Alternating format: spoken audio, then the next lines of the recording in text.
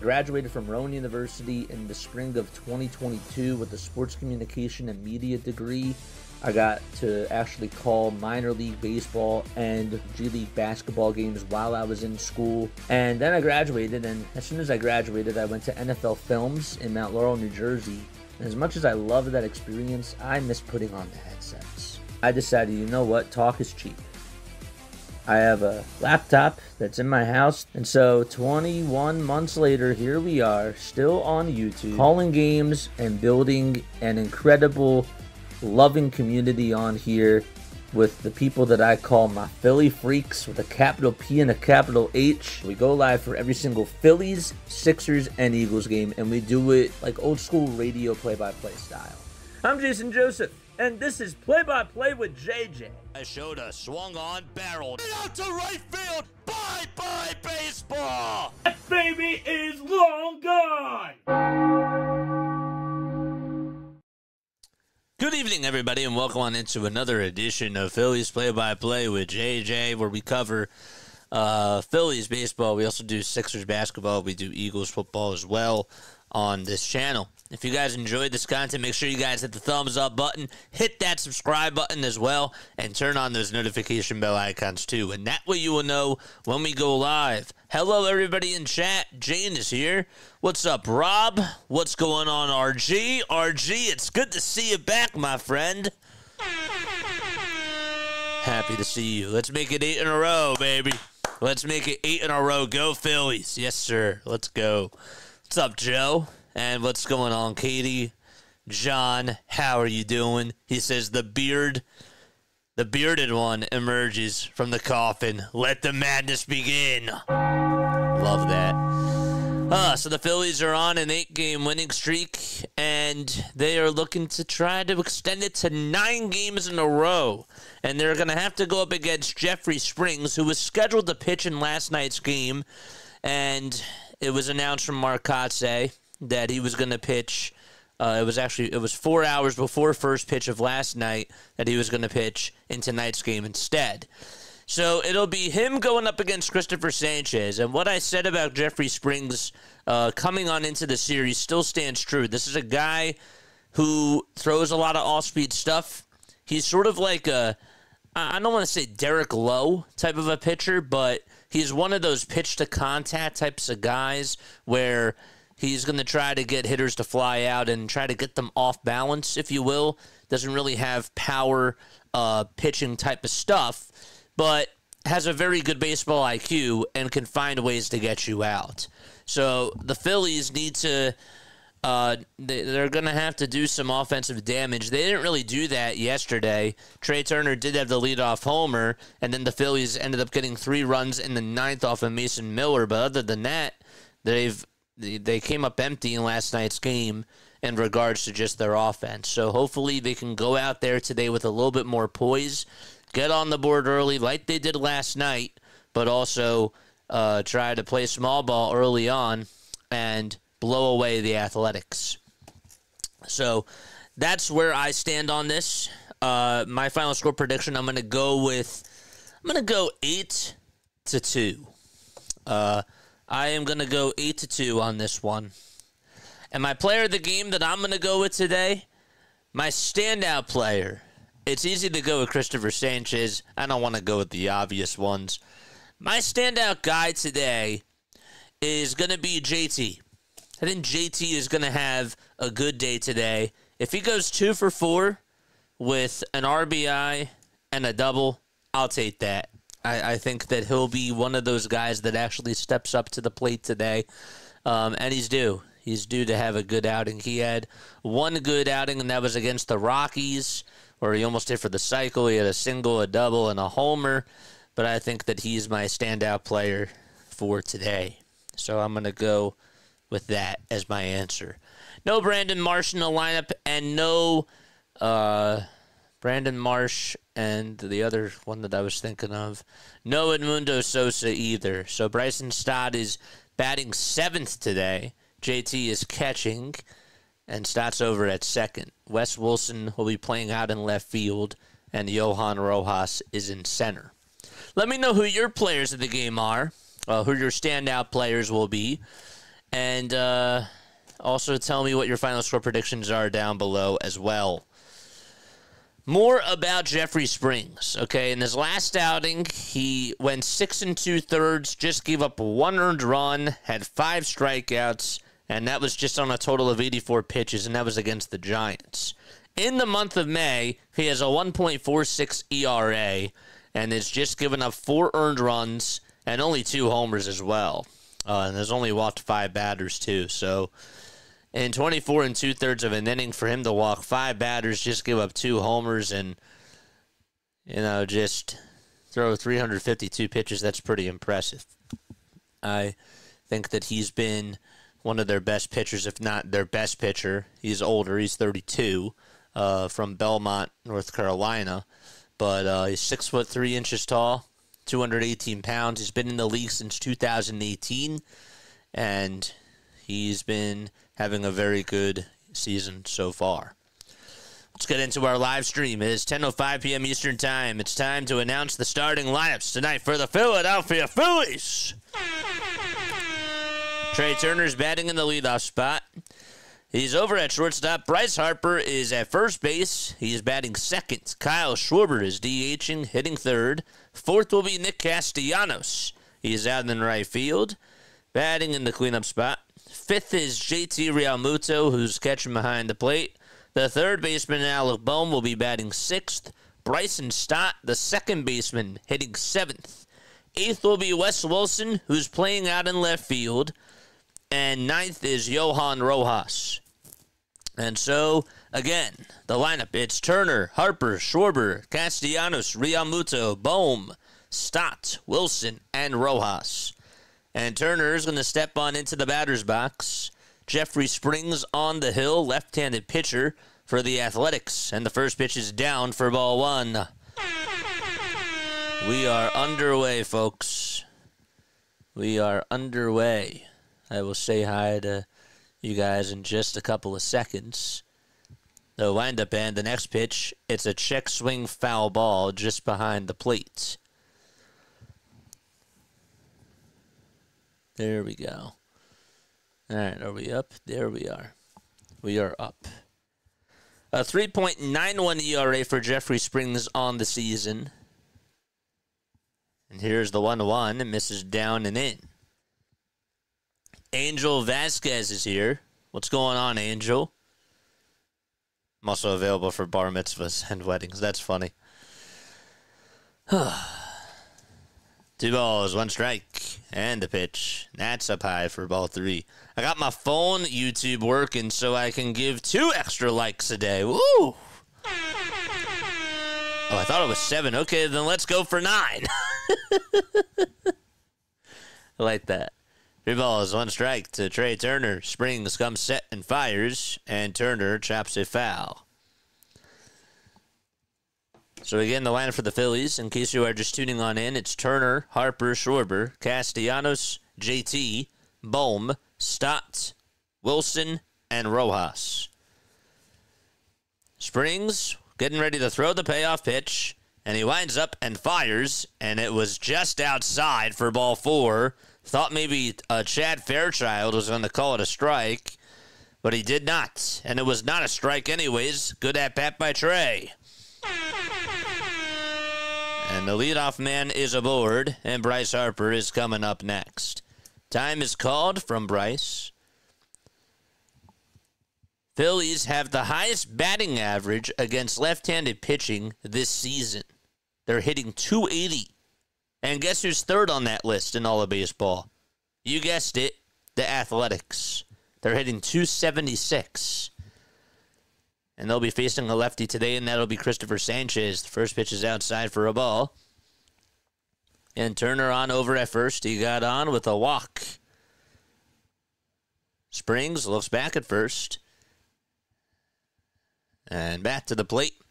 And he fires a slider that misses low and away. On the defensive side of the diamond for the Athletics, they have Jeffrey Springs on the mound. Shea Langeliers catching. Over at first base, it's Nick Kurtz. At second, it's Luis Urias. And then Max Schumann's at third. The shortstop is Jacob Wilson. 2-0 pitch. Runner goes. The pitch is on the outside corner. The throw to second base, and it is not in time. Trey Turner gets aboard at second base. He's down, though. Oh, boy. I don't know what happened. Let's see the replay here. Turner was going. Langeliers threw it on over to second. I don't know if the ball hit him right on the back ankle. Is that what hurt? Yeah. He gets up. No trainer out there. And the at-bat will continue. 2 balls, 1 strike. He's stumbling for a second, but he's okay. For now.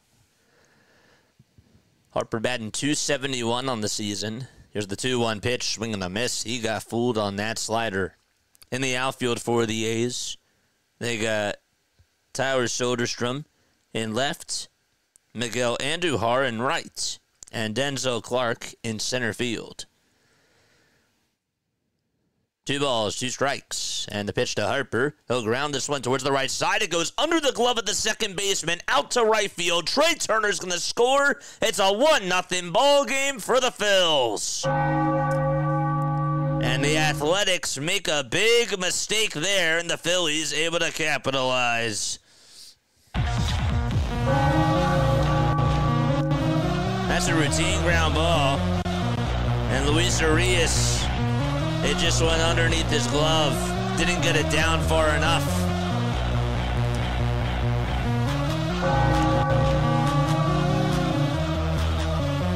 One 0 Philadelphia. And Kyle Schwarber's up.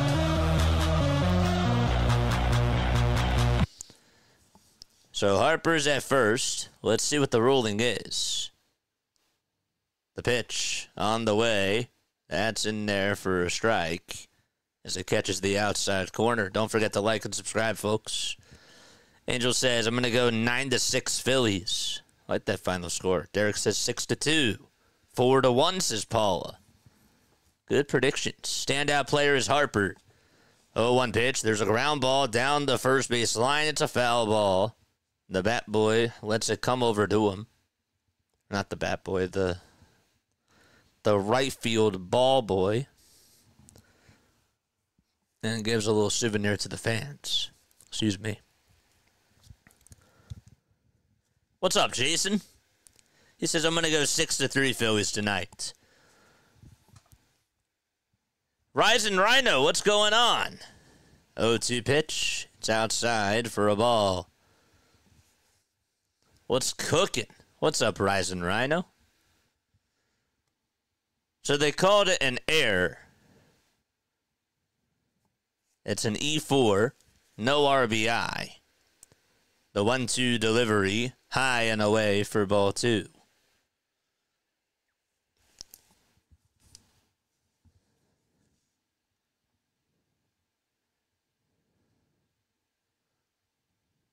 Two balls, 2 strikes. Kyle Schwarber in the batter's box. White batting gloves. There's the 2-2, and Schwarber takes it in the dirt for ball 3. Harper has not struck out in 27 straight plate appearances.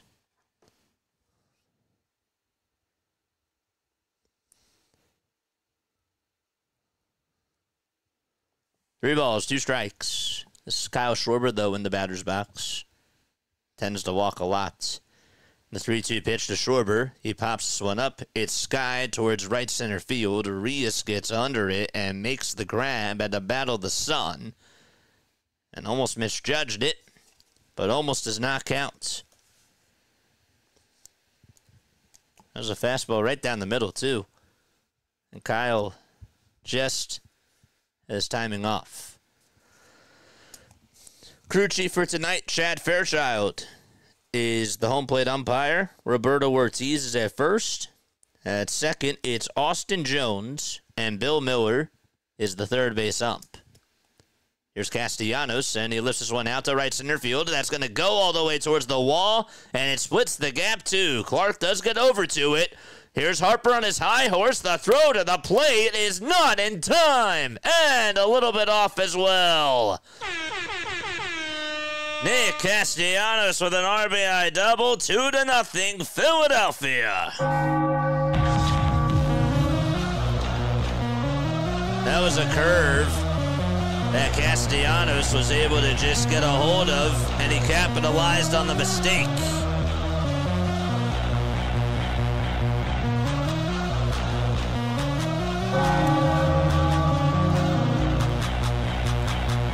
The 13th double of the season for Nick Castellanos.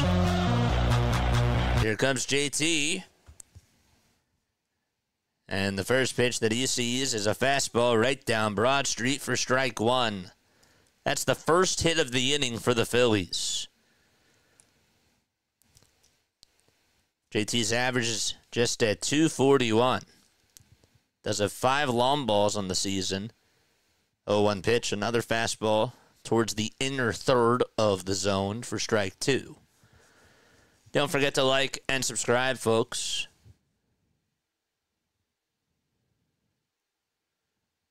No balls, 2 strikes. Casty leads off at second.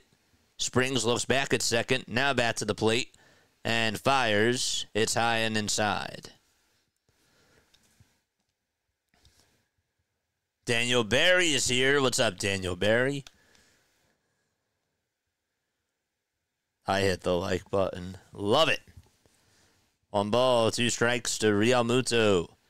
And the windup and the pitch, swing and a miss, and JT goes fishing after a changeup in the dirt. And JT is retired.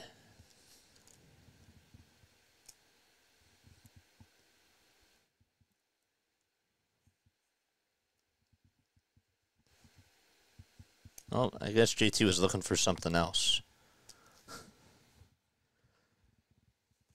Now, Bohm is up. He had a big RBI base hit in last night's game, which came in the 9th off of Mason Miller. The pitch is taken outside for a ball. Ended up going 2 for 4 with an RBI double. His average is up to 269. The 1-0 pitch is a changeup at the knees for strike one.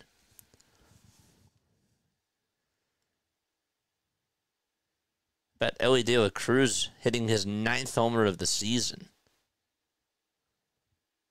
And Acuna had a incredible, no doubt about it, homer. It's the 1-1. That's on the inside edge for strike two. Bohm was just hitting .221 in March and April. His batting average in the month of May has been .371.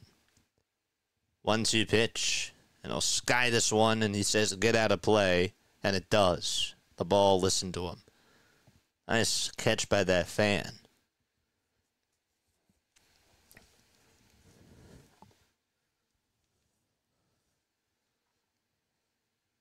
The family's proud of her. It's always a good feeling. You got a foul ball as a souvenir, and you make the catch, and you get high fives around you. 1-2 pitch. This one's fouled back. It's my ball.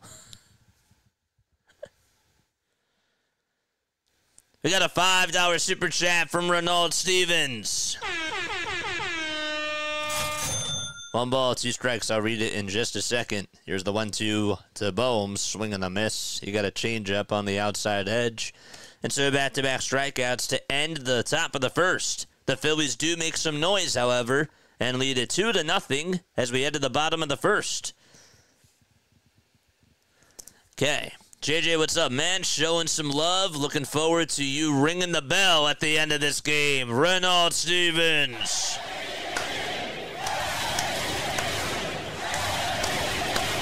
We love you, my friend.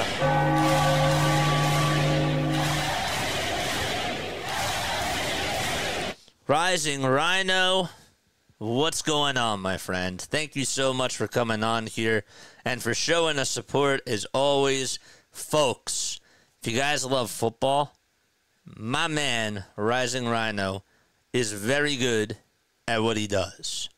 And I do encourage you guys, whether you like the UFL, anything FL, NFL, CFL, XFL, even the ZFL, if there is such a thing, which there isn't.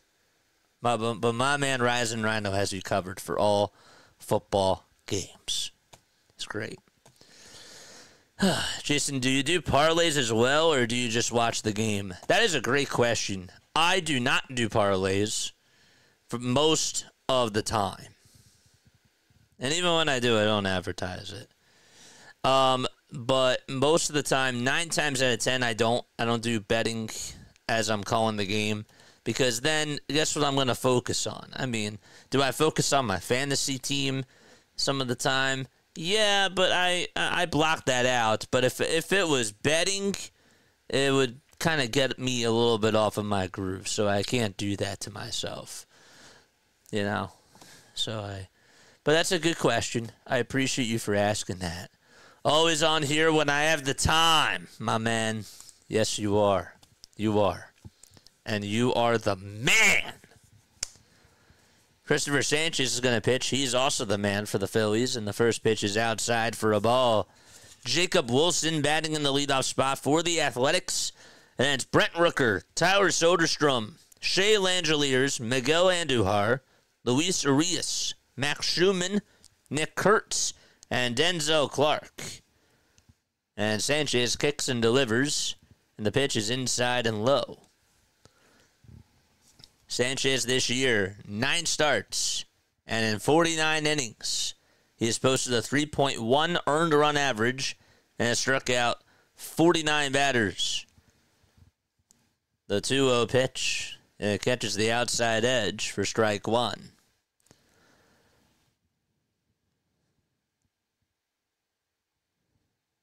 Sanchez gets the signs from JT and deals and throws a sinker that's way inside. Okay, cool. I feel you. First time tuning on in. Great job calling the game. Thanks so much, Simp God. Appreciate you. We cover every single Phillies, Sixers, and Eagles game, and we also do Sunday Night Baseball as well. The 3-1 delivery from Sanchez. This one's lined fair down the left field line, and Wilson has to chase after it, and it gets stuck in the corner, and he puts his hands up in the air, so that's just going to be a double for Jacob Wilson. This is a guy already, I know it's only May 24th, but this guy, if the regular season ended today, he would probably be the leading candidate for Rookie of the Year. He's been so good this season. And he just put the ball in a good spot. It got caught in between the wall and the fence. And Wilson put his hands up, and it was a double. There's Brent Rooker. Phillies have looked at him over the last couple of seasons. The first pitch is fouled back. Larry's here. The ball is 1 strike. Sanchez looks back at second. Now back to home plate. Here's the 0-1. It misses in the dirt.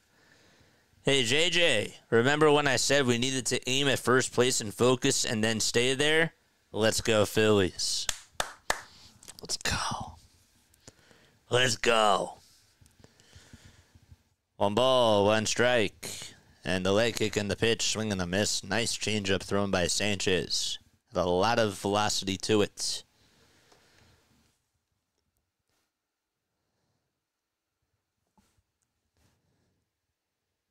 Rooker has had 80 homers from 2023 up until now. The 1-2, and that's low for ball 2. But during his first 3 years, he just had 10 homers. Now, that was in only 81 games, but he's played in 334. His average is up by 67 points. It's in 267. He was just hitting 200 during his first 3 seasons.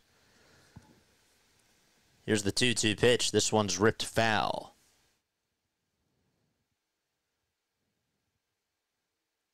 Would not be surprised if he gets moved at the trade deadline. Wilson leads off at second. Here's the 2-2 on the way.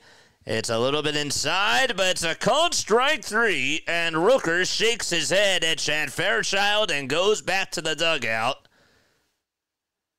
as he walks back with the bat in his hand. Good job. Very nice job by him. So 1 away, and Tower Soderstrom is coming up. Sitting on the left side, and the first pitch is way down low and outside for a ball. Soderstrom just hitting 275. Another guy who has a lot of pop in the bat. 10 long balls, 30 RBI. The 1-0, strike 1.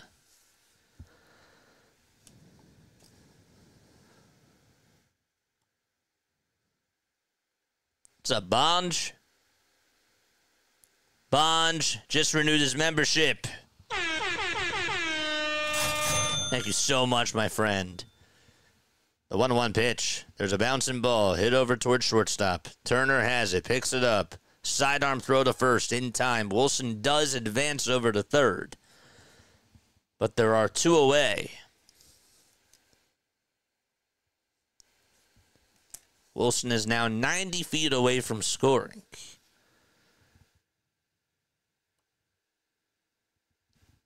Bonge is back. Here comes Shea Langeliers. They're showing the replay of Rojas' catch last night to end the 8th inning. That was a ridiculous catch. He has sunglasses on in center field along with his golden necklace. First pitch is taken for a ball. Sanchez not wasting any time. Fires the 1-0 and it's fouled away. On the defensive side for the Phillies, Harper's at first. At second, it's Stott. At third, it's Bohm. And the shortstop is Turner. In the outfield, they'll have Casti in right, West in left, and Rojas in center field. 1-1 pitch. It's inside for ball 2.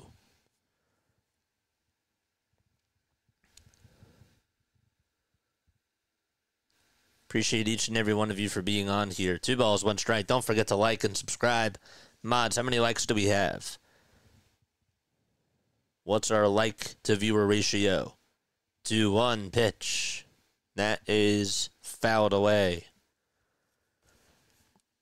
Those Florida Panthers, they're up 4-1 against the Hurricanes. And the T-Wolves have absolutely blown the windows off of the Oklahoma City Thunder. It's 97-59. 2 balls, 2 strikes. Langeliers in the batter's box. And Sanchez kicks, deals, and the pitch is low for ball 3.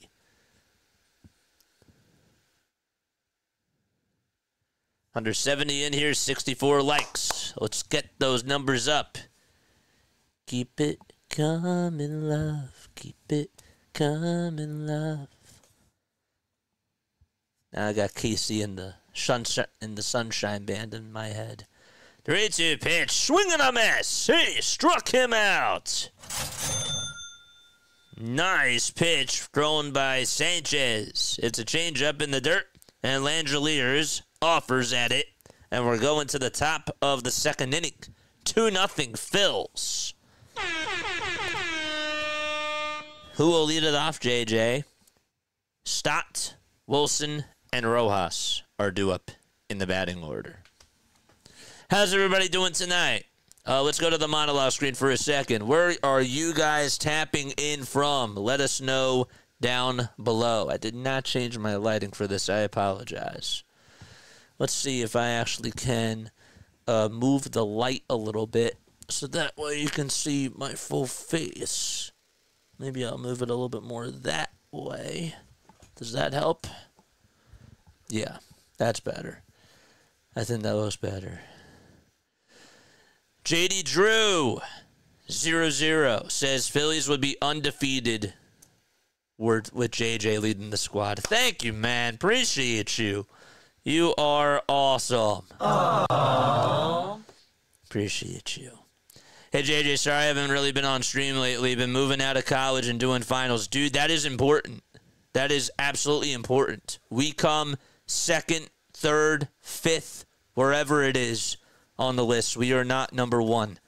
And so it's good that you've been focusing on your finals and moving out, because that's I know that that's a process. It is a process. So hopefully you did well in your finals. And now that the semester is done, you're ready for some baseball. I'm tuning in from Philadelphia. Nice. Very nice. I'm tuning in from Tennessee, says William. How about Sarasota, Florida, Julia says. Sparks, Nevada. Wow. St. John, New Brunswick, Canada. Woof. Love it. Absolutely love it. Appreciate you all for being on here. We're in the top of the second, and Bryson Stott starts things off by staring at strike one. If you're over on TikTok, appreciate you for staying up and for coming on here to join us. 0-1 pitch. It's a 90-mile-per-hour fastball thrown by Springs. It's in there for strike two.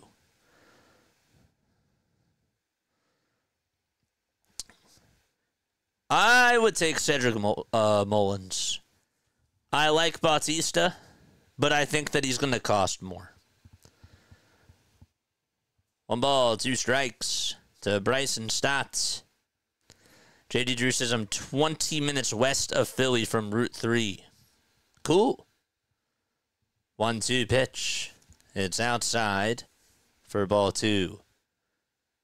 Mr. Dino says, oh yeah, a Phillies win would top off an honor roll semester. Woo! That's awesome. 2-2 pitch to Stott. Line drive, base hit, back up the middle, past the dive of the shortstop, Jacob Wilson, and Bryson Stott able to get on with a leadoff single. And Mr. Dino, congratulations with honor roll. That's awesome. Good for you. Let's all congratulate him in the chat. That's awesome. From Naples, Florida, this is Joe. All over eastern Pennsylvania. Simcott says I'm from Atlanta, Georgia. Here to track my parlays. Well, but I'm enjoying it. Well, I appreciate you.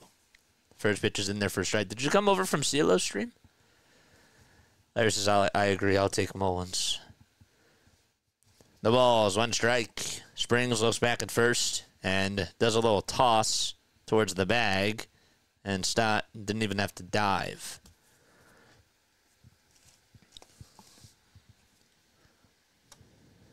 There's only one other baseball game on right now, and that is the Marlins and the Halos. It's 1-0 Miami.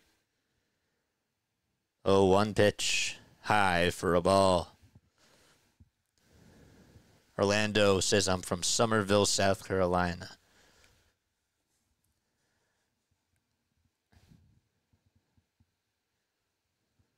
One ball, 1 strike. Here's the pitch to Wilson. He'll dribble this one back over towards the mound. And Springs fumbled it for a second, so he couldn't get the out at second, so he had to stare back at first, and he got the easy out there. As he got it into his throwing hand, he didn't get a good grip on the baseball. And so he was like, you know what, I just got to get the easy out at first. I don't have time to throw it to second. It's just going to be a ground out.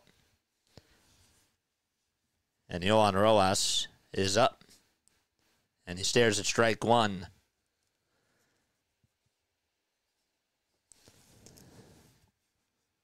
Rojas had an RBI single off of Mason Miller in the 9th inning of last night's game and made an absolute web gem of a catch in center field to end the 8th inning. The 0-1, and Rojas will show bunt. It's a foul ball, He bunted it towards third base, got it on the ground.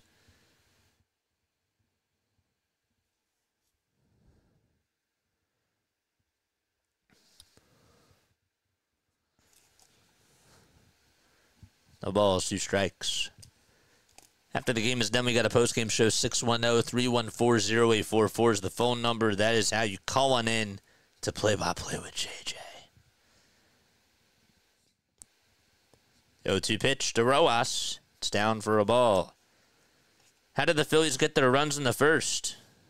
Well, Bryce Harper got on with an E4, and that would score Trey Turner from first base or from second base. He actually walked, and then he stole a base. Trey did.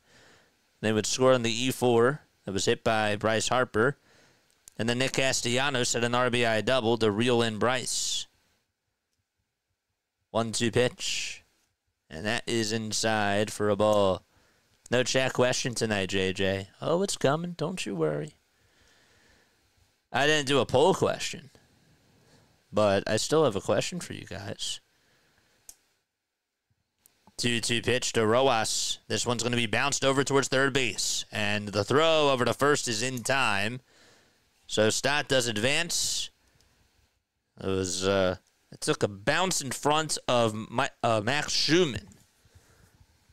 And there's 2 away. My guy JJ says, God bless. Go Phillies. Mike Sports Vibes Bowling. Folks, go subscribe to my friend Mike. He covers the Phillies, the Sixers, and the Vikings. And he's also doing the NBA playoffs. He brings in the energy. He brings in the razzle-dazzle. I mean, my guy is just awesome. The pitch, swing and a miss. He's gonna be pinch hitting for us some more too. But we're not able to do the Phillies game. Turner just swung on and missed at a pitch. And on the back swing, it hit Langeliers. That is the 5th time this year that Trey has done that. His swing is just that long. Might be even longer than Howard's. I thought Howard's was long. 0-1 pitch. It misses down and in. Go subscribe. Mike, drop that link down below. Wilkie, what's up, Wilkie? Springs, kicks, delivers, swing and a miss on a fastball at 92. Pete, what's up, Pete? Go JJ, my boy Mighty Joe is listening in and enjoying the Phil's hot streak with the fam. Love it. And Springs, kicks, delivers. It's in the dirt for ball 2. Appreciate you for tuning on in, guys. Shout out to Pete, shout out to Joe, shout out to all of them. 2-2 pitch. That's down for ball 3. It's cool. We have, I mean, like all those guys, they tune on in. They told me last year that they were camping somewhere and that they had me on, and were tuning on in from their camping sites. You know, they had like bunk beds, I think that they said. 3-2. That's fouled back towards the screen. That's really awesome. Just never know where this reaches. Stotts at third. Payoff pitch to Turner. It's bounced foul towards the third base side. Mike brings the Philly energy. He does.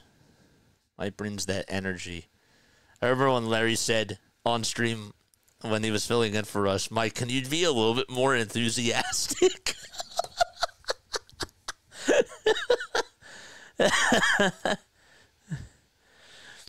3-2 pitch to Trey. This one's fouled back, or it's actually hit over towards the right side. I beg your pardon. They cut late, and the catch is made for out number 3 by the right fielder, Miguel Andujar.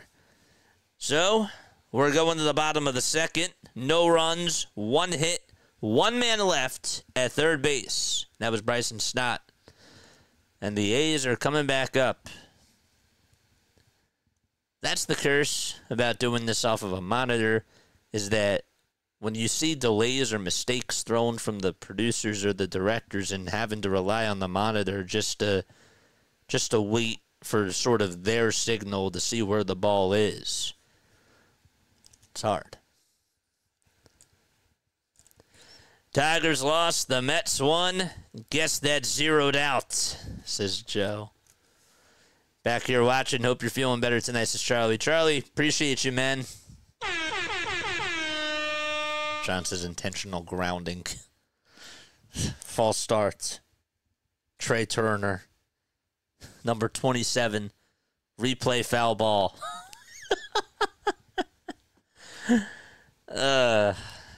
Man. Means we still have the best record in baseball. It does. My question. All right, guys.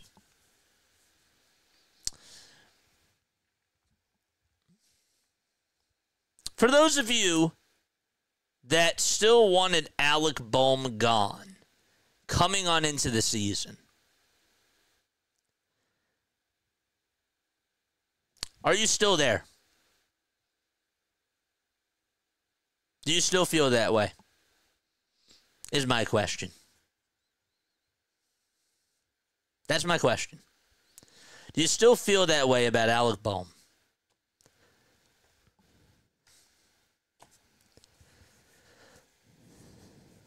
For those of you that wanted them gone coming on into the season, do you still want him out? I think it's a fair question. The pitch is outside at 95 miles per hour. Christopher Sanchez is back out there on the hill for the Phils. Andujar hitting .312. And the 1-0 pitch, it's grounded back up the middle past the dive of Stott into center field. And Rojas gets down on one knee and fields it. And throws it back to second, but Andujar gets aboard. Larry says yes. We could have Otto Kemp tearing it up here instead of AAA. That's his answer. Do you still feel the same way that you did heading into the season about Alec Bohm? Do you still, for those of you that still, or that didn't want him coming on into the season, do you still not want him? Robert says, I'm still there, but would anybody take him?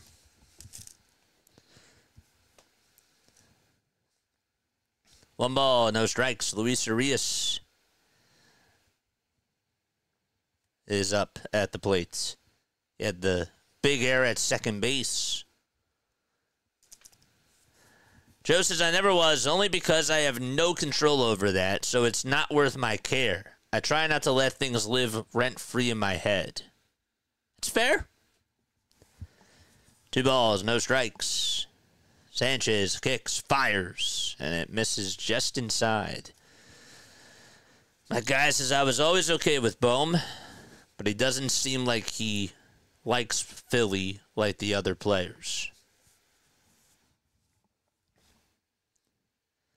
3 balls, no strikes. And here's the pitch, way inside. And Sanchez gives up a walk. That's going to put runners on at first and second. Andujar's at second. And Urias is at first.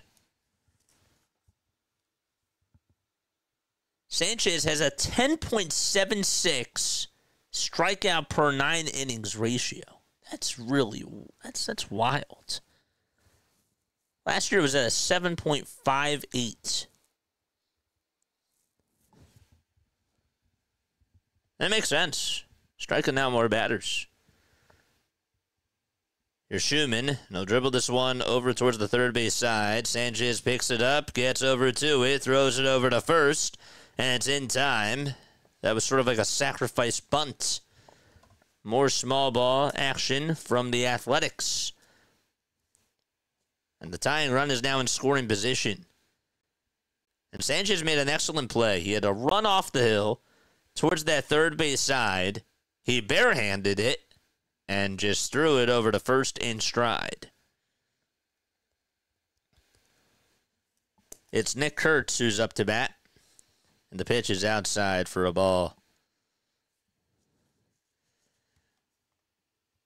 And this is why advanced analytics are interesting to me, because that would be looked upon as a ground out rather than just a sacrifice. And a sacrifice bunt does not impact batting average. But that does. Here's the 1-0 pitch. It's a foul ball. Fitzy! What's up, Fitzy? Fitz did an awesome job today. I was tuning into the first game of that doubleheader that the Red Sox played against the Orioles. My man has you covered for Red Sox baseball. He's great. 1-1. Check swing. Did he go? They say yes, he did at third base. What's up, Fitzy? Drop your link down below, my friend. Oh, I'm so happy to see you. 1 ball, 2 strikes.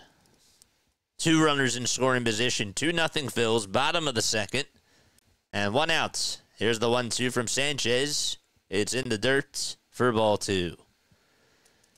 Phillies got their 2 runs in the first. Harper got on with an E4, and that would allow Trey Turner to score. And then Nick Castellanos had an RBI double to the right center field gap to bring in Bryce Harper to make it 2-0. Here's the 2-2. This one's going to bounce away from JT. Coming on in to score is Andujar. And it's now 2-1 on a wild pitch thrown by Christopher Sanchez. And over at third base is Luis Urias.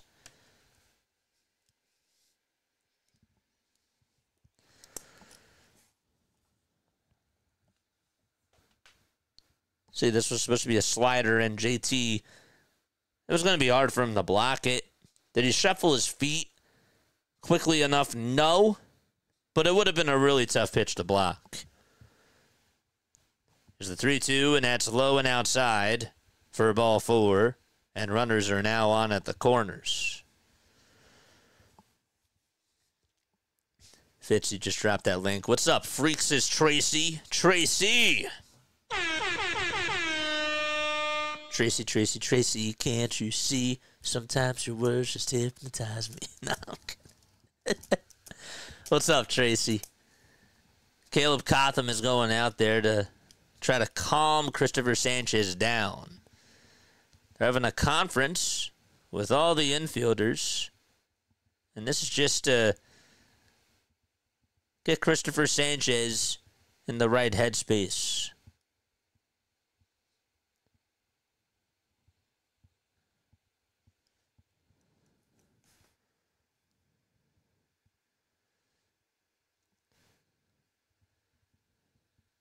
I just love your jazzy ways. Yeah. This is our phone, and yes, so. Yes.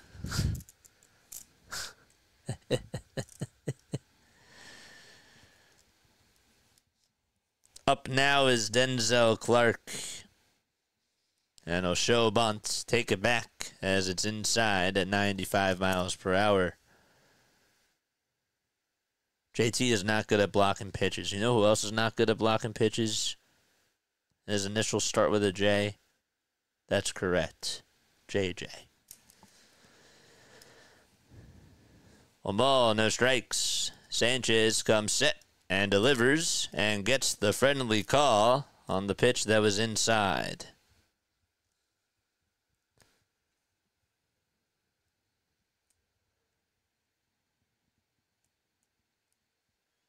Urias at third, Kurtz at first.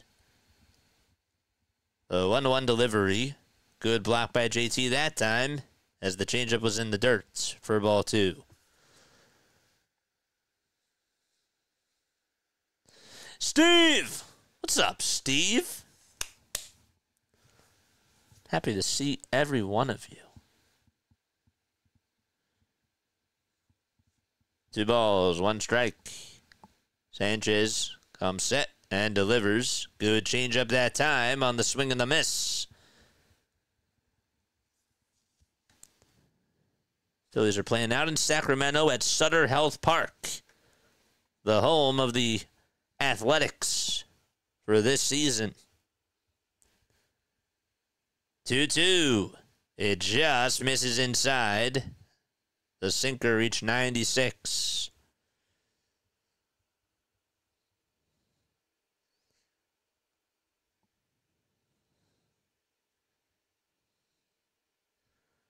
Three balls, two strikes.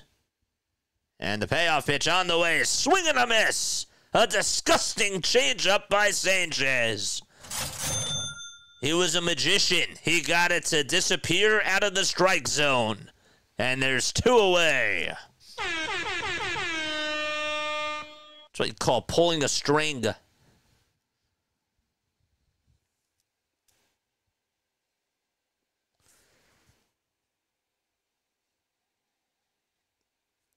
And Jacob Wilson, who led off the bottom of the first with a double, is up at the plate. Here's the pitch. It's lined foul. And out of play. 3 strikeouts for Sanchez on the evening so far. Wilson's average is at .339. Here's the 0-1. It's a foul ball. He has a little movement to his stance. Kind of reminds me a little bit of David Eckstein. His left foot, he's a right-handed hitter. His left foot sticks out. And his legs are pretty far apart. His left foot is more outward rather than his right foot. His right foot is more in. 0-1, foul ball. How you feeling today? I'm feeling good. Thanks for asking, Steve.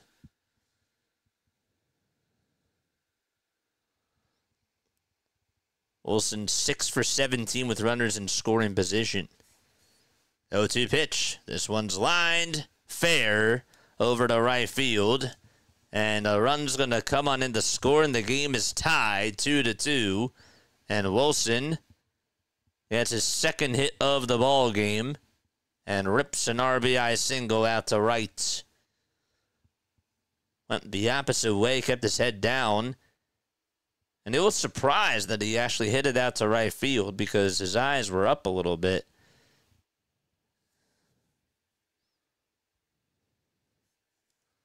Open stances like that always look awkward to me. Yeah, that's why I wanted to describe it. Pitch is inside and low for a ball. And just to see how his timing is with that open stance, it makes it even more impressive the way that he's able to get on base. It's Brent Rooker. And the 1-0 pitch, swing and a miss.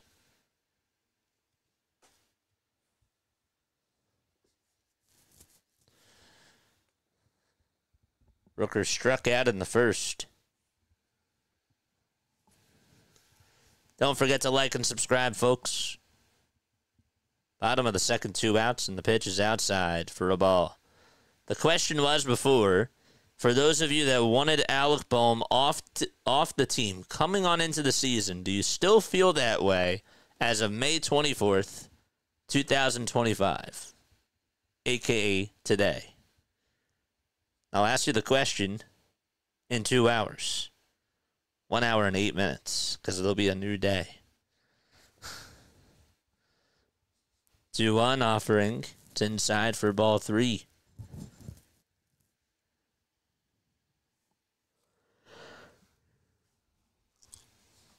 Six 3-ball counts on the evening so far for Sanchez. A look back at second, and the 3-1 misses inside and low for ball 4. And that's going to load the bases.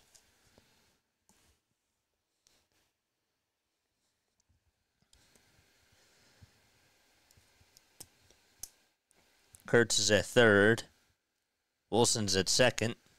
And Rooker's at first.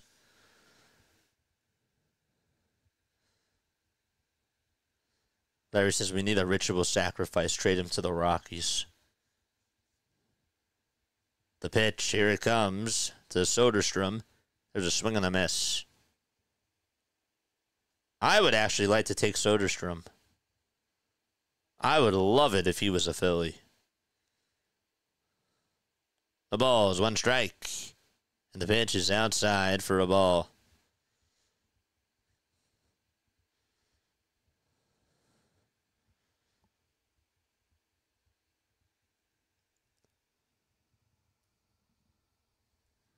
Is a lefty. Lefty versus lefty here in the 1-1, and that's outside and low. Ryan's here. He says, good evening all. JJ, as always, thanks for what you do. No problem. Jose Ruiz is warming up in the bullpen just in case this gets out of hand.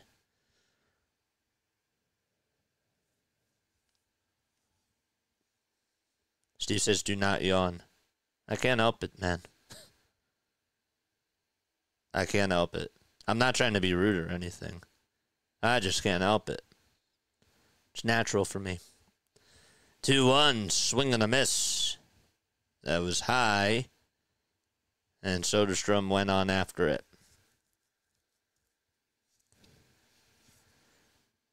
It's a late night, man.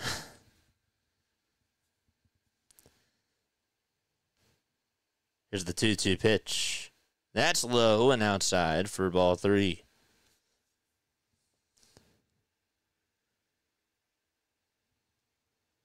$19 balls, 14 strikes. What's up, Richard?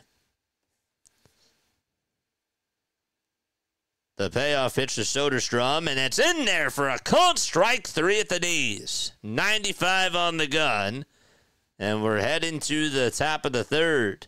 So Sanchez does finally get out of the inning, but he gets tacked on a couple of runs. And it's 2-2 as we head to the 3rd. We will be right back in just a few moments. Don't go anywhere.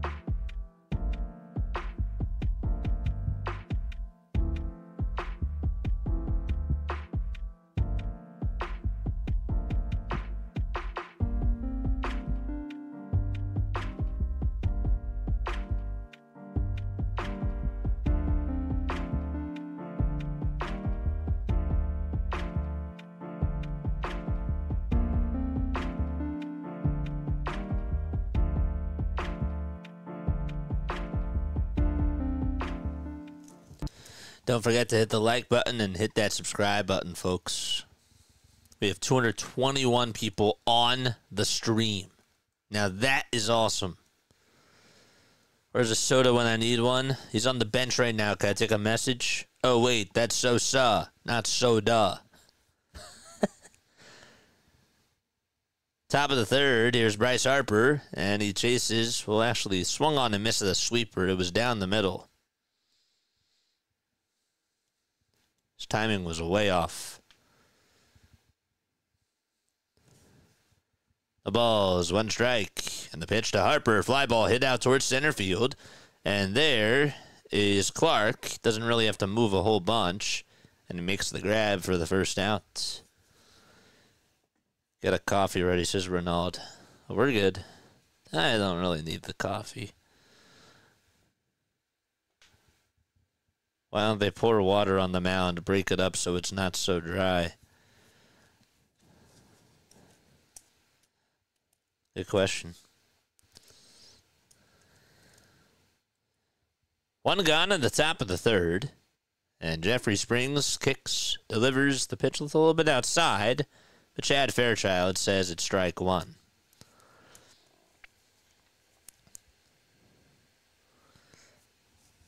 They're doing the wave now.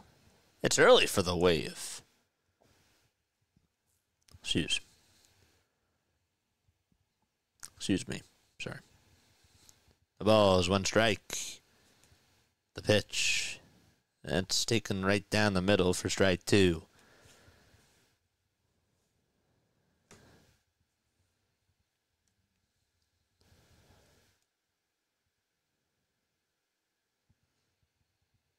Oh, 2 pitch. Try to appeal to see if he went around. That's high for a ball. What is the black dirt in front of home plate? Fields are messed up. Well, welcome to minor league baseball. 1-2. That misses outside for ball 2. I got to work with minor league baseball, so I know this stuff. What's the owner going to invest in? 2 balls, 2 strikes. And the pitch on the way just misses outside for ball 3. Old man Ferguson chuckled. I know all about it. 3-2 to Schwarber.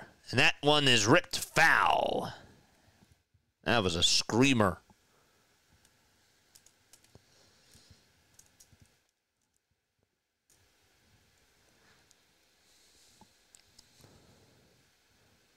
Three balls, 2 strikes. Springs gets set at the letters and fires the pitch. And Schwarber gets a piece of it and stays alive. Panthers are going to the Cup Finals. Just need one more butt whooping, says Joe. Doug says, I love minor league ball. I do too. I'm not saying I don't love it. Of course I love it. 3-2 pitch, and that was inside, and Schwarber chased on after it. And that's strike 3. So there's 2 outs. Are they waiting for a new stadium? Yes, in Las Vegas. Then that was going to hit him, too. And he still swung at it.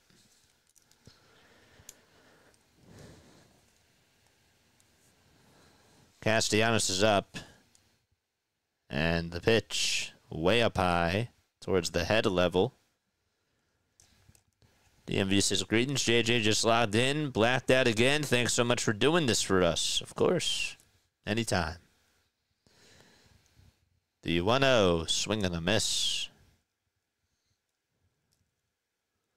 Bohm is hitting .350 in the last 14 days, and he's hitting .310 in the last 30 days. That's a good one. Thanks for spotting me on that. I mean that. I'm not being sarcastic. I mean that. I like it when you guys give me stats. Here's the 1-1, the Castellanos fly ball. Hit out towards left field. It's not that deep. Soderstrom's there. Makes the grab. Didn't have the sunglasses on. They're up on the top of his baseball cap. But no need for them. We're going to the bottom of the 3rd. And a 1-2-3 inning from Jeffrey Springs. 2-2 is the score. All right. Bottom of the 3rd.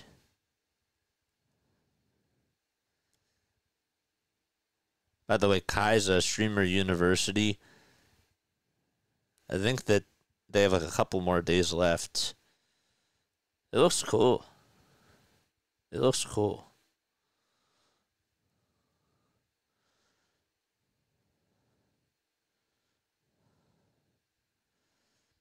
Now anything past 30 days for Bohm sucks, says Vic the Brick. Well, over his last 180 days, he's actually hitting .402. Just kidding. Do not take my word for that.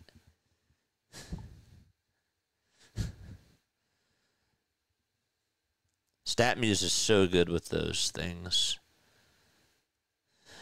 Guys, make sure you hit the thumbs up button. Hit that subscribe button as well. I don't really do any sort of advertisements on here. I mean, I do some. But, you know, the only thing that you're really going to get right now is just promos, you know. That's it for now. Ace used to be in Philly, Kansas City, and Oakland. Should call them the Vegas Gypsies. Huh. How long was I in the minors? I worked for the Blue Rocks. I did stuff at the radio station starting back in 2019. And 2018. That's when I started. I was engineering at the radio station. I did that part-time. And then I was there up until 2022. So I did it for 4 years. The Blue Coats, I did that for 4 years as well. Or three and a half, really. The pitch on the way, and there's a line drive base hit back up the middle. And Rojas gets over to it, and Shea Langeliers starts the inning off with a single. That's a lie, actually. I did the Blue Coats for 2 years. I had to actually think about that. Was it 2 or 3? I'm losing track of my years. 2020, 2021, and 2022. Okay, it was 3 years. 3 years. Gosh. Here's the pitch. This one's flied out towards right field, and it's going to drop in for a base hit. So it's a bloop single. Stopping at second is Langeliers, and Sanchez not doing so well. That long? I thought it was like one season. No.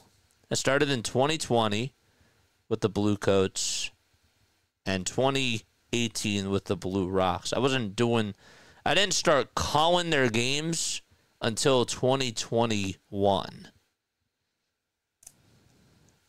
2021 is when I started calling games for them. I was doing pregame and postgame shows and cutting highlights for 4 years, though. Langeliers is over at second base. And the pitch is on the inside corner for a strike to Urias. Luis Urias walked in the second, scored a run. Batted .270 so far this year.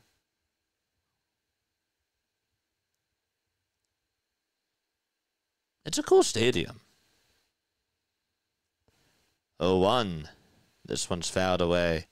John says, I know Allentown, PA had a stadium where the Lehigh Valley Mall sits. Can't remember the name of the team, though. I can't help you out there.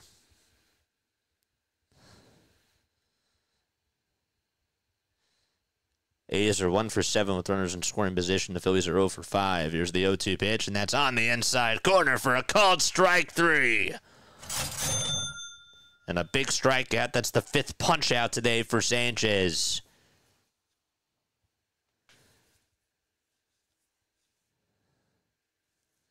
In the last 120 days, I've eaten 3 jars of Nutella.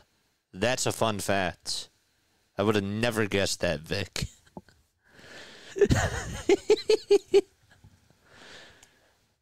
Learn something new every day, I guess. Schumann is up. And he stares at the sinker that looked a little bit inside, but it's strike 1.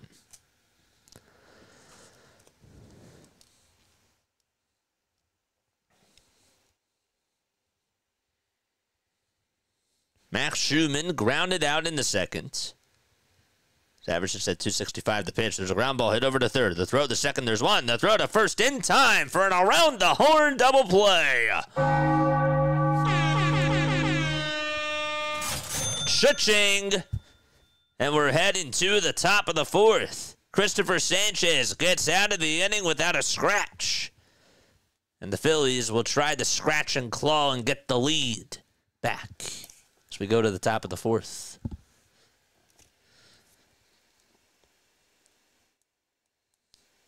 Five, 4, 3, 2. No, I'm kidding. 5, 4, 3 double play. I'll take that. What did John say? I had to read one of John's comments. One of John's comments. Where it is. Would you be able to mentally be a play-by-play announcer for this year's Rockies team? Hey, in all honesty, I mean, you might find this hard to believe. If a major league team was like, you know, I want you to call games for our team, guess what? As weird as it sounds, it would sound different than when I was, than me being on here. I'd be really happy to get that gig. I would be.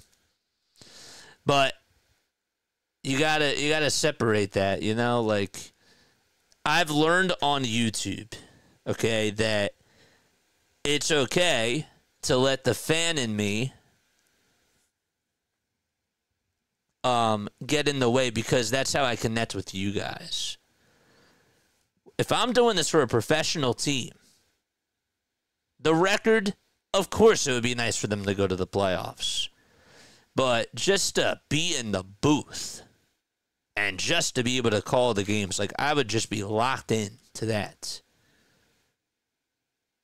And actually, when they're losing the way that they are, it brings the best out of you. It really does, because then you have to find out other ways to keep it engaging. And I would like that challenge. But that's the way I look at it. It's a good question, though. I appreciate you for asking that. Here comes JT, and the pitch is swung on and missed. Yeah, but the Rockies aren't a major league team, are they? Yeah.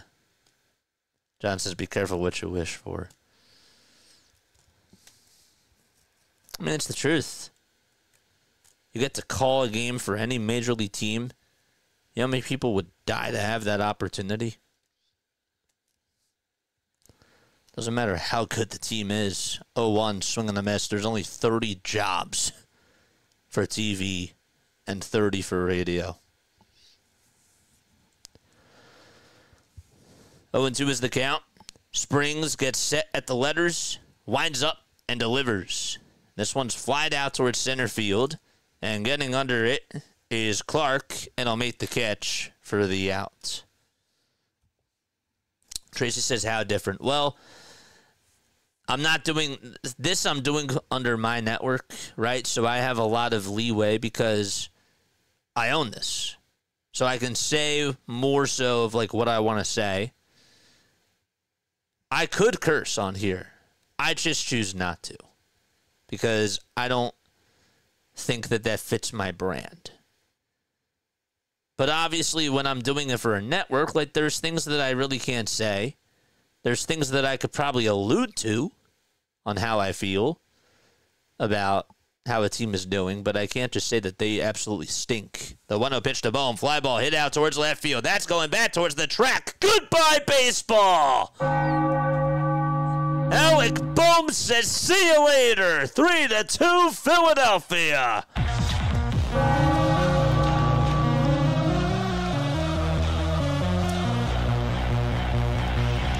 The power's coming back for Alec Bohm.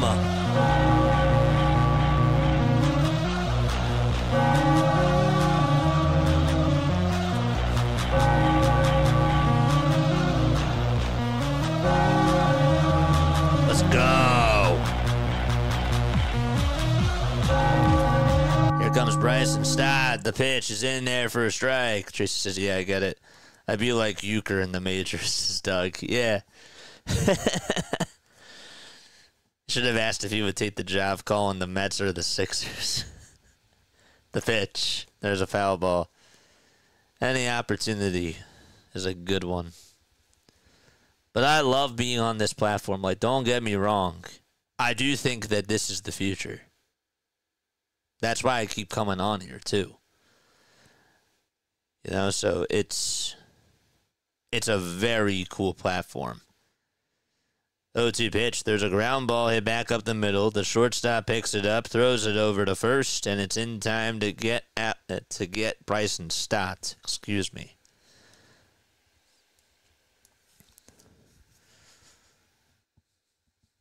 This is JJ's baby. Ronaldo says you can hear the radio, quote unquote, in your voice. Not too different from the professionals. Thanks. Don't make me blush. I appreciate that. The pitch to Wes Wilson, and it misses high and inside. Jeffrey Springs on the hill, 71 pitches for Jeff. And he kicks, deals, and fires, and it's swung on and missed.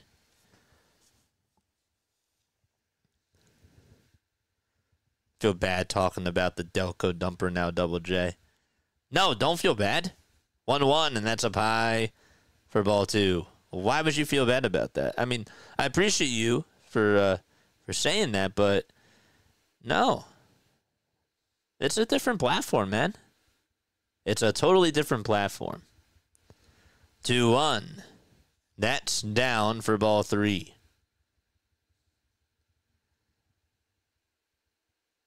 What's cool on here is that I don't want to say like unfiltered, but you get a lot out of me. 3-1 pitch. That ball is smoked out to left field, but a diving catch by Soderstrom. He was able to hang on. The sunglasses came flying off, and he had to deal with a rocket hit over to him, and we're going to the bottom of the 4th. Well, close but no cigar. And the Phillies still lead at 3-2, though, on a solo homer by Alec Bohm. Yeah, don't feel bad about that.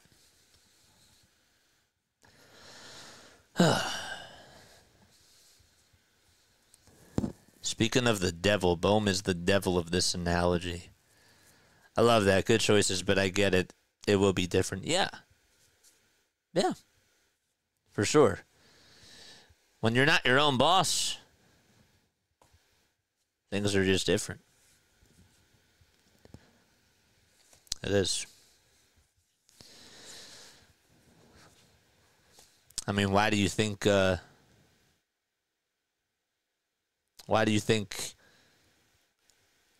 was a time where now I can't seem to remember who it was.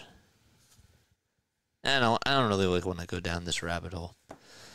But guys, hit the thumbs up button, hit the subscribe button as well, and turn on those bell icons too. And that way you know when we go live for Phillies, Sixers, and Eagles games.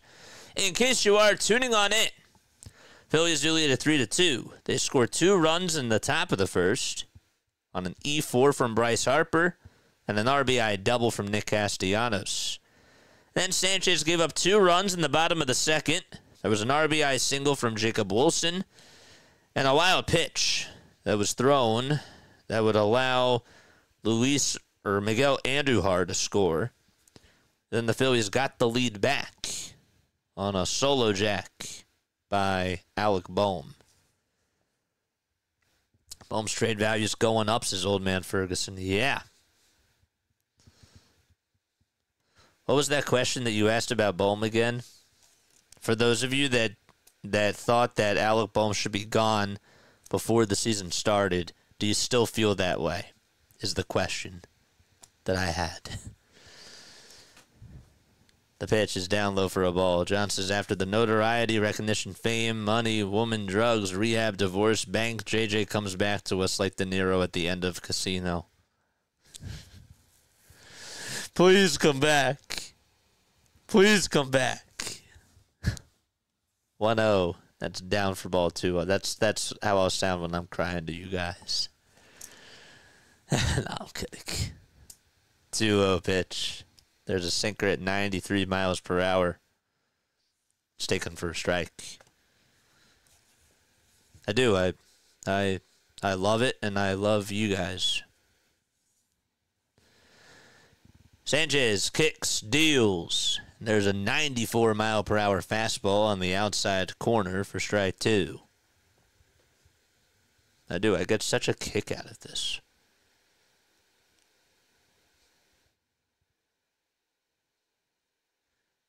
Sanchez with the 2-2 pitch. There's a bouncing ball hit towards the left side of the mound. Sanchez runs over to it, throws it over to first, and Harper makes the catch, but couldn't keep his foot on the bag. And it's an infield single. Wasn't a bad throw by Sanchez, but it was just going to be really tough to get Kurtz out. He was running down the line for his life. The throw was a little bit high, actually, now looking back at the replay. But would he have had him out at first? It would have been close. I'll put it to you that way. Sanchez was not happy with himself there. They do rule it as an infield single. And Enzo Clark takes ball 1. Clark made his debut yesterday.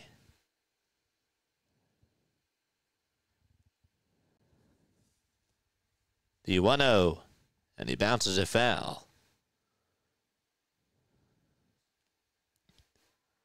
Clark is 25 years old. He's from Toronto. 6 feet 4 inches tall. Just turned 25 on May 1st. Struck out 2 times in his first game yesterday. And here's the 1-1 pitch. Swing and a miss. Has Bo made it around the bases yet? Thanks, guys.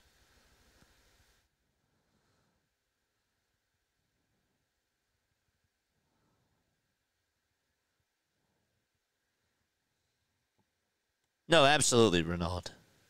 I appreciate you guys. I knew exactly what you meant. 2 balls, 2 strikes.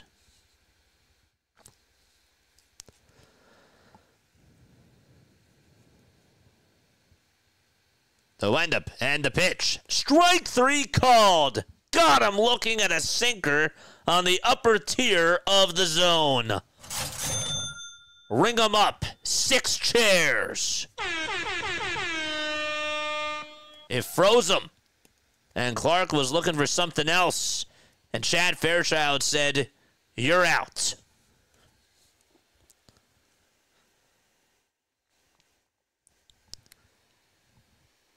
And now flip the lineup card. Here's Jacob Wilson. Ground ball hit over to third base. The throw to second. There's 1. The throw to first. In time. Another around the horn double play.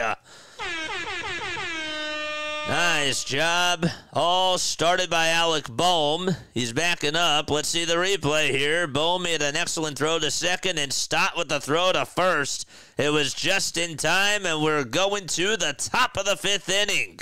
The double play certainly helps the Philadelphia Phillies. Nice. I did not think that Stott was going to be able to throw out Jacob Wilson, and he just got him by less than half a step. Could have been a little bit less than a quarter of a step. Could have been a little bit less than an eighth of a step. No, I'm kidding. But even still, it's pretty cool. 5, 4, 3 double play. Folks, hit the like button. Hit the subscribe button as well. Turn on those notification bell icons, and that way you will know when we go live for Phillies, Sixers, Eagles, and other games, including Sunday Night Baseball. Yes, one thing we all know here, we are here for the reason you are, and your standards are absolutely professional, and the gang is here. The gang in here is damn cool. It is. It is. I do say this all the time. The one thing that I love about doing this, and what really made me stay, I came onto this platform just to get reps in the very beginning. Because Scott Fransky, who's the radio play-by-play announcer for the Phillies, said, if you want to do this for a living, you can't just do this once or twice a week. You got to get into the lab, and you have to do as many games as you can. And so I still do some broadcasting. I still do some. I mean, I did hockey this year for Villanova. Would like to try to get back into the booth during the summertime. But I love doing this. I really do. Because I learned from this platform that this is also becoming a part of the future. You get to interact with people in real time, and it takes storytelling to a brand new level. You guys see it for yourselves.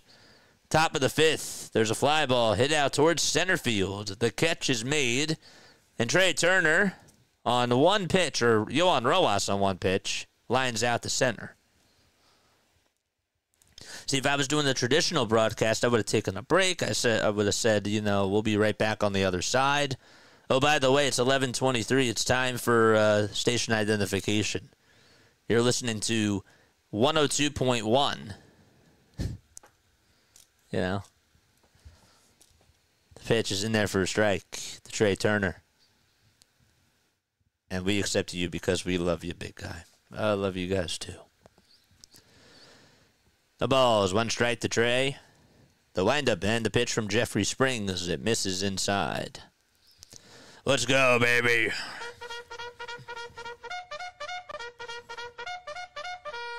Charge!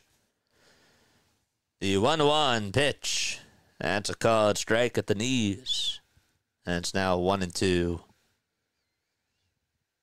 Agree 100%. I know, my friend. I wasn't applying otherwise. Oh, I know. You're good, man. Here's the 1-2. This one's going to be blooped out towards center field, but there to make the grab is, again, Denzel Clark. He's done a lot of work his last couple innings. Bryce Harper's up next. Bang. A little bit behind on chat. I gotta catch up.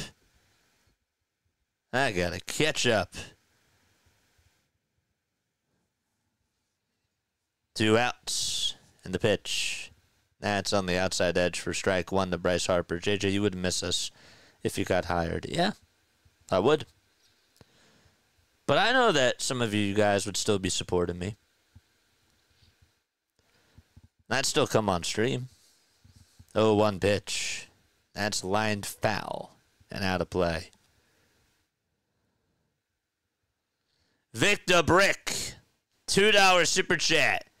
He says 364 in the last 14 days. Going back to Bulb.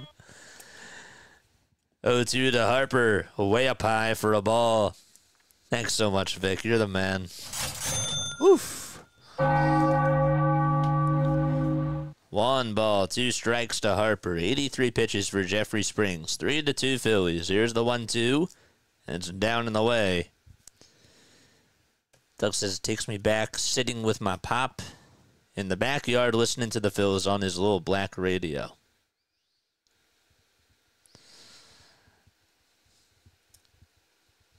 I love it. 2-2 pitch. Way up high for ball 3. I love it even more because I love having the picture painted. I do. I focus more on my listening senses that way. Here's the windup and the pitch to Harper. This one is chopped foul. Harper steps out of the box to readjust his batting gloves. Stares right at Jeffrey Springs. Springs gets the signs. It's set.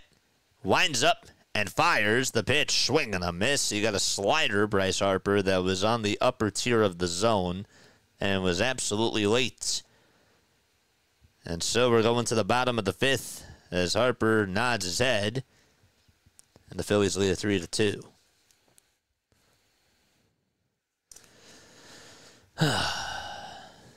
JJ, time to take out the trash. John, JJ, no! However, as mentioned, sponsors would help, for the lack of a better word, no? Absolutely. Absolutely. Sponsors are great. Affiliate marketing is great. It's how you make your money.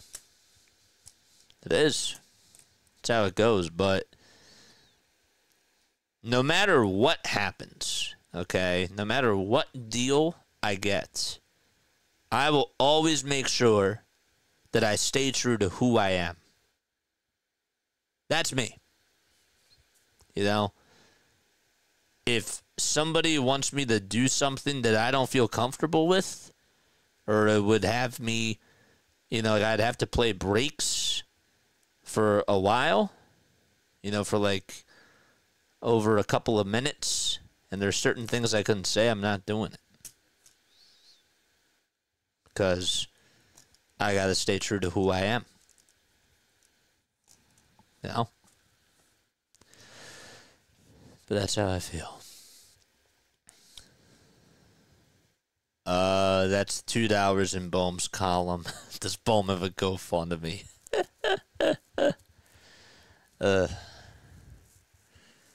Paint a picture. JJ's the Bob Ross of broadcasting. You guys are being nice. I appreciate it. I really do. That's very nice. Please subscribe and hit the like button. KG says no Diddy parties. Nope. Sanchez kicks, delivers. There's a swing and a miss.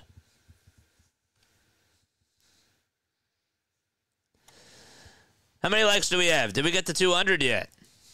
The ball is one strike to Brent Rooker, and there's a fly ball hit out towards straightaway center field. Rojas runs on in, makes the catch, and there is one away. Let's see.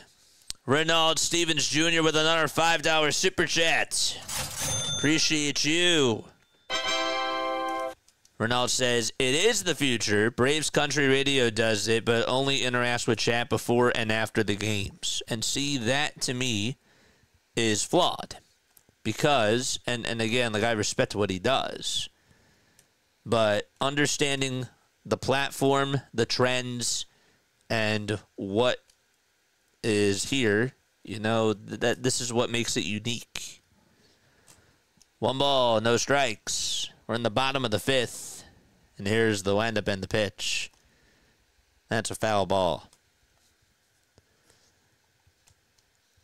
It's different. I mean, when I do the games for Villanova, I don't interact with you guys, but if it was under, you know, it's just different. He does it for his own content. There's the 1-1 pitch. There's a ground ball hit over towards first base. Harper is going to tag out the runner, Soderstrom, as he tried to dive on forward, and he swiped him right on the hand. That thing was hit more towards the right side of the first base side, and Harper had to come running on in. He wasn't close to the bag, and Soderstrom tried to dive in there head first just to beat Harper and get out of the way. I can understand why he actually dove into first base there, but nonetheless, there's 2 outs. John says JJ's better than Joe Buck. I like Joe Buck. Shout out to Joe Buck, but thank you.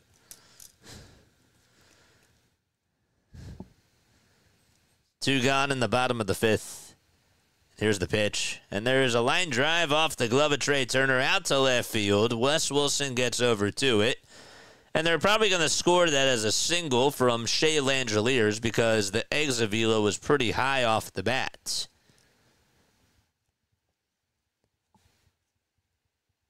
Been a lot of times this year where Trey has just not been able to successfully make that play, even when the ball is hit hard.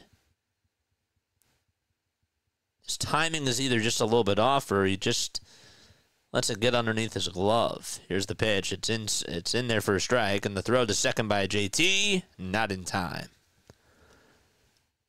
Shea Langeliers swipes second, and the tying run is now in scoring position. He got a good jump.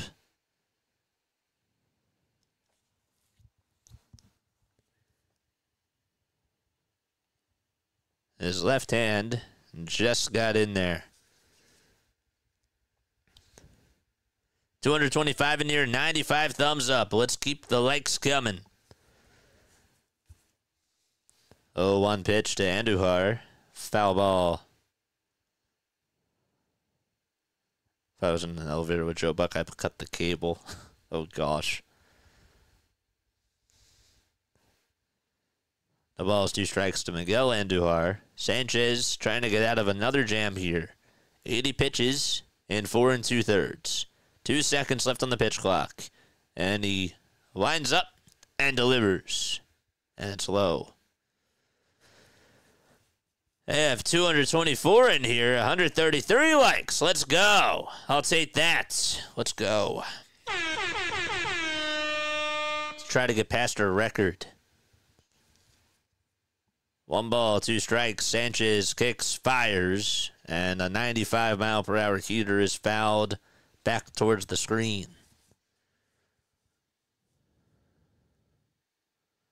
The Angels have won their last 8 games and are now at 500 without Mike Trout, by the way.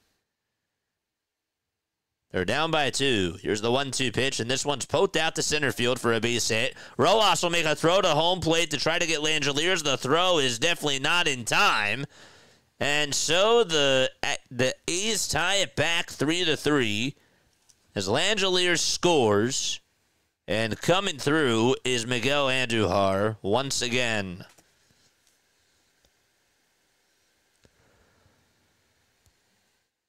Sanchez has not been himself today.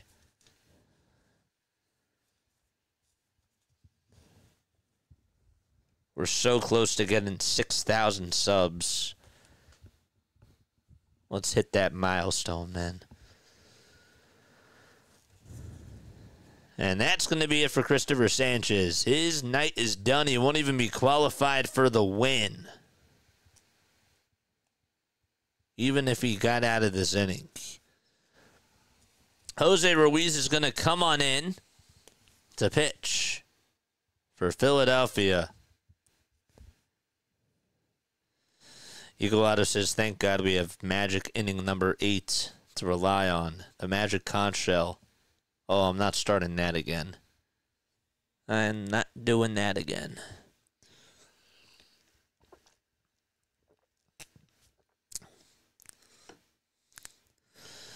Keith says, I'm from Philly and moved away. I love and miss the sandwiches. How about the salt pretzels? The soft pretzels. Okay, I'm sorry. And I should know this. Is it a Philly soft pretzel or is it a Philly salt pretzel? It's a Philly soft pretzel, right? Yeah. Yeah, it's a soft pretzel. I've also heard it Philly salt pretzel, which it's weird. No, it's soft pretzel.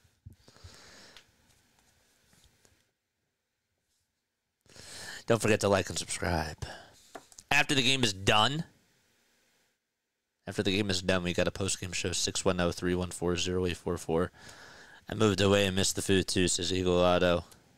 I'm not in Philly, and I miss the food. I'm in South Jersey.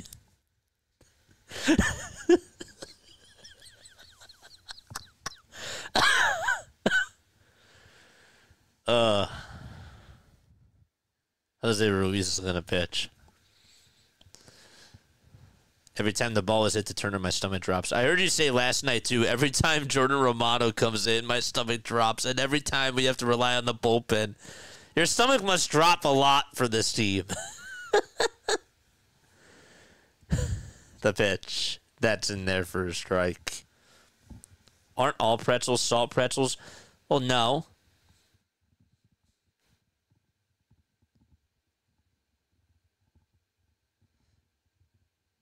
Aren't all soft pretzels salt pretzels, too? Okay. 0-1. This one's grounded foul. This is a weird conversation. Good evening, good sir, says Keith. Good evening, Keith. How are you?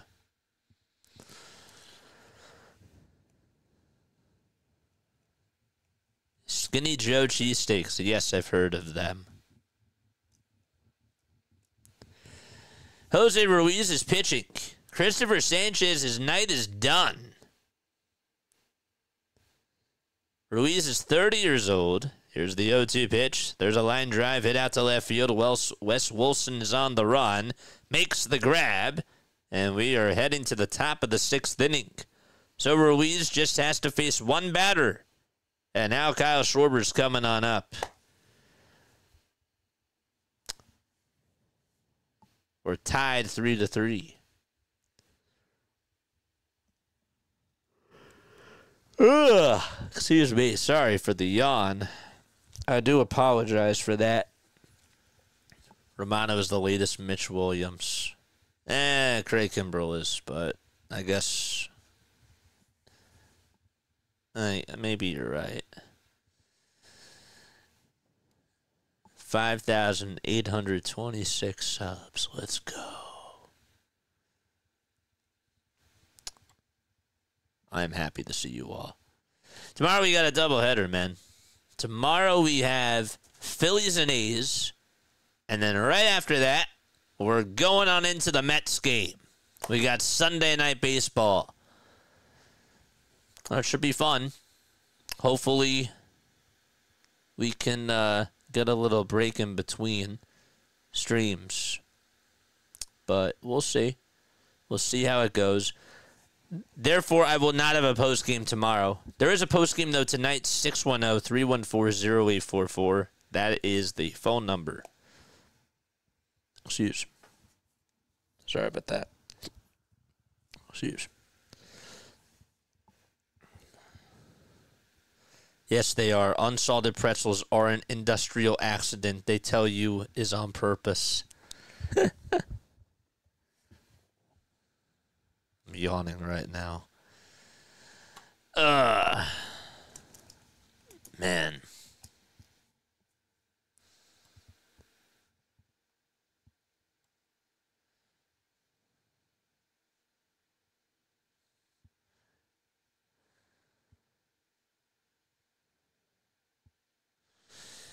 Pitch to Schwarber.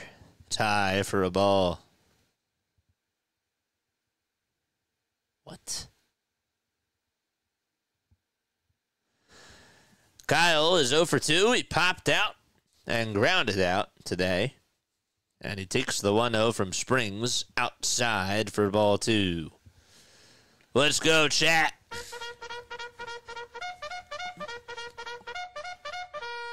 Charge! The 2-0 to Schwarber. Fly ball hit out towards right field. That's not coming back. It is gone. I think he just got out in front of it a little bit, but it still went on out of here.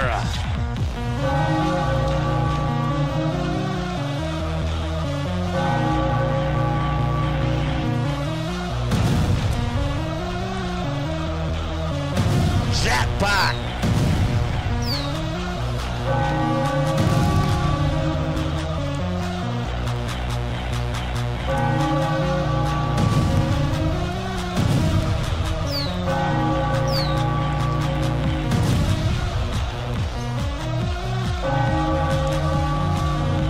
Nice swing. Here comes Castellanos. The pitch is up high for a ball. Kyle Schwarber, what's he eating? What was in his mouth? What was he eating? I gotta look at it on Twitter to see what he's eating.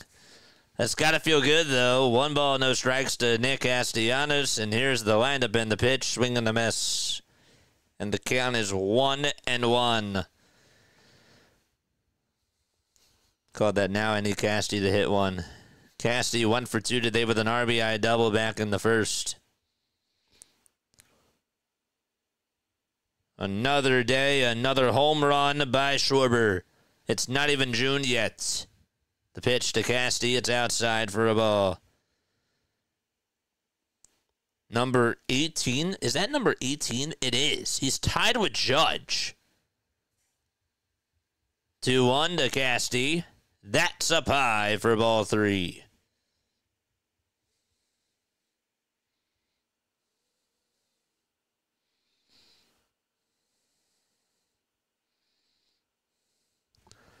The 3-1 pitch to Castellanos, high and away for ball 4.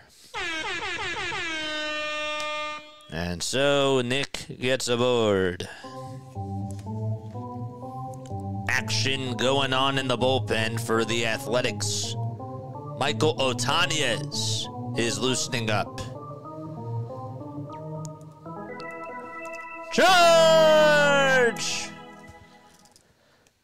Springs versus JT. Who will win the battle? The first pitch, it's low and away for ball 1. They're tied with Judge, and they're 1 ahead of Otani. And somebody else, too. I missed that. JT today 0 for 2 with a strikeout and a flyout. 1 ball, no strikes. The leg kick and the next pitch way outside for ball 2.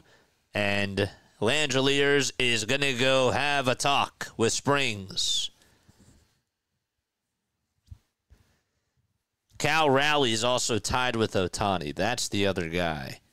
Cal is 17. Wind is blowing in out at Sutter Health Park in Sacramento, California. Phillies lead it 4-3. It's been a back-and-forth ball game.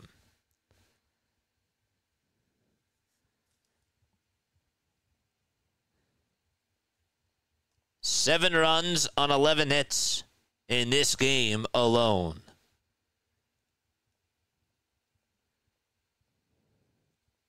Two balls, no strikes. Here's the next pitch. Is a changeup.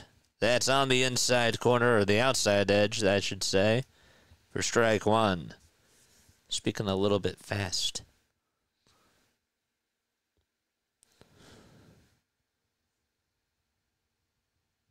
Two balls, 1 strike. The windup and the pitch.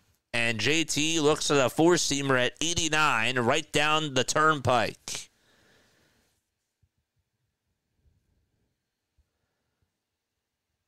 "99 pitches for Springs. Here comes the century mark. The 2-2 pitch on the way. Strike 3 called right on the inside corner, and JT goes back to the dugout.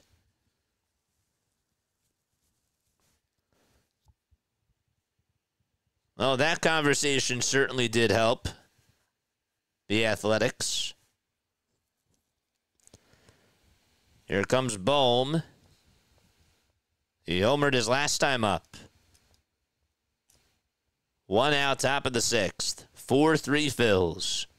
And the pitch on the way. It was outside, and Bohm chases after it.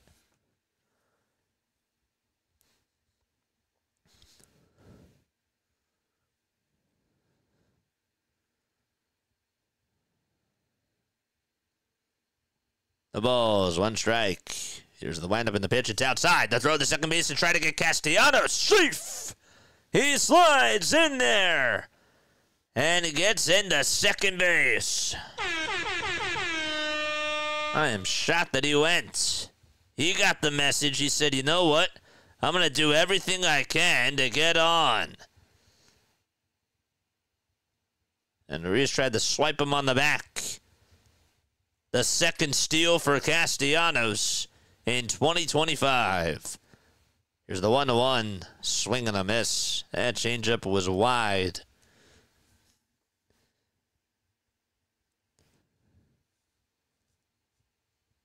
Springs has given up 3 earned runs on 4 hits. And he has struck out 5 batters. Has only surrendered 2 walks.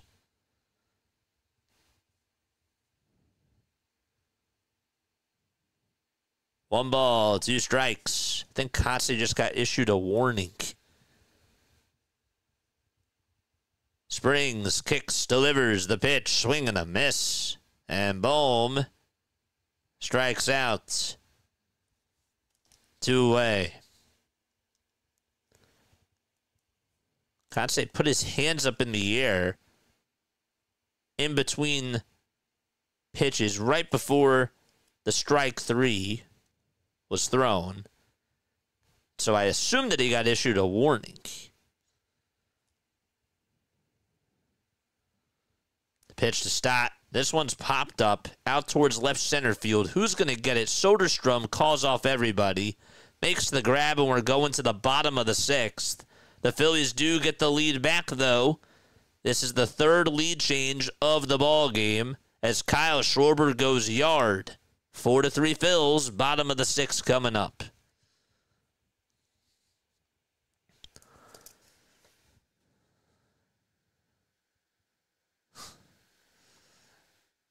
Brian says, John, I can see how he's maintained professionalism. I dig it. Thanks, man.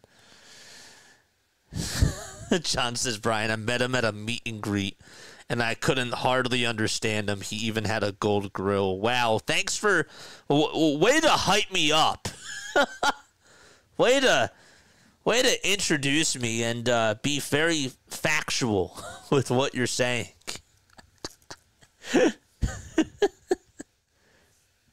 Wow. Renault says it's an entertaining game so far. Good.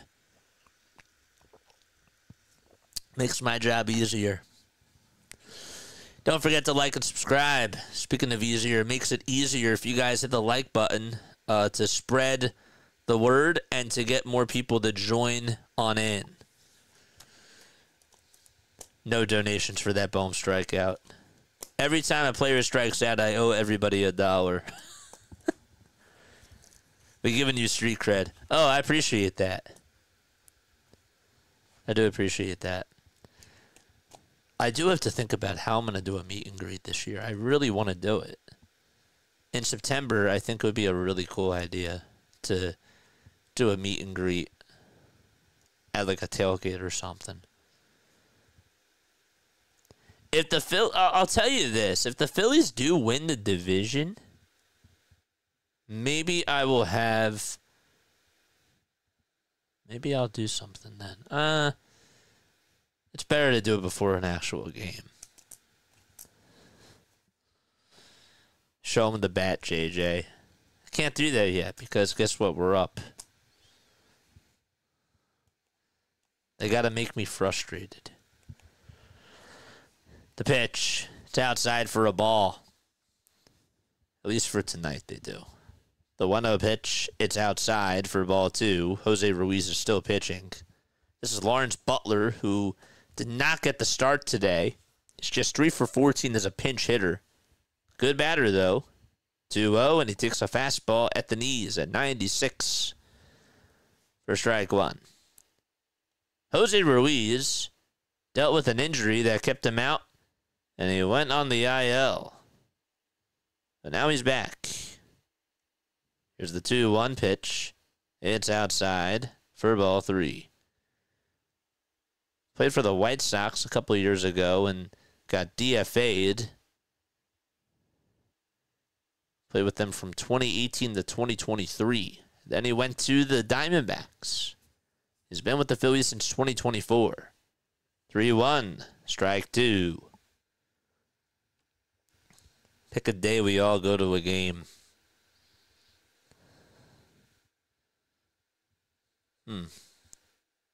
The night of Dallas. Ooh, that might be nice.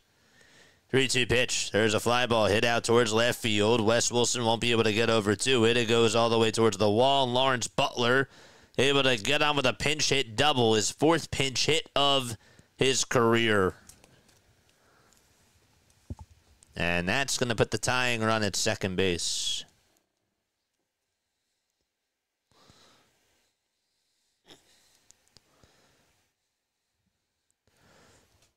Nothing too fancy on that pitch. Ruiz was just trying to get him with a fastball and misplaced it. And Butler kept his head down, locked in, and went the opposite way. Here's another pitch that goes the opposite way, and this one is foul, thank goodness. Butler was rounding third, and he has to go back to second base. My friend Sam says, do you think that they are do you think they are only doing this good because they are playing the worst teams in the league? My personal opinion, yes. 0-1. That's in the dirt for a ball. However, that doesn't necessarily mean that there aren't things that I'm not liking, because there are things that I do like, that I have seen during this stretch. Is that fair? Here's the 1-1 to Kurtz, swing and a miss. This is the guy who had a 3-run homer in the 9th inning of last night's game.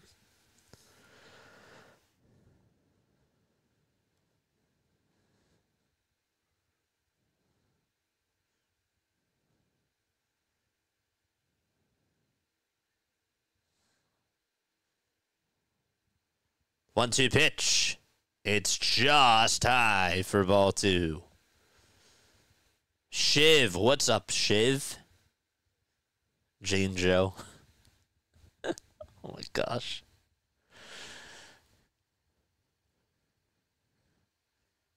Two-two pitch on the way. Line drive, hit out to center field, and that's going to drop in for a base hit. Rojas has played on the bounce. Butler's going to jog in to score. The throw's made back to second. And for the third time today, the Athletics have tied up the knot. They've played copycat with the Phillies.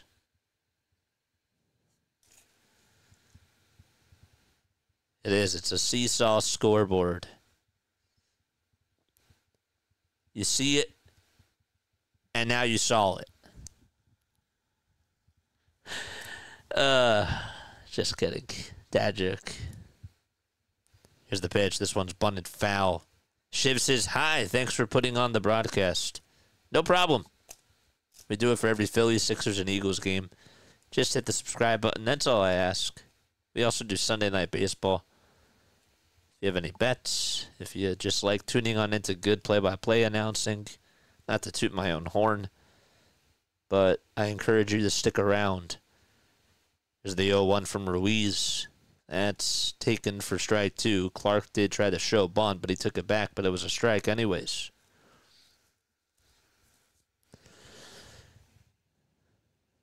Denzo Clark has struck out twice, and he's 0 for 5 since being called up. 0-2 pitch, just a hair outside. Still nobody out, and we're in the bottom of the 6th. Mod Squad, a likes to views ratio. 1-2 on the way. Swing and a miss. A 96-mile-per-hour heater, and Clark can't catch up to the fastball.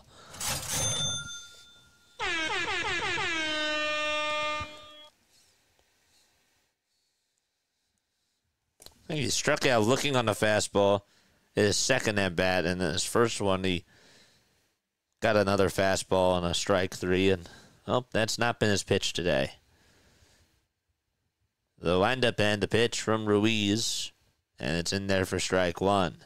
Jacob Wilson has been very successful in this game. Again, a guy who's had a very good rookie start. 0-1, ground ball, hit over to shortstop. It's bobbled by Turner, and everybody's going to be safe. He tried to backhand it, and the ball went under his glove. He kicked it for a second, and he shakes his head. This is what Philly fans are saying. It actually did hit the glove, and it kicked up on him. Thank goodness it didn't bounce too far away from him. And Bohm was there to back him up. So runners at first and second. And Rob says goodbye to Jose Ruiz. So that's going to be it for him. Doesn't get help from the defensive side.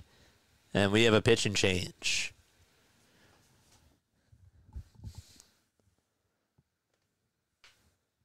Turner's defense is so bad. Yeah, that was a bad play. That's inexcusable. That's a fundamental play. It's a ground ball hit over to short, and you just have to backhand it there. You try to backhand it, and that ball wasn't even hit that hard. That was, not saying it was a soft ground ball, but it was a regular ground ball. That's just fundamentals. You backhand it, and you pick it up, and you throw it over to second. His eyes weren't even off the baseball, and yet he still couldn't even make the play. He didn't even take his eyes off the ball. It was right there. He's watching it, and he just doesn't get down far enough. What a team. What a team.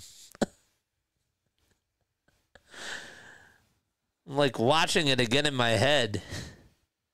I'm like, dude, he didn't even take his eyes off the ball. Sometimes like that does happen. But that time he watches it Oh, there it is.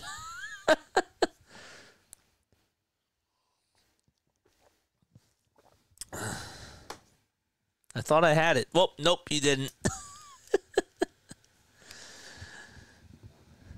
Good job. Carlos Hernandez is going to pitch. Oh, boy. That breath. I'm sure that you guys felt that. Brace yourselves. Brace yourselves. 6.63 ERA. And Brent Rooker's up. 1 out, bottom of the 6th. 2 runners on. The first pitch, it's outside.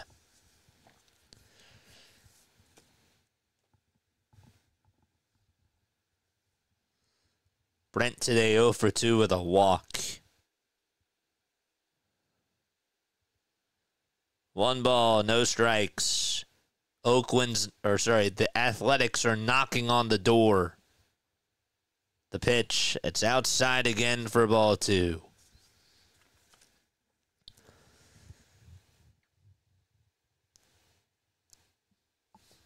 Carlos Hernandez on in relief for Jose Ruiz. 2-0 pitch, that misses again badly outside for ball 3. Rooker's just hitting 174 with runners in scoring position. These pitches, these sliders are not even close.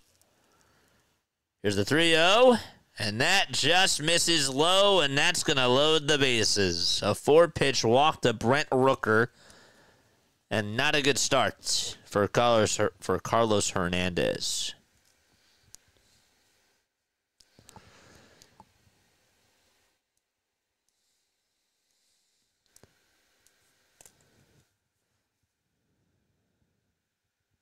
Thank you, man. I appreciate you, Charlie. It does say a lot for you. Here's the pitch. This one's popped up. It's hit right behind home plate. Does JT have room?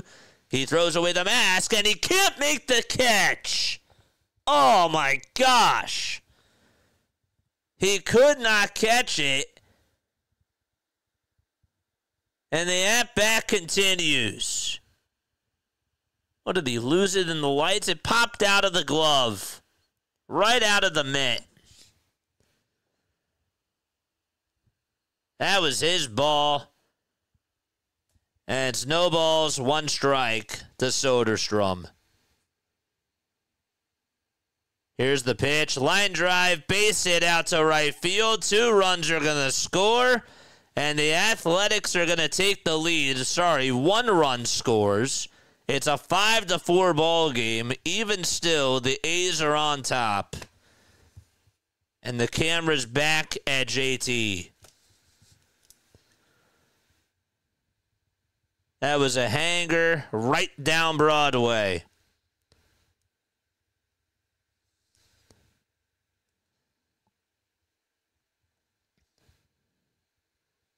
Here's the pitch to Langeliers, and that's outside.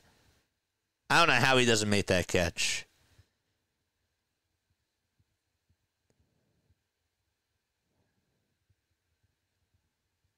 One ball, no strikes. This pitch should have been called a strike, but it's called ball 2.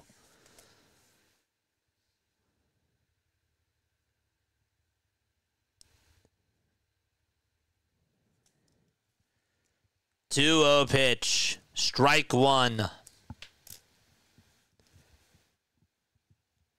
And Rob looks puzzled. Looked like his thinking cap was on for a sec. Here's the 2-1 pitch. It's a 97 mile per hour fastball. There's a difference. Taken right down the middle for strike 2. Langeliers just has 1 career grand slam. He's 0 for 1 with bases loaded this season.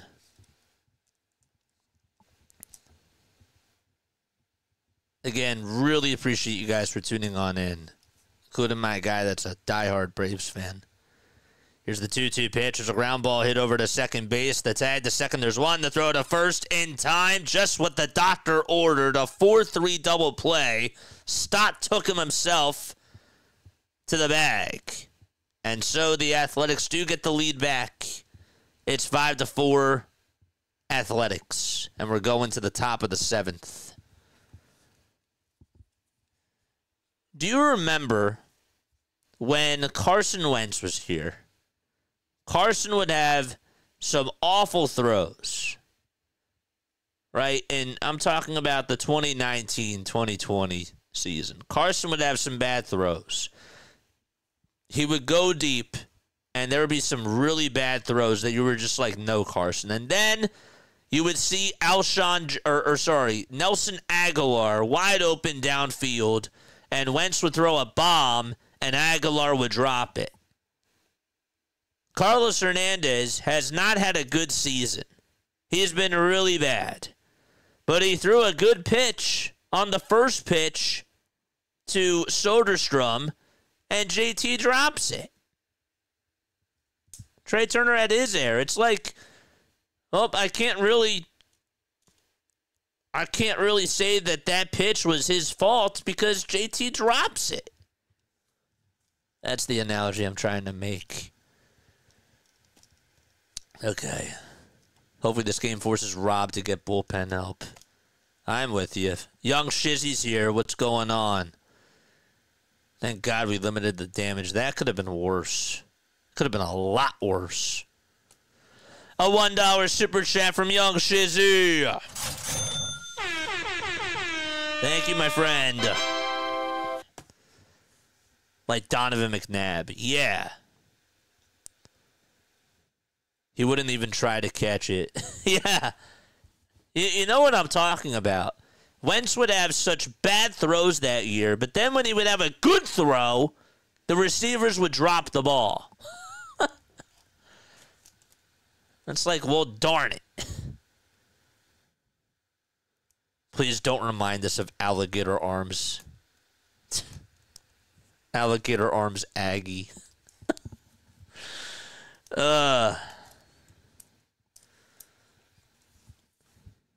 Here's Brandon Marsh. He's going to pinch hit.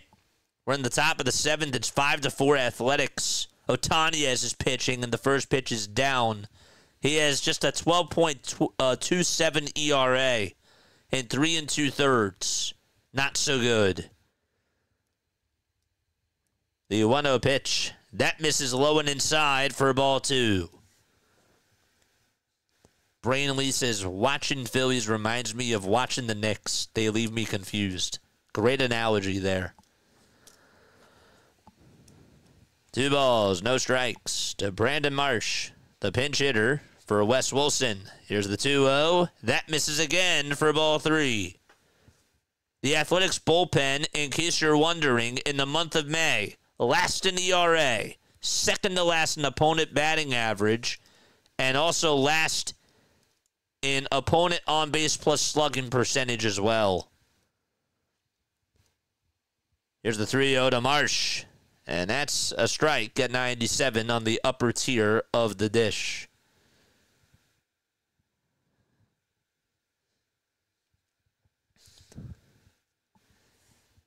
Three balls, 1 strike to Brandon Marsh. And here's the next pitch. High and away for ball 4. And the tying run is aboard. And Max Kepler is due up next. Let's go. Tie this baby back. Turner's in the on-deck circle. And Kepler comes up for Rojas. Charge! Let's go. Here comes Kepler with the red batting gloves. First pitch, and that's inside and in the dirt. And it almost bounced in front of Langeliers, but he blocked it pretty well.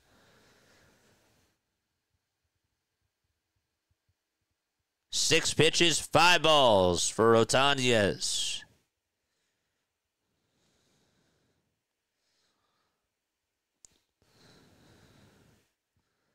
And we have a timeout called here. The pitching coach is going to have a discussion with Otanez just to try to settle him down.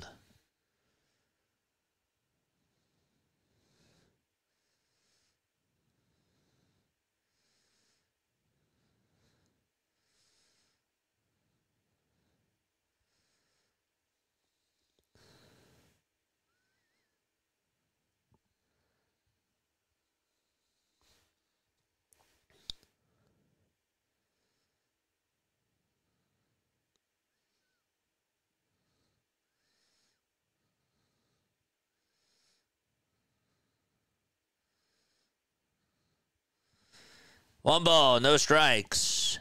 And here's the windup and the pitch. That's in there for strike 1.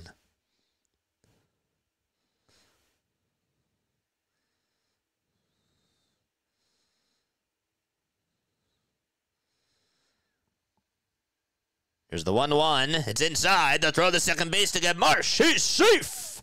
And small ball works again for the Titans.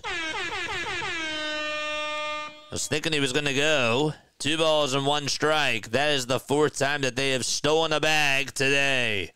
Good jump by Marsh. And he dove in head first. And Langeliers had a good throw to second.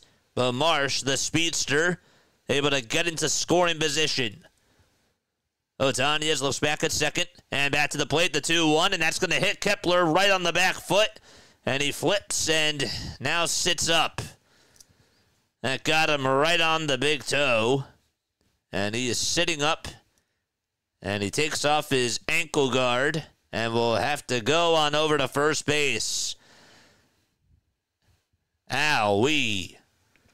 But runners at first and second, and something cooking in the kitchen for the Titans.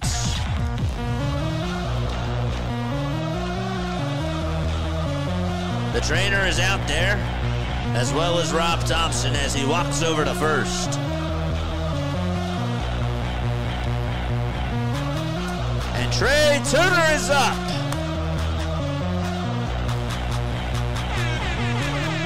Make some noise, chat.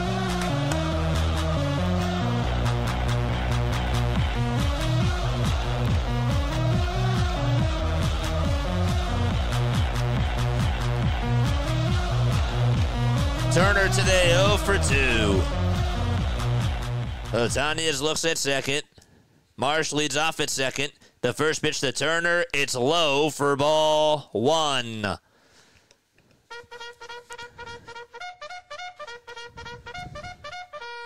Charge! Asia's here. What's going on, Asia?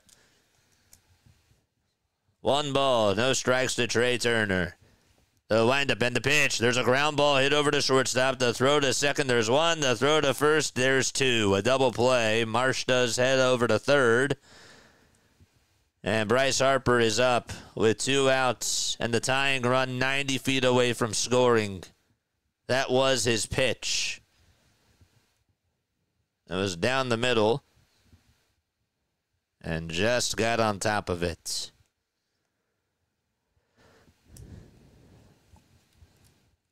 And Mark Kotze, I think, is going to go out there, and we're going to have another pitching change. So Otanez's night is done. Not so good for him. But the Athletics' new pitcher that's going to come on in will try to cool the fire.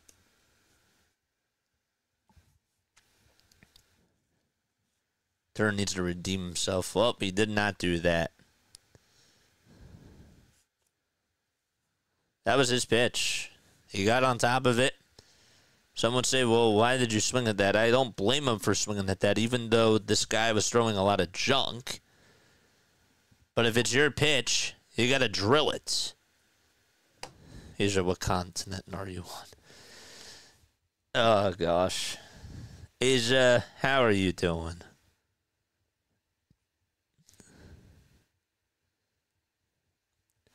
Being a Phillies fan is not for the faint-hearted.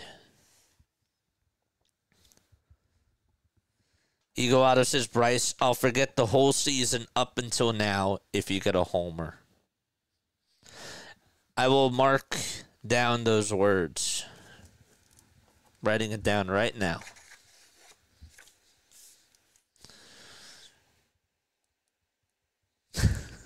Eagle Auto Bryce. I'm putting that in quotes.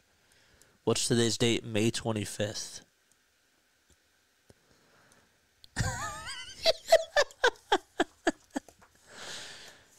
Probably says, I'm not mad at it, but come on, dude. No, absolutely. 1,000%. If it's your pitch, you got to drill it. You have to drill it. And it was his pitch.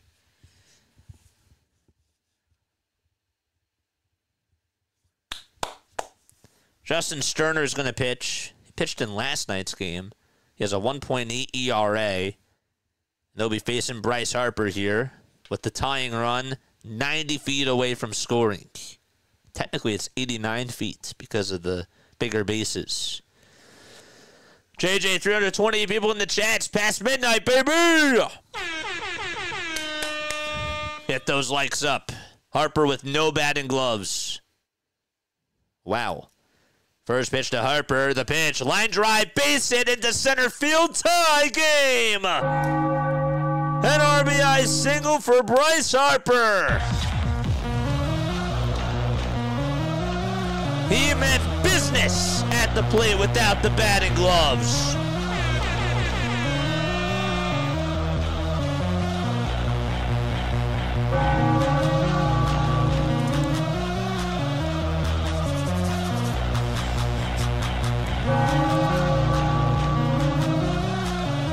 5 runs on 5 hits for the Phillies. Here's the pitch to Schwarber. Fly ball hit out towards straightaway center field. There, getting under it is Clark. He'll make the catch in front of the warning track. And we're heading to the bottom of the 7th inning. 5 runs on 5 hits for the Phils. 5 runs on 11 hits for the Athletics. We're going to the bottom of the 7th. It is stretch time. I wrote it down. Eagle Auto Bryce on May 25th. Forget what I said this year. Okay. All right. I'm going to ask you a Phillies trivia question. If you get the answer correct, you will hear this. If you get it wrong, you will hear this. Okay. Anybody want to guess what the longest Phillies winning streak was in franchise history? Just the longest winning streak in Phillies franchise history.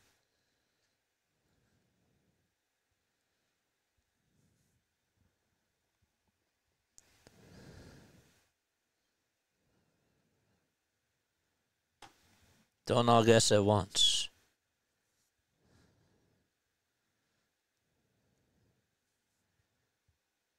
$16.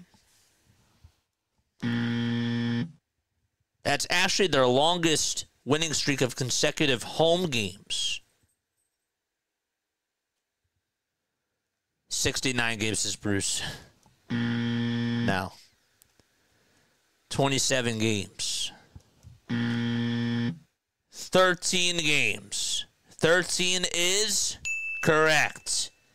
They've done it twice. That is their longest winning streak. They were able to achieve it twice. The more recent one was from July 30th to August 12th of 1991. They also did it back in 1977, and that was the year that they won 101 games. And they lost, of course, to the Dodgers in the NLCS. Congratulations, Doug. You are correct. 13 is correct. Not bad. Was that a good trivia question? Andujar is up at the plate. Here's the 0-1. There's a ground ball backhanded by Stott. He picks it up, throws it over to first. It's in time for out number 1. Why I think it was 16, I don't know. I can't read minds, folks. I don't know why you thought it was 16. That was a good guess, though. Larry, did you actually know that? Eagle Auto says a good question. Good. I was looking at winning streaks, and I was thinking about it, and I was like, you know what was the longest one that they ever had? The pitch, swing and the miss. I wouldn't know since I started watching. Only in 2023, says Brain Lee. Max Kepler's out in left field. Brandon Marsh takes center. The ball is 1 strike. Joe Ross is pitching, by the way. 3 pitches. He has 1 out. The ball is 1 strike to Luis Urias. The 0-1 tails outside. Yes, that was an acceptable question, says Larry. Good. No idea I was way off. Thanks for subscribing, Dennis. Appreciate you. The 1-1 offering, and Ross throws a slider that's in there for strike 2. I was 11-91, says Asia.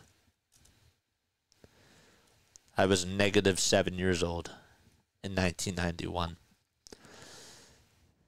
Not even in the womb yet. 1-2 pitch. Swing and a miss. There's a strikeout for Joe Ross. Give him a chair. Tony says, who do I got? Phillies or Athletics? We covered the Phillies, the Sixers, and the Eagles. We are Phillies content based. That's what we do. But yeah, I got Phillies in this. We also do Sunday Night Baseball. There's Lawrence Butler. Felt like he just bat in the last inning. Oh, wait, he did. The pitch is inside for a ball. If I'm older than JJ, you learn something new, man. You do. I'm sorry. I shouldn't have said that. 1-0, and that's inside for ball 2, but I wouldn't want to lie to you.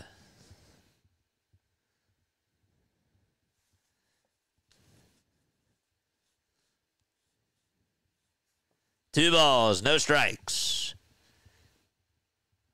Butler is in the box, batting on the left side.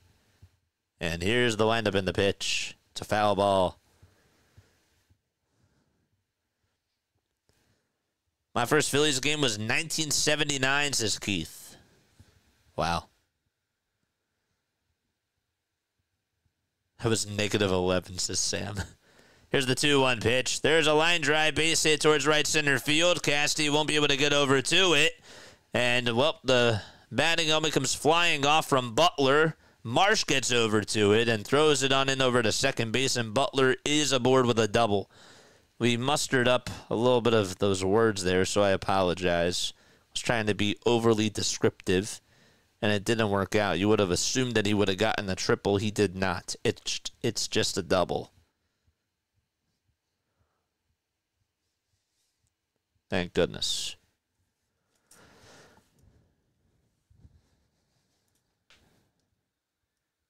Back and forth this ball game has been.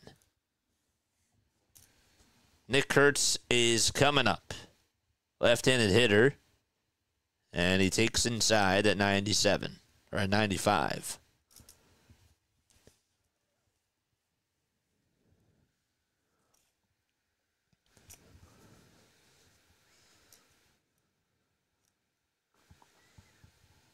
One ball, no strikes. And here's the windup and the pitch. That's inside for ball 2. You're seeing 16 from September 15th. I said Phillies. I didn't say franchise. But I don't even know if that's true. Because I think I looked up franchise too. 2-0 pitch. That misses inside, and Joe Ross can't find the strike zone. And so they're just going to intentionally walk Kurtz, and they're not even going to throw the 4th pitch to him. They'd rather take their chances with Denzel Clark. Can't necessarily blame him for that.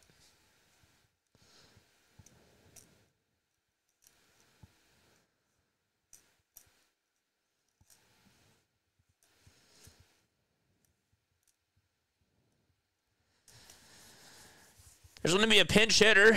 It's going to be Alexander who comes on up. And JT wants to talk with Ross here.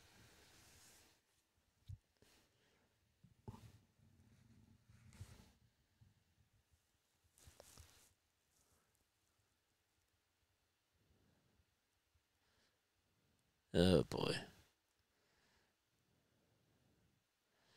CJ Alexander, 28 years old, from Merrillville, Indiana.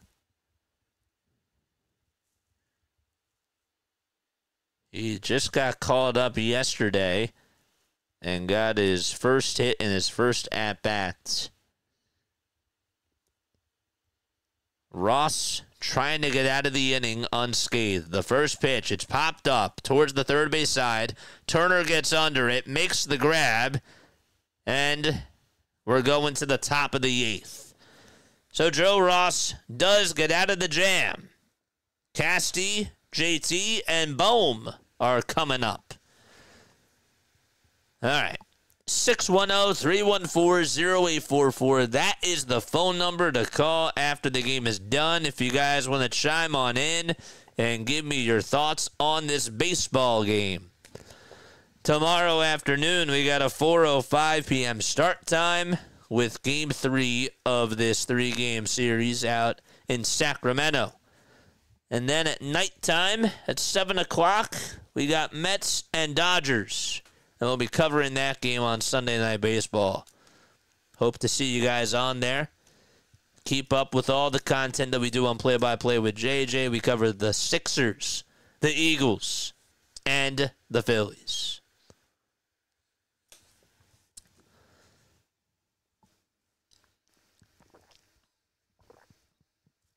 Head into the 8th. Vertical stream, we got 14 people watching, 25 likes. Nice. How many do we have on the regular one? That's what matters to me.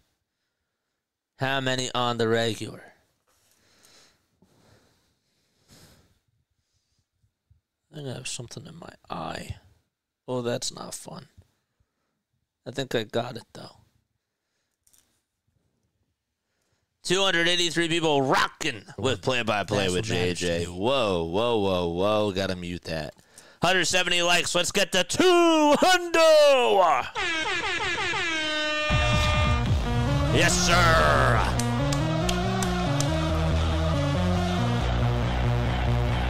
Lazardo tomorrow. I'll double check. I will double check.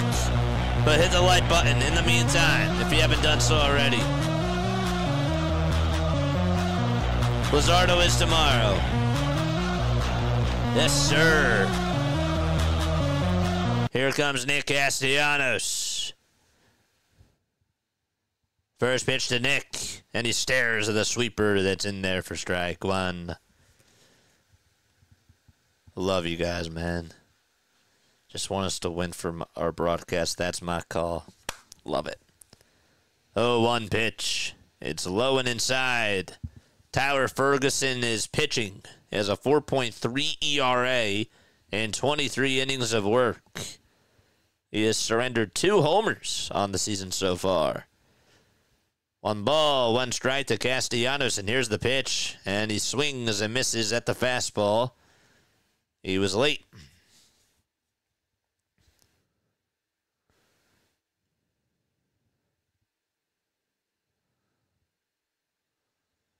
JJ, I got you on the big screen TV. Really? Wow. I made it to the big leagues, folks.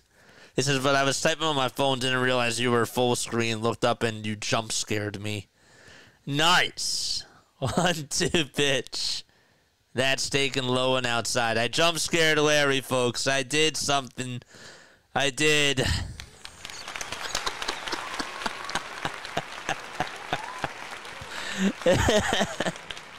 Here's the 2-2. It's outside for ball 3. I got a reaction.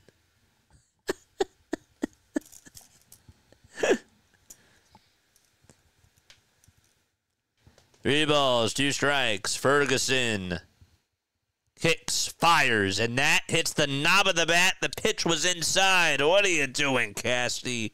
Oh, man. Ugh.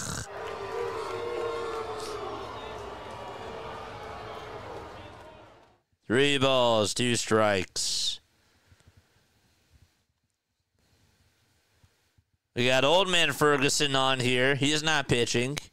He's in our chat. Here's the 3-2. It's outside and low for ball 4. We'll take that. A leadoff walk to start off the top of the 8th. There we go. Very nice. Let's play this.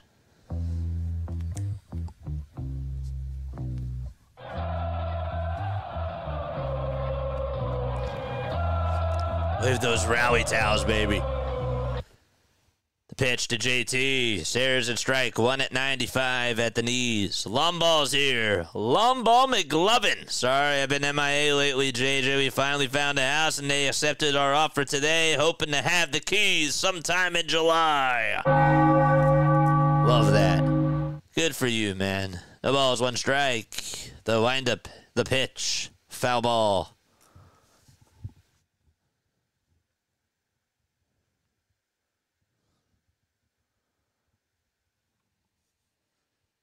JT today 0 for 3, 2 strikeouts, and a flyout as well. We're tied up 5-5. A runner on at first. The 0-2 to JT, swing and a miss. Good morning, good afternoon, and good night to Realmuto. I can hear what some of you guys are saying. Well, at least it wasn't a double play. And that is true.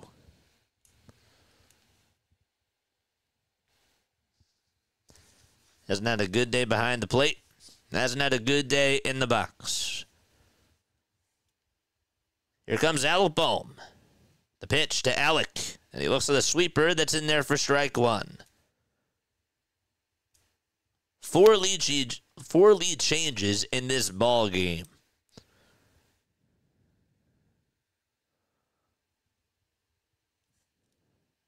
The 0-1 to Alec. And he takes a strike at the knees at 96.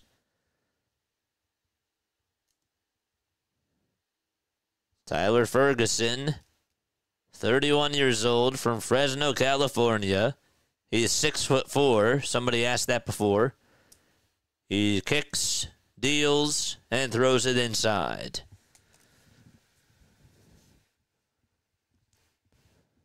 Let's get to 6K subs.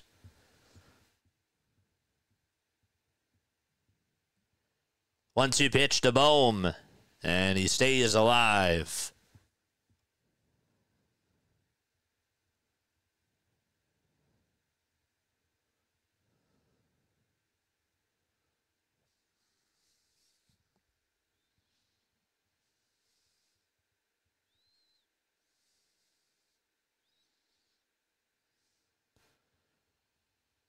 Toss bat to first, not in time.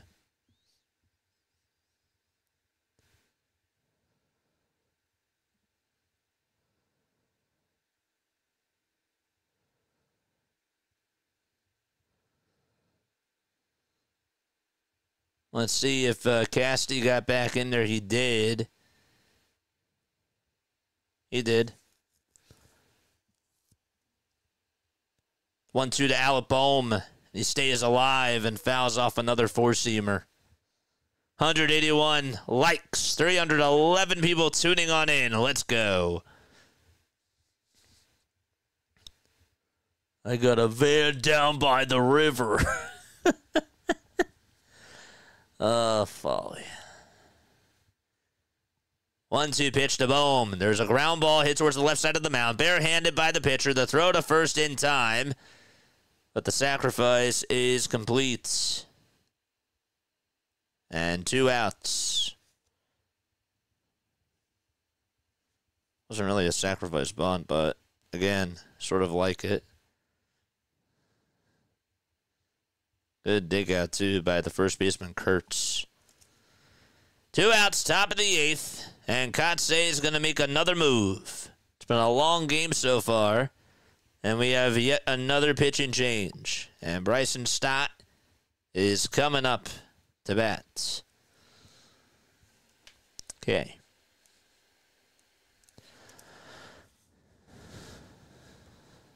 Don't forget to like and subscribe, folks.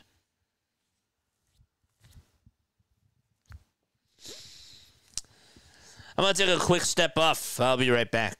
Don't go anywhere.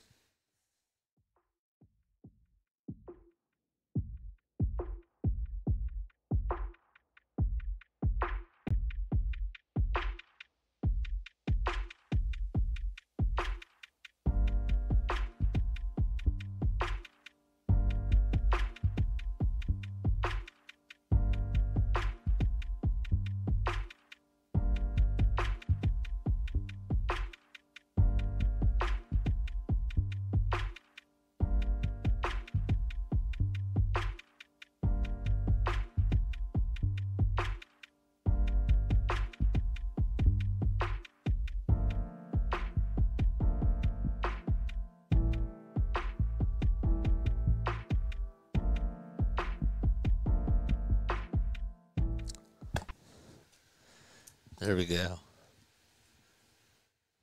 314 people on here watching. 170 likes. I love each and every one of you. Appreciate you for being on here. Long ball. It is so good to see you, my friend. If you're still here, give me a thumbs up. Give me a thumbs up if you're still here. I quoted you the other day. I said, without you guys, there is no us.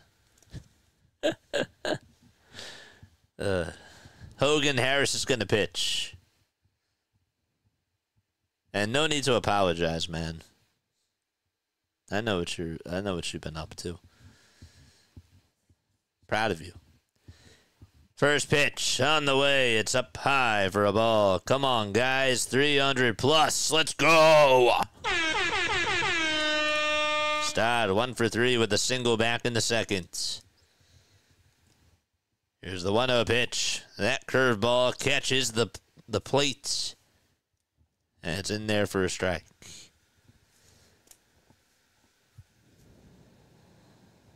Raiders Fan Radio, what's going on, Raiders fan? Appreciate you. 1 ball, 1 strike to Bryson Stott. Castellanos leads off at second. And here's the 1-1 to Stott, swing and a miss. He got a high fastball at 92. Excuse. Ronaldo gave a thumbs up. Oh, I meant long ball. I meant long ball. If long ball's here. That was just directed to long ball. 1-2 pitch. That's down low and outside for a ball. Oh, you guys are funny. I only do like at the end of the Phillies win. Well, it's okay. I mean, I usually like other people's content because I think that they do a good job. And it's not directed at a team. But that's just me. Do what you want. I can't control you. 2-2 pitch to Stott. There's a fly ball hit out towards left field. And on the run to make the catch is Soderstrom. He almost misjudged it. And we're going to the bottom of the 8th. Long ball's here. There he is. Let's go, baby. We're going to the bottom of the 8th. It's 5-5. It's okay. You're good. Everybody else is long ball. Wait, but who's the real Dirty Dan?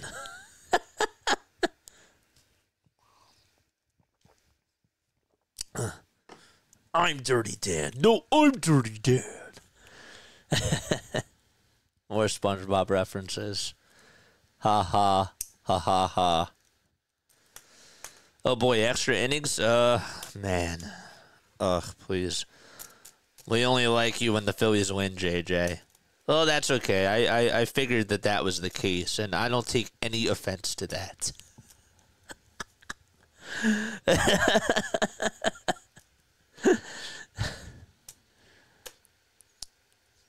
Angel and Phillies. Angel and Phillies parlay cooked. A is more like B minuses at best. Am I right? I played that drum roll sound effect. 190 likes. Let's get to 220, baby. Let's go.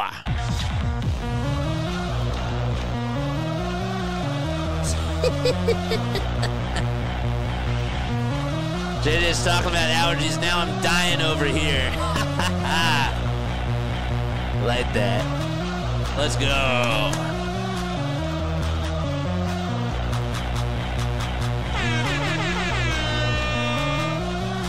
Who you calling Pinhead? Which one of you is the real Dirty Dan? I am. Looking forward to our series this week. Should be a doozy. Not a snoozy, right? It should be a good one. We're in the 9th inning. Joe Ross is going to pitch again. Or the bottom of the 8th, I'm sorry. I'm getting ahead of myself. We're in the bottom of the 8th. I don't want to flash forward. What am I doing? Wilson's up to bat. He's 3 for 4 today. First pitch was taken for a ball. Ross kicks and delivers. And this one's fouled away.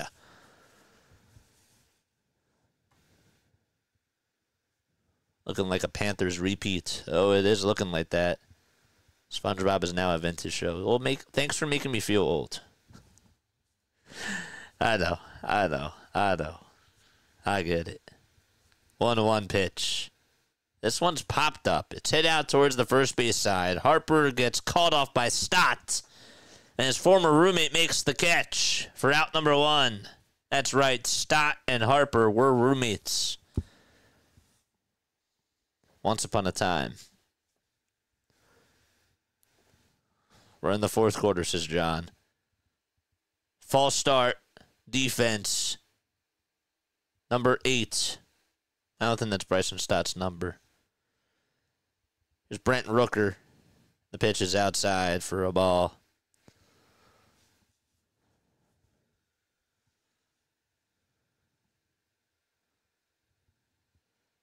Rooker today 0 for 2 with a pair of walks. 1 ball, no strikes. Ross kicks, deals, and throws the slider down and away. Ross is a right-handed pitcher. He gets the signs from JT. And he's looking to fire. Here's the 2-0 pitch. That catches the outer third of the zone for strike 1. Is Mason Miller warming up again? He is. He just pitched last night. The Phillies tacked on 3 runs against him. They're going to have to try to do it again.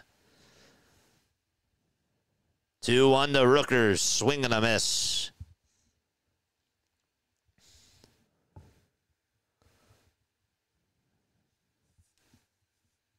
If they can do it again, wouldn't that be something? 2 balls, 2 strikes. Ross with the 2-2 delivery. It's a foul ball back towards the screen. Ross this year with a 4.24 earned run average, 18 strikeouts as well, in 17 games. Ross with the 2-2 delivery. Here it comes. Fly ball hit out towards left center field. That's going back towards the track, and it is gone. And the Athletics take the lead 6-5. That was a fastball right down the pike. And the Phillies trail by 1.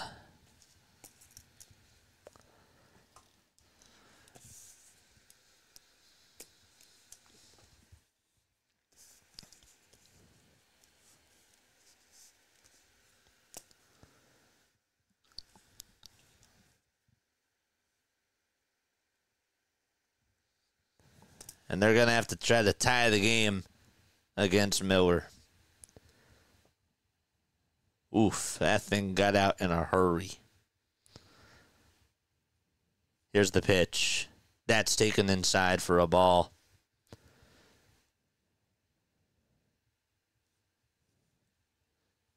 Don't forget to like and subscribe, folks. And we got a post-game show after this. 610-314-0844 is the phone number. Pitch is inside the tower. Soderstrom. JJ Detroit fan. Love the name, by the way. That's cool. 2 balls, no strikes. Here's the windup and the pitch to Soderstrom. It's inside and high for ball 3.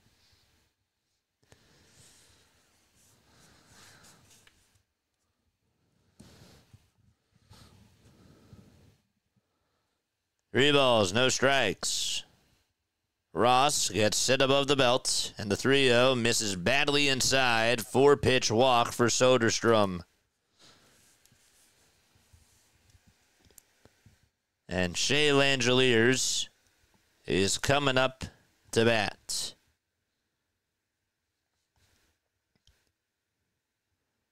Sean says something tells me Miller will be on point in the 9th. We'll see. Let's just get out of this inning. The pitch. Looked a little bit outside, but Fairchild says it's strike 1.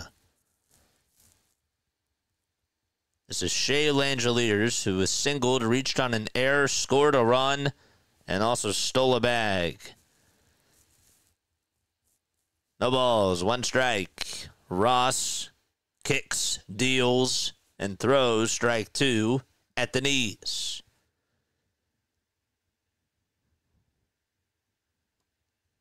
Love you guys too. How many comebacks does Rob want in one game? He wants everything.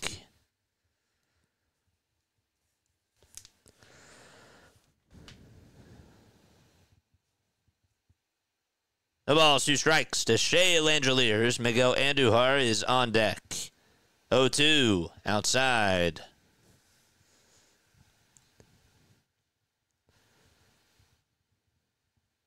Marlins are beating the Angels 6-1. The Angels' winning streak is in jeopardy.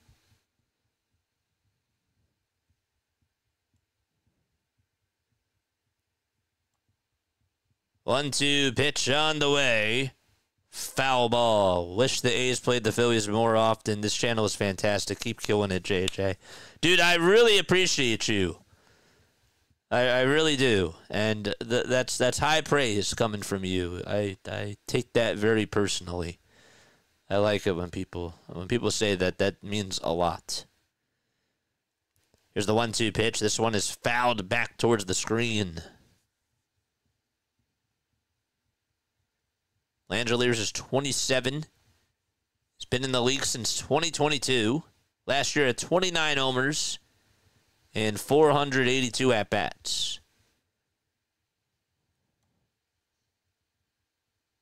Definitely is pop in the bat. 5 seconds left on the pitch clock. And here's the 1-2. Just misses outside.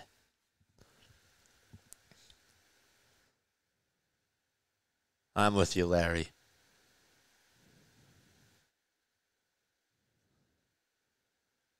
Wowster show. You're crazy. 2-2 pitch. There's a foul ball that goes out of play.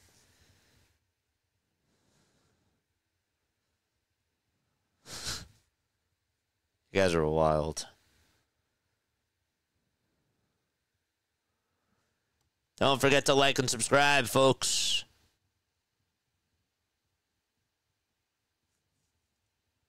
The 2-2 from Ross. Another foul ball. Long at bat.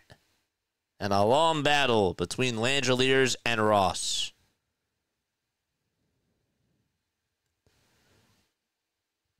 "13 hits for the Athletics. 6 runs manufactured. 5 hits for the Phillies. And 5 runs manufactured. Here's the pitch. There's a ground ball hit over to third base. The throw to second. There's one that was actually knocked down by Baum. I thought he was going to make the catch there. He did not, and got the force out at second. It's a 5-4 fielder's choice.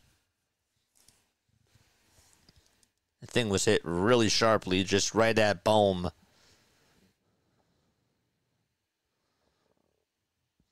And it hit the ground first. Couldn't tell in real time. He just had enough time to throw it over to second, thank goodness. The pitch, that's outside to Miguel Andujar, former Yankee.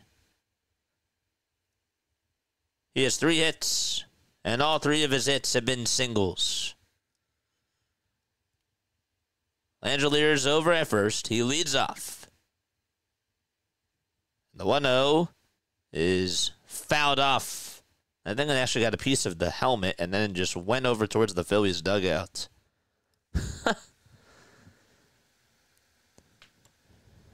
Balls of steel.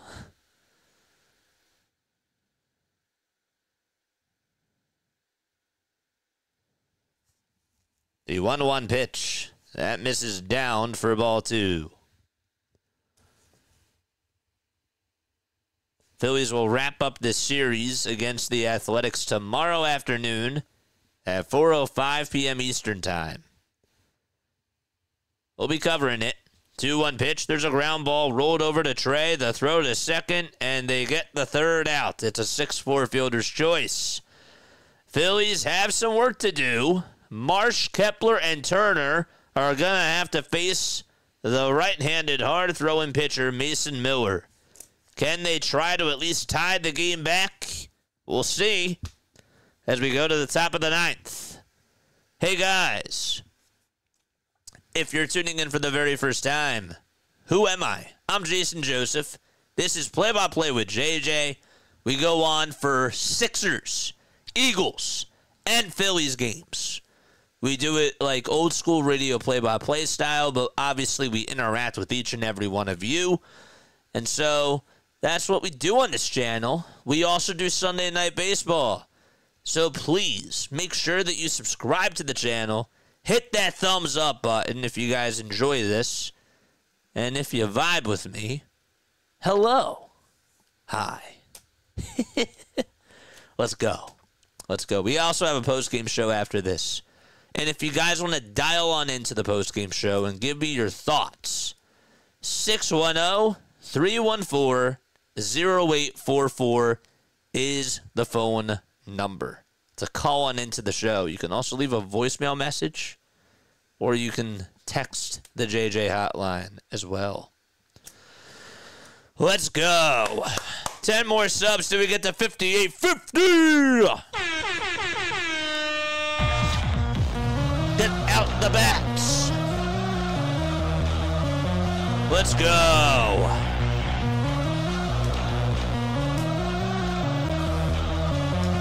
Time to get the bats out, Philadelphia. Ugh.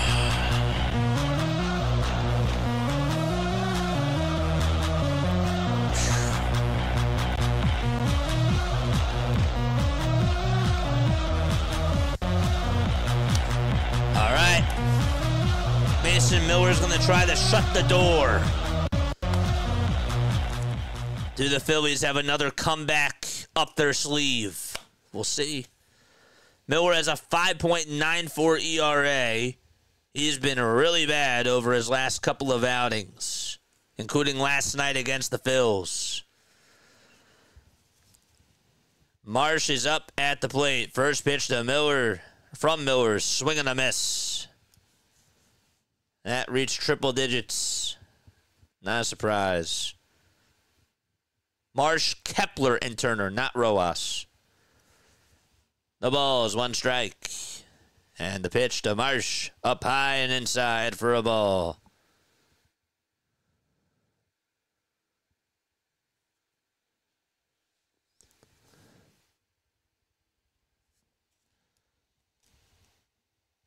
The 1-1 to Marsh. That was a slider that's taken for strike 2. And Marsh shakes his head and says, all right. We'll step out of the box. I'll try to get back in to the game. Miller gets set at the Athletics letters. Kicks, fires. That reached 103, but it misses outside. 103 miles per hour. That's just what he throws. It's absolute gas. 2 balls, 2 strikes. And the next pitch on the way, swing and a miss. That pitch was only at 101 miles per hour. And Marsh goes down swinging.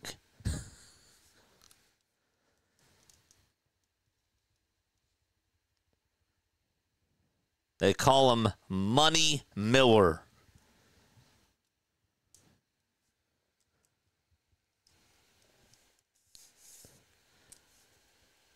One away, and now it's Max Kepler coming on up. The pitch to Kepler, fly ball, hit out to right field. That's going back towards the track. Tie game! Max Kepler comes through in the guts of the ball game.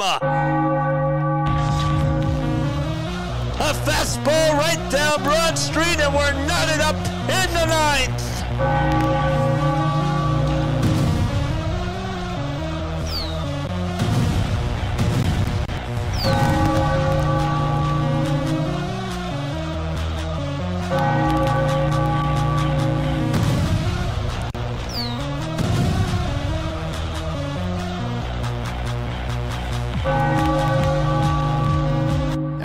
Trey Turner's up. The first pitch swing and a miss. How about Max Kepler saying, "We're not done yet, Philadelphia"? The pitch from Miller. That's at 103. That's up high for ball number 1. 1 ball, 1 strike. The pitch to Trey Turner, and he fouls it off to the max. What a game. Kepler came in to pinch hit for Rojas in the 7th, if you remember. 1 ball, 2 strikes to Trey Turner. And the pitch is low for ball 2. That may have been one of Max Kepler's most significant highlights of his career.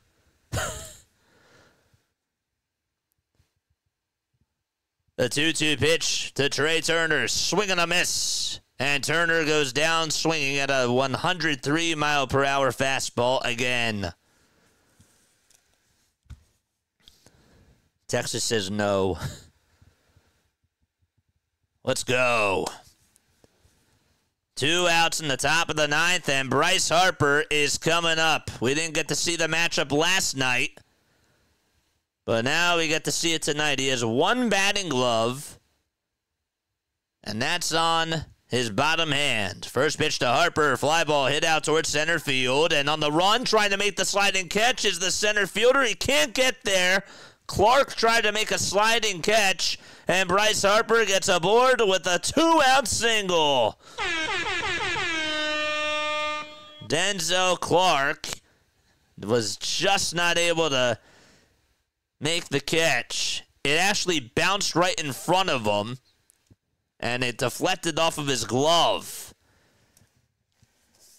And so the go-ahead run is over at first base, and up to bat now is Kyle Schwarber. Butler not happy with himself, and a timeout called here.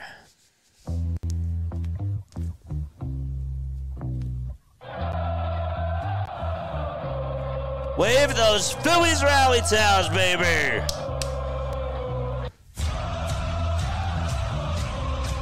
Hit that like and subscribe button.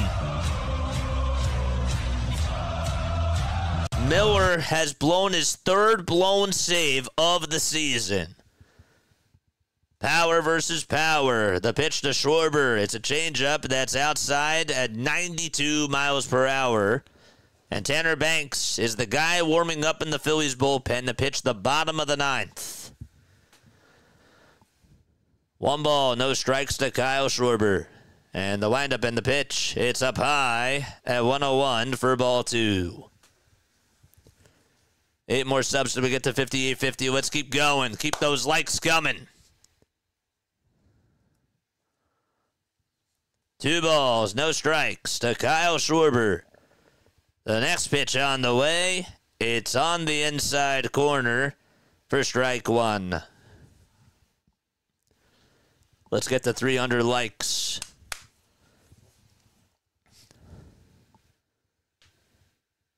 Jason, what's going on? The 2-1 pitch to Schwarber. It's high again for ball 3. And what are you going to do if you're Miller here? Do you walk him? Or do you test him here? Castellanos on deck. The 3-1 to Kyle Schwarber. High and away for ball 4. And Harper is at second base. There we go. Phillies putting up base runners. And Miller in a predicament. Another timeout taken on the hill.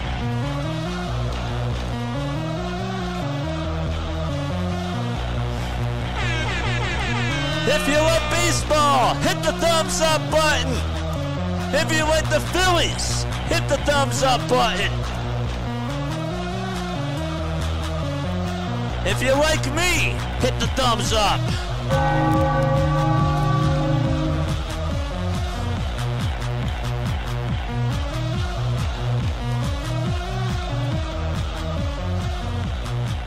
Harper's at second. Castellanos is up. Miller kicks, fires, and throws a slider that's in there for strike one. Rally time for Philadelphia.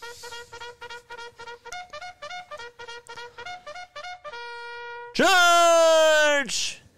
0-1 pitch to Casti. That's a foot off the plate, and Castellanos does not go. Nick 1 for 2 with a double, 2 walks, an RBI, and a stolen base. The 1-1 to Casti. Swing and a miss. Oh, that slider looks good for Castellanos to try to drill. There have been 5 ties in this game. 5. Grant Holman's warming up in the A's bullpen in case the Phillies get the lead. The 1-2 to Nick Castellanos. Swing and a miss. Got a fastball right down Broadway, and Casti could not catch up to the 102 heater. However, Max Kepler does tie the knot on a huge swing to make it 6-6. And the Phillies are hoping that they can go to extra innings. We'll see if they can. We're going to the bottom of the 9th. Okay. Wow, what a game. What a game. DMV says swing sooner. Yeah. Yeah, swing sooner than what you did at. That pitch was only at 102 miles per hour. Just got to swing a little bit sooner. This baby is tied, says Scott. Appreciate you for coming on here. Post-game show after this, 610-314-0844. And again, we cover the Phillies, the Sixers, the Eagles, and we do Sunday Night Baseball. We're back on tomorrow at 4:05 and at 7 o'clock. 7 more subs till we get to 5850. Let's keep it coming. Keep those likes coming, baby. Let's keep going.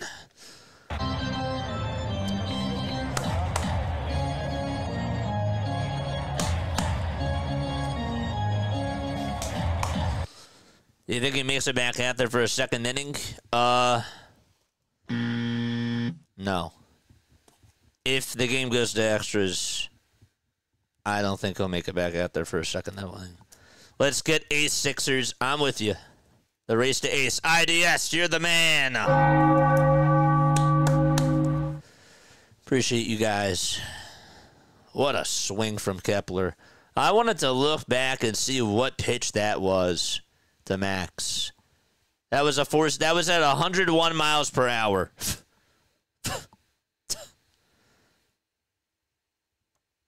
101. Banks is going to pitch. Urias is up. First pitch to Urias, and it's in there for strike one. 6, 7, and 8 are due up in the batting order. On deck is Lawrence Butler. He batted leadoff last night. Came on in to pinch hit. Back in the 7th. 0-1 delivery from Banks. It's way up high for a ball.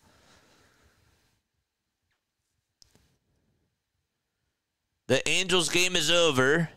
All that's left in Major League Baseball is this one. The 1-1 pitch. Fouled away. Love it when you're the last game standing.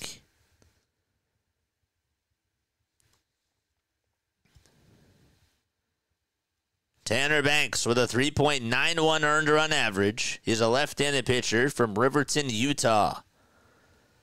The 1-2 pitch. Foul ball. Let's keep the subs coming. 5 more till we get to 5850. Let's do it. Butler's on deck. He's had 2 doubles and a run scored today. Got to get the out here. 1-2 pitch. Another foul ball.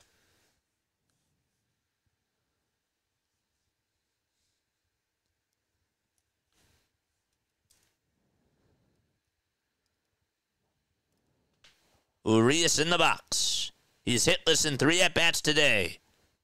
And Banks kicks, fires, and another foul ball again.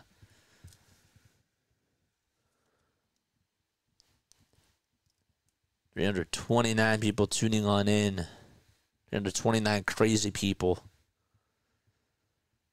1 ball, 2 strikes, and here's the pitch. That's just fouled off of a, not necessarily a half swing, but that was about a quarter of a swing.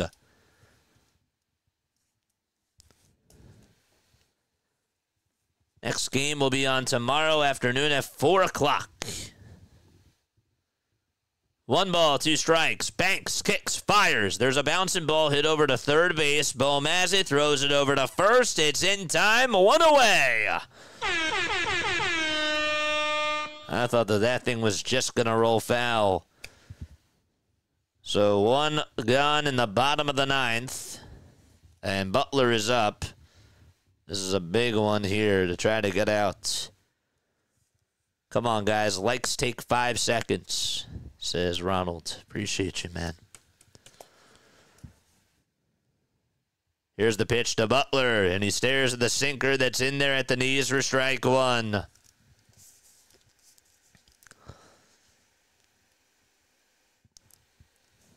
His average sits at 244. Here's the 0-1. Swing and a miss. He got fooled on the sweeper. He thought he was going to get a fastball, and he was way too early.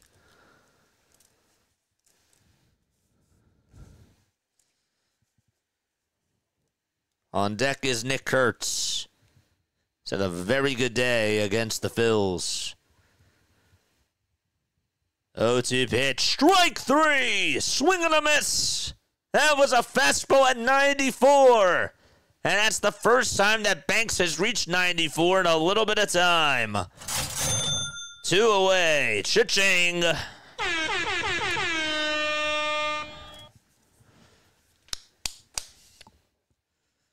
One more till we go to extras. And it's up to Nick Kurtz. The pitch. That slider's in there for strike 1 at the knees. Hit the like button and hit the subscribe button as well. Kurtz also 2 for 2. Also got intentionally walked to the 0-1. Swing and a miss. Got a sweeper on the outside corner.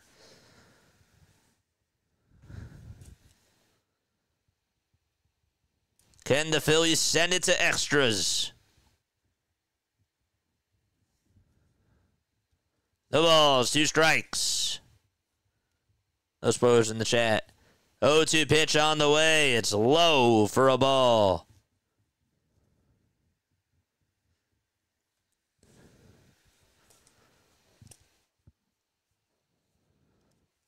One ball, 2 strikes. 5 seconds left on the pitch clock. Banks gets the signs. Gets set at the letters. Kicks, delivers. And it's outside again.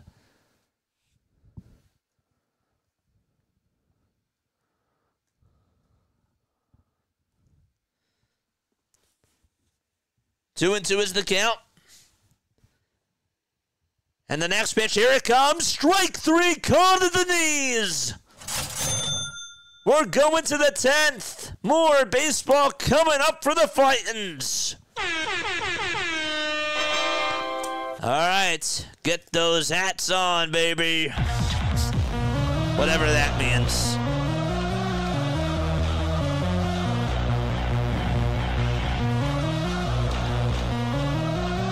What a game.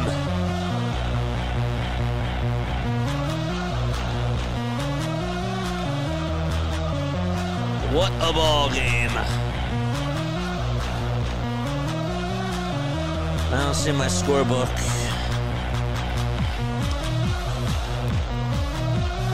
I don't see it. I don't see it. Oh well. I don't see my little scorebook. And I know I had it. That kind of annoys me.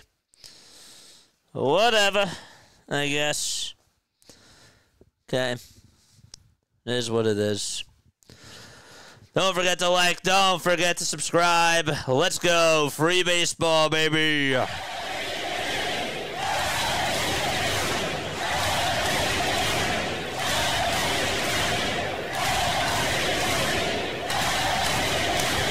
Yes, sir.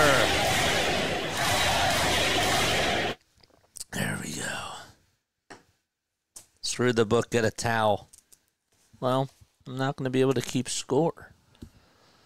How am I going to keep up with what's going on? JJ, you can use the internet, but I'm so used to doing it this way. Why don't you just flip it over and do a new page? No, because guess what? That puts me, I can't see it all together. I know I'm really picky about these types of things.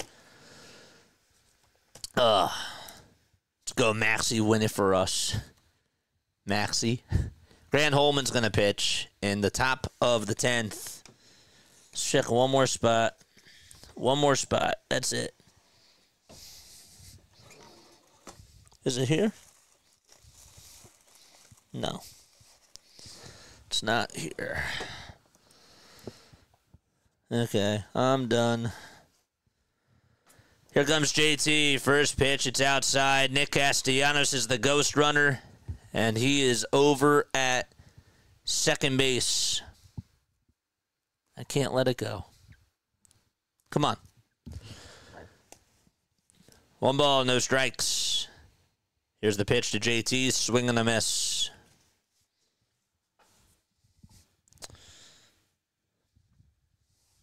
Still can't let it go. 1 ball, 1 strike. Holman gets set again at the letters. Looks back at second. And the 1-1 is up high again.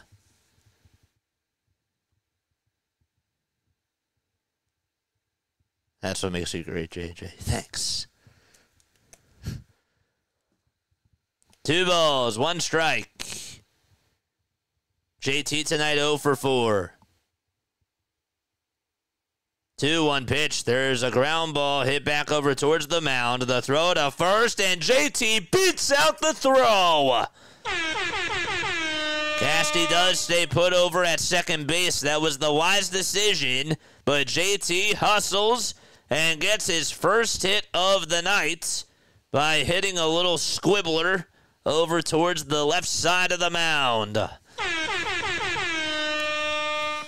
Okay. And Alec Bohm is up next.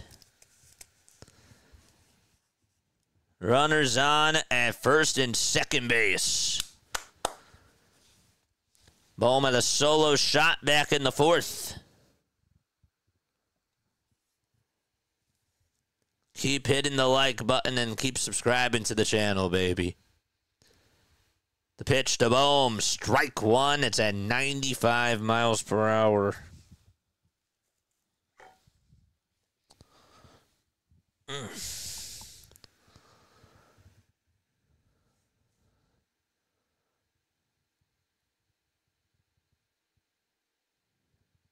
0-1 to Alec. The next pitch. Ooh, that's a strike according to the umpire. And it's now an 0-2 count. That was close, but according to pitch tracks, it was just a hair outside. 0-2 pitch to Alec Bohm, and it's down low for ball 1.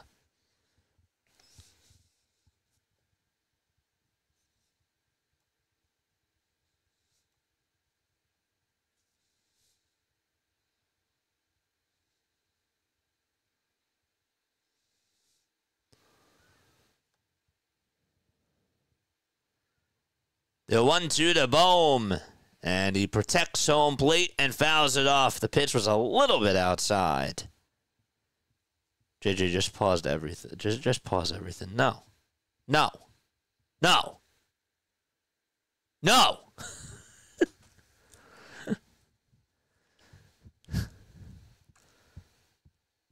Five seconds left on the pitch clock. And the 1-2 to Bohm, swing and a miss. That was at 96 miles per hour. Darn it.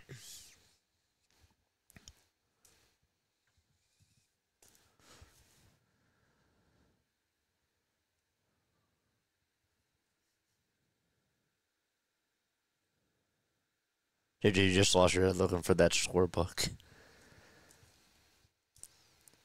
Here comes Bryson Stott. And he takes a splitter at the knees at 88 miles per hour.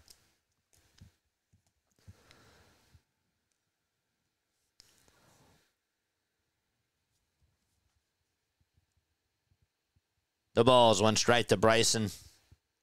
And the 0-1, there's a ground ball hit towards the left side. Diving stop at the shortstop, and everybody's going to be safe. Wilson could not make a throw over to second, and it's an infield single for the Philadelphia Phillies. And bases are juiced. Up to bat now is Brandon Marsh.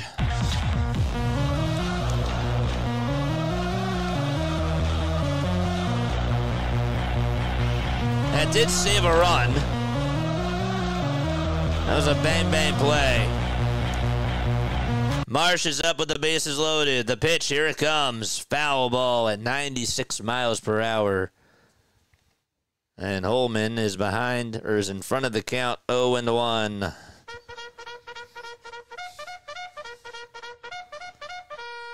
Charge!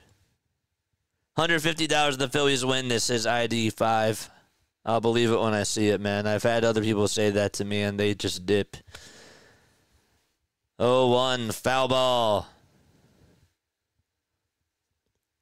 JJ, if the Phillies lose, you think I could move him with you for a couple weeks till I get back on my feet, sister? No balls, 2 strikes. And here's the pitch. It's down low and inside for a ball.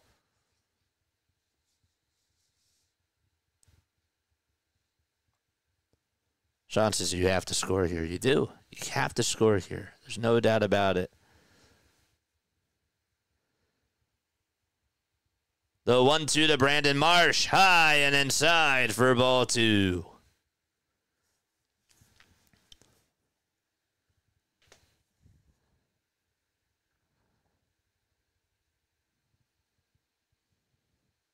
Post-game show after the game. 2 balls, 2 strikes to Brandon Marsh. Holman kicks, delivers, and the pitch is on the outside corner for a called strike 3 at 97.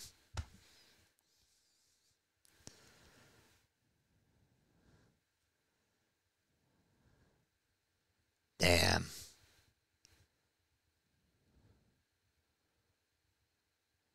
No, I mean, I win $150 if the Phillies win. Oh, got you. You didn't clarify that. Here's Max Kepler, who's coming up. The pitch, swing and a miss. He got a splitter that just disappeared out of the zone.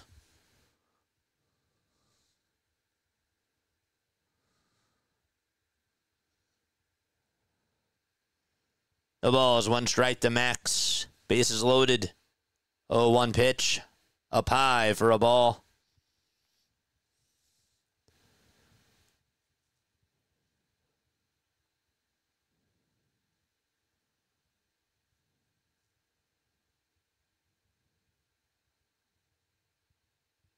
The 1-1 pitch on the way. There's a fly ball hit out towards center field. It's not that deep. The center fielder gets under it, makes the grab. And, well, we're going to the bottom of the 10th.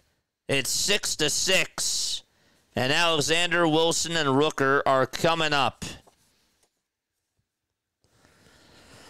Oh, boy. Wow. What a ball game. Make sure you guys like and subscribe.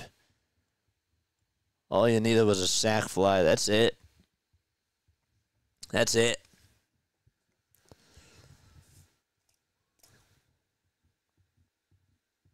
Darn it. 391 people tuning on in. Did we get to 300 likes yet? Did we get to 300? Did we? What are we at? 230. Still got a ways to go. Hit the thumbs up button, man. Hit that thumbs up button. Gotta keep it tied. 4 more subs away till we get to 5852, by the way. I will take that.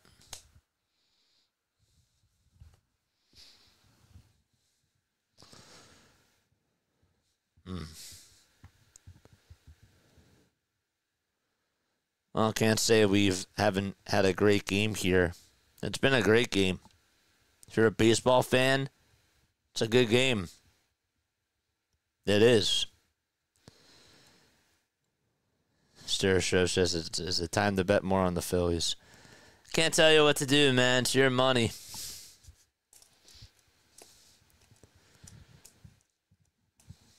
Can't tell you what to do. I don't know.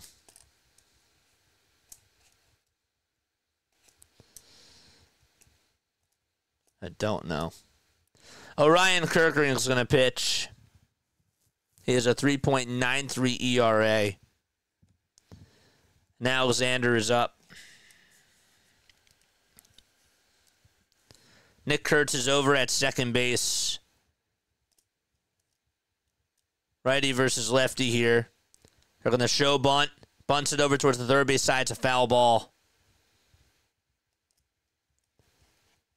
It's no balls, one strike.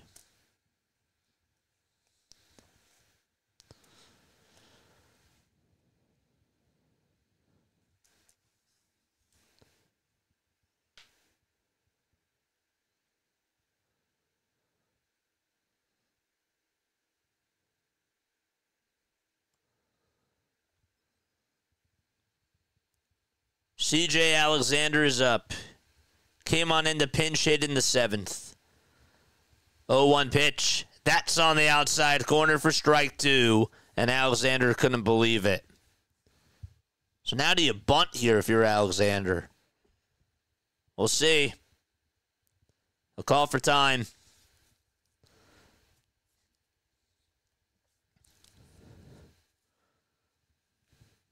No balls, 2 strikes.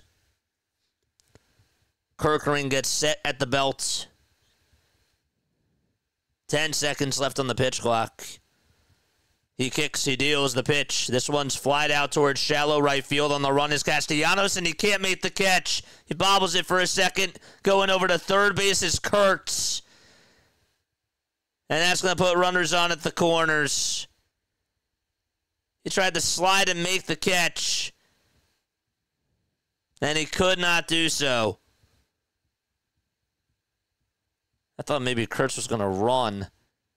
He stumbled a little bit as he went on over to third, and Kotze and the trainer are going out there to talk to him.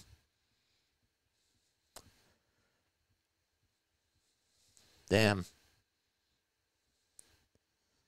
That was Casty's ball. He took his eyes off of it.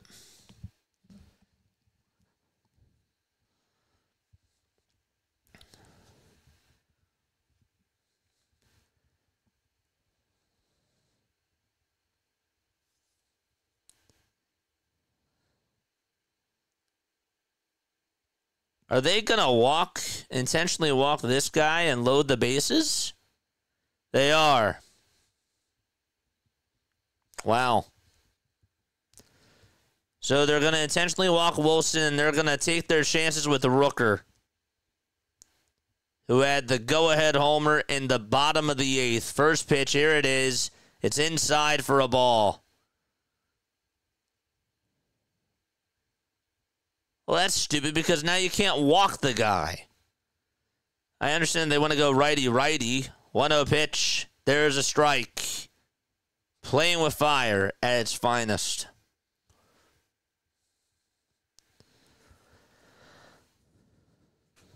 One ball, 1 strike to Brent Rooker. The pitch. It misses inside for ball 2.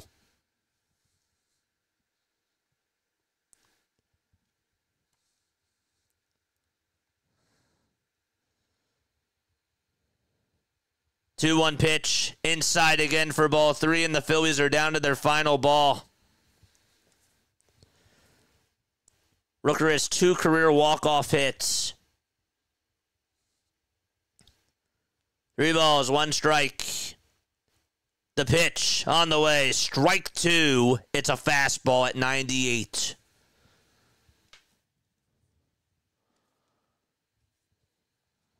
Three balls, 2 strikes. Here's the 3-2 on the way. It's a foul ball, thank goodness.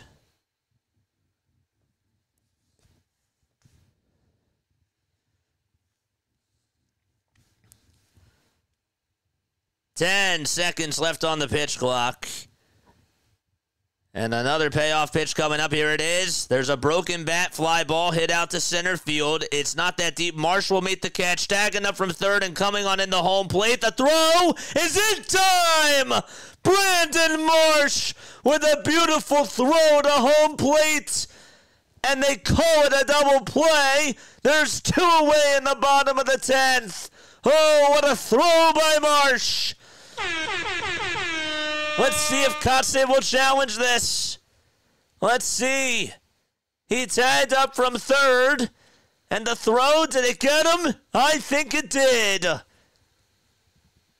What an incredible throw by Brandon Marsh. But did he get his hand in there? Let's see. It's close. Oh, it's close. And the Athletics are challenging this, I assume. It looked like from that angle he was out. But that doesn't say everything. Let's see. We're waiting for a call. Nonetheless, great effort by Brandon Marsh. The call was that he was out at the plate.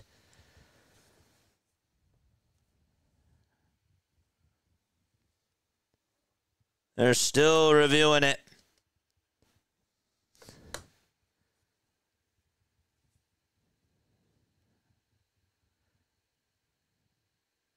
The call is confirmed, and he's out at the plate. Brandon Marsh. Oh, what a play. What a throw. What a thrower of a ball game. And there's 2 away in the bottom of the 10th. That's an 8-2 double play. How about that swipe 2 by JT? So Brent Rooker flies out into a double play, and Soderstrom is coming up. The question is, are they going to walk him here and face Langeliers? I don't know. What a gutsy play.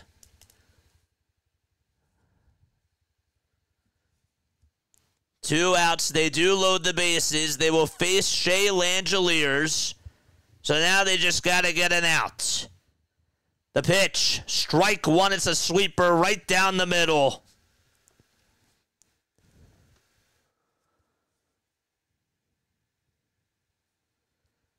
No balls. 1 strike. Langeliers in the box. The pitch. They try to appeal to see if he went. Did he go? The pitch was outside. They say no, he did not.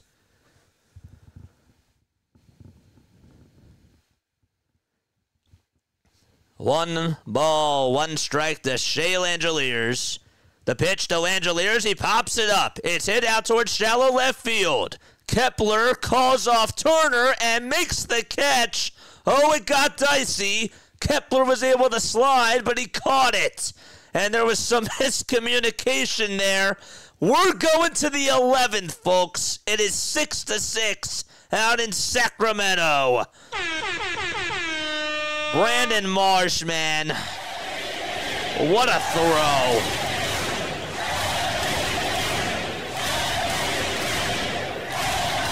Let's go.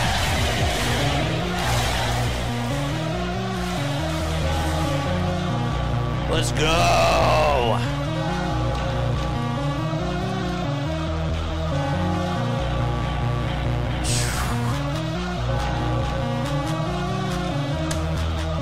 Let's get the W!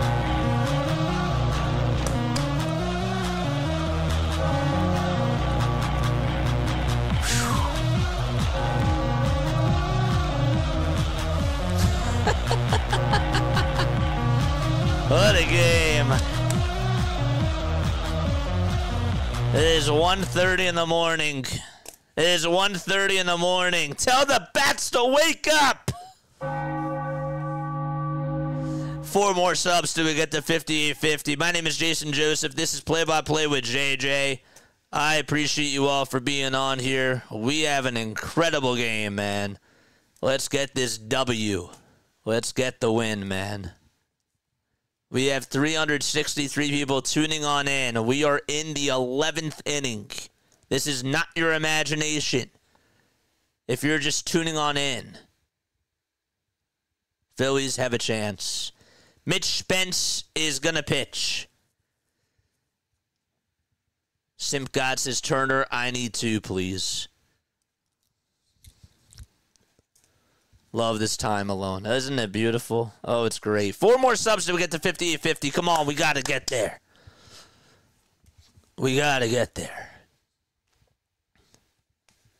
That throw by Marsh was awesome. Brian says DFA Marsh still. You got to give him that throw. I'm sorry. You have to give him that throw. That was awesome. Trey Turner's up.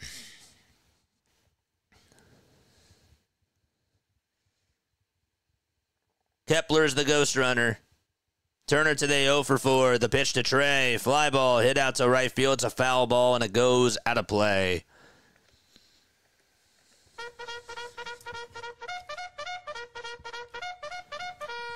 Charge! The ball's 1 strike. Top of the 11th. Nobody out. 6-6 is the score.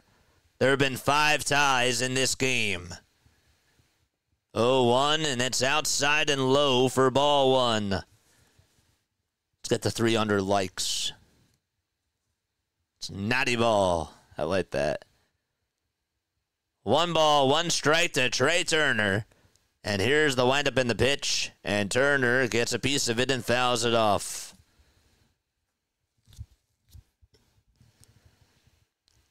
Can't lie, this game has been awesome.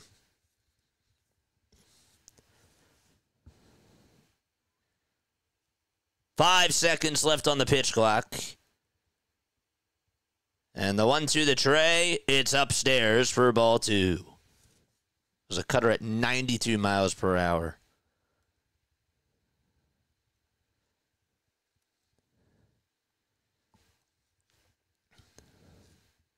Two balls, 2 strikes to Trey Turner.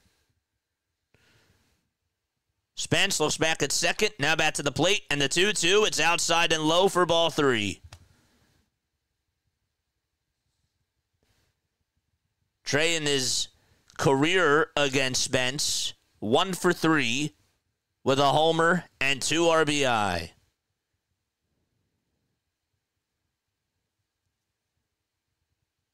Spence is a right-handed pitcher. He looks back at second, now back to the plate, and the 3-2, it's outside and low, and Turner gets aboard with a leadoff walk. And Bryce Harper is coming up to the plate again.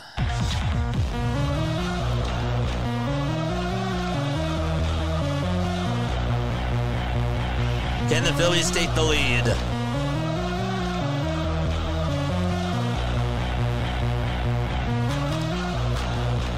Harper today 2 for 5 with 2 singles. He also reached on an error as well.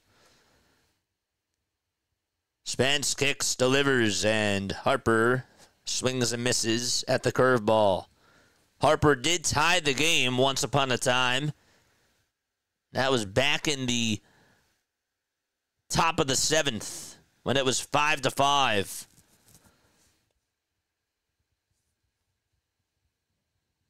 The 0-1 to Harper, and he takes it down low and inside for a ball. Keep the subs coming.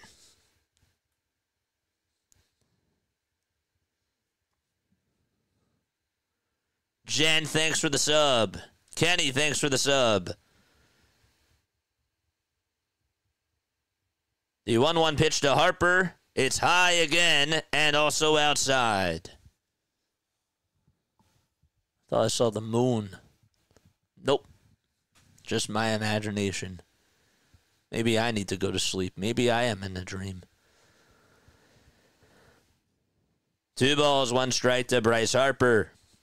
And the windup and the next pitch to Harper. Fly ball hit out towards right field. On the run to make the catch is Alexander. And so Kepler stays put at second base. That was a laser just hit right at Alexander. And Harper goes back to the dugout. Man, that thing was hit right on the rope.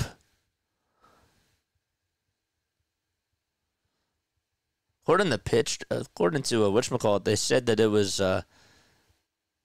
hit to the warning track. It was not. Now, Kepler did sort of slide a little bit as he went back to tag second. So that's why he didn't go over to third. Kyle Schwarber's up, 1 out. 2 runners on the pitch. The Schwarber fly ball hit out to right field. That's going to drop in for a base hit. It goes all the way towards the wall. Turner's being waved home. And the Phillies going to run. Kepler is in. The throw to third the home is not in time. The throw back to third, though, is in time to get Kyle Schwarber. But the Phillies do get a 2-run double by Kyle. It is 8-6. Wow. Kyle Schwarber gives the Phillies the lead.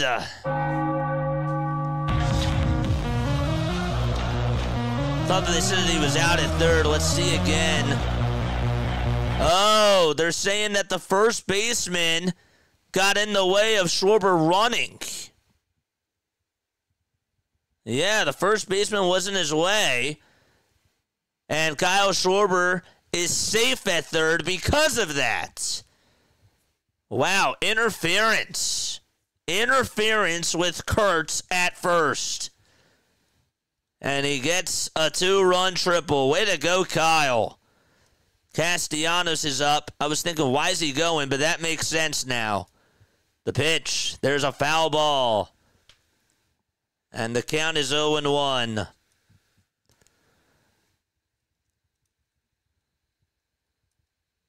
was like, why is he going to third? And now that makes sense.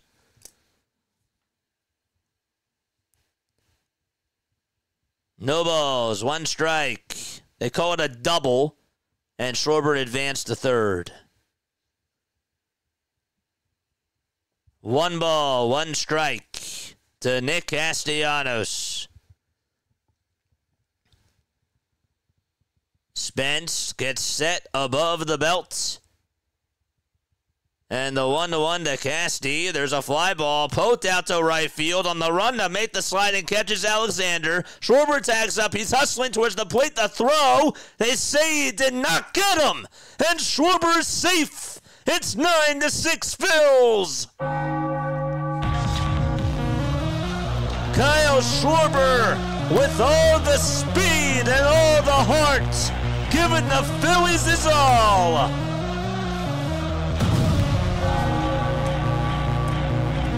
Oh, he was running for his life. And he just avoided the tag, and he did a little fist bump as well.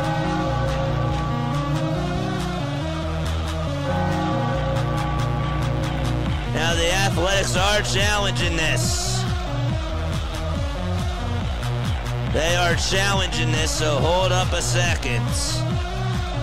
Hold up a second. They are challenging this. I don't think that they got him. I don't think that they got him.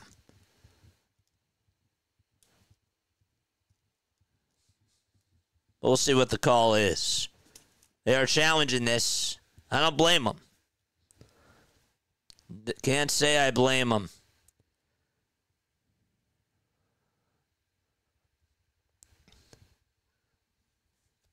Two outs in the top of the 11th.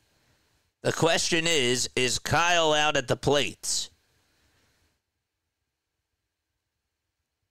The call's confirmed again, and Kyle Schwarber gives the Phillies a 3-run cushion.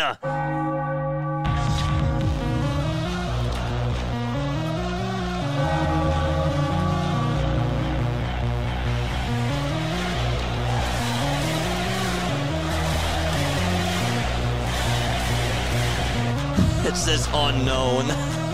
Look at the score. It says unknown. It's 9-6 Phillies. JT is up. 2 outs, nobody on. The pitch, swinging a miss. So now, who do you bring back, or who do you bring in for the bottom of the 11th is the question. Who do you bring in for the bottom of the 11th? 396 lights. Let's get to 400, baby! Let's break our record. No balls, 1 strike. Here's the pitch to JT. There's a line drive, foul ball. 396? You got to be kidding me. There's no way. There's no way. We're at 241. Let's go. We're at 241. Let's keep going, man. 0-2 pitch. It's outside and low for a ball. Does it say 396? Wait, I gotta double check this. 1 ball, 2 strikes.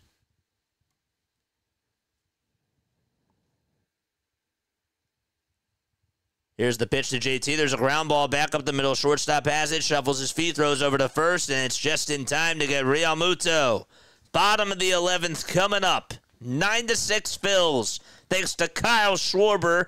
And it's 2-run double. And scoring on the sac fly by Nick Castellanos as well. 3 outs to go, baby.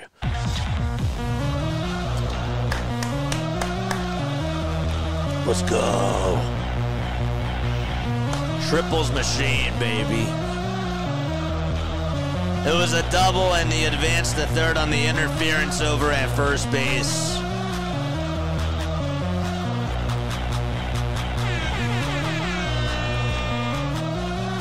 What a game. What a ball game. Defense!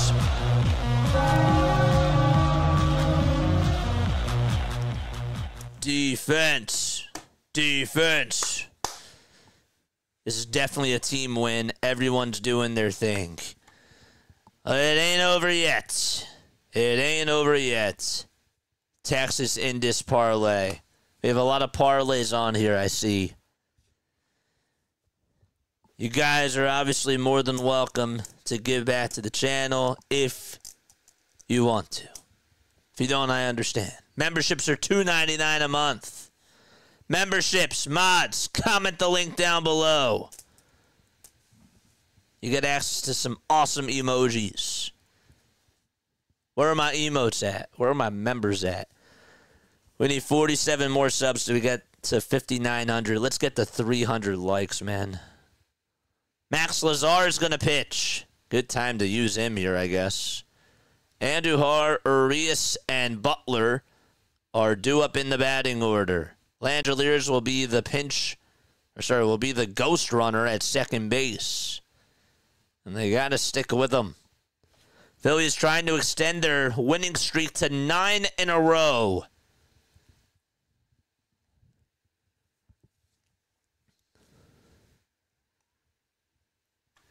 There we go. PJ with a membership. Whoa, whoa, whoa. Memberships. We got gifted memberships. Let's go, baby.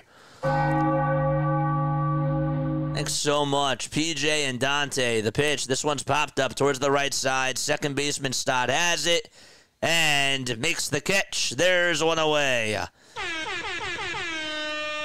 don't trust Lazar. I don't trust anybody in our bullpen. I'm with you. I'm with you, Larry. But it's the best spot for him to be in right now. They weren't going to have Strom available, so 1 out, bottom of the 11th. Luis Urias is up at the plate. He's 0 for 4 with a walk in the second and a run scored. The pitch, it's at 96 right down the middle. Thank you so much.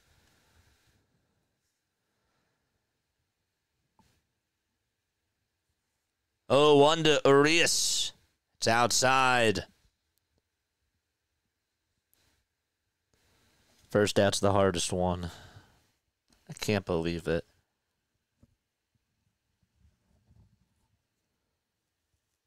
Here's the 1-1 pitch. That's in the dirt for ball 2. Bryce Harper at one point tied the game up with an RBI single. Max Kepler, once upon a time, hit a solo homer against Mason Miller in the 9th. Brandon Marsh had an incredible outfield assist.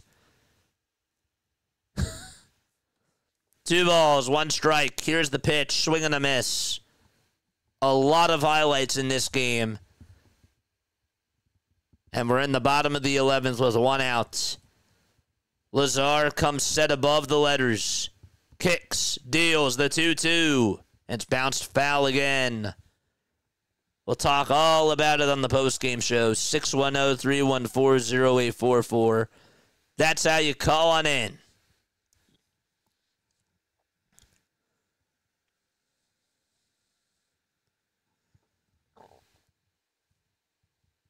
The 2-2 pitch from Lazar. Check swing. Did he go? No, he did not, says first base umpire Roberto Ortiz.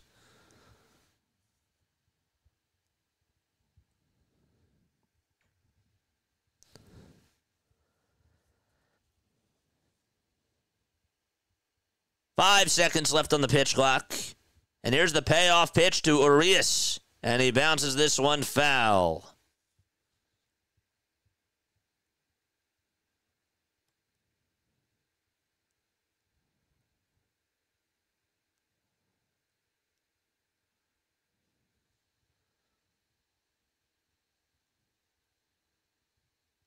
One out, bottom of the 11th.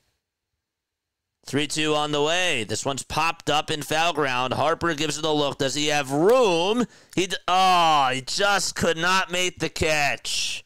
It was in front of the rail. How many times has that happened tonight? JT had one of those plays, and now Harper has one of those, and he goes back to first not happy. Must have lost it in the lights or something.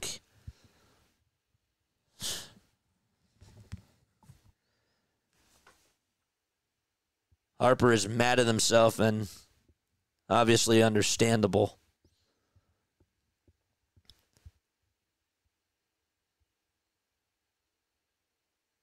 Lazar comes set above the letters. Here's the 3-2, and that's on the ins. Oh, it's called a ball. Oh, man. That was on the inside corner. It should have been called a strike 3. And Chad Fairchild said, let the game continue.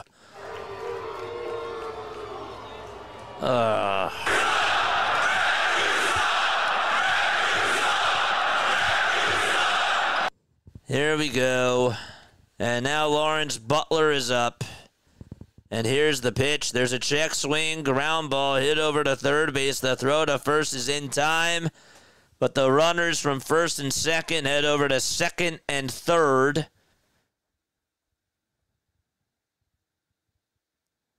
And there's 2 outs.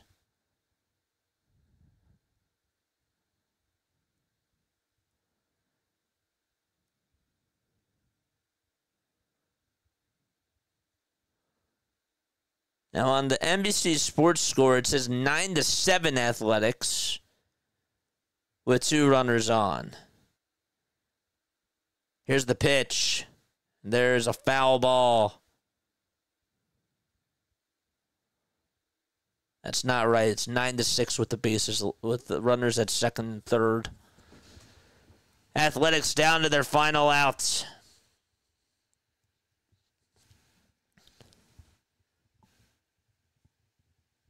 Here's the pitch. There's a check swing, foul ball.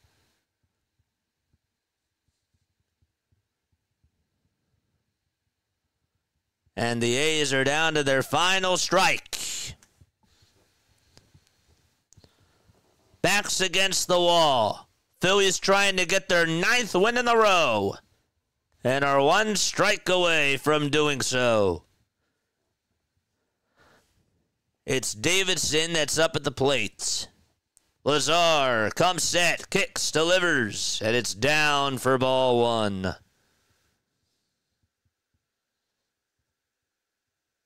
Got a $20 super chat over on the vertical stream. Thank you so much. Appreciate you.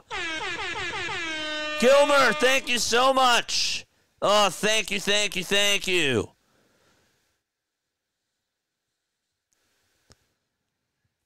Here's the 1-2 pitch on the way. Just a hair outside. And Lazar was walking back to the dugout thinking he would get the call. He did not.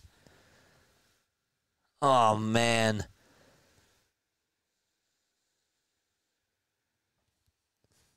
Two balls, two strikes. And here's the windup and the pitch. Swing and a miss. And that's the ball game. 9 wins in a row for the Phillies. They scrapped, they scratched, they clawed, and they did everything that they could to hang on and get this W. Ring the bell. The Philadelphia Phillies win. Let's go.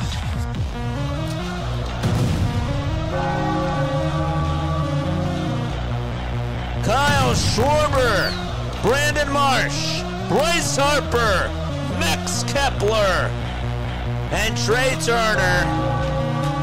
There were a lot of heroes today for sure.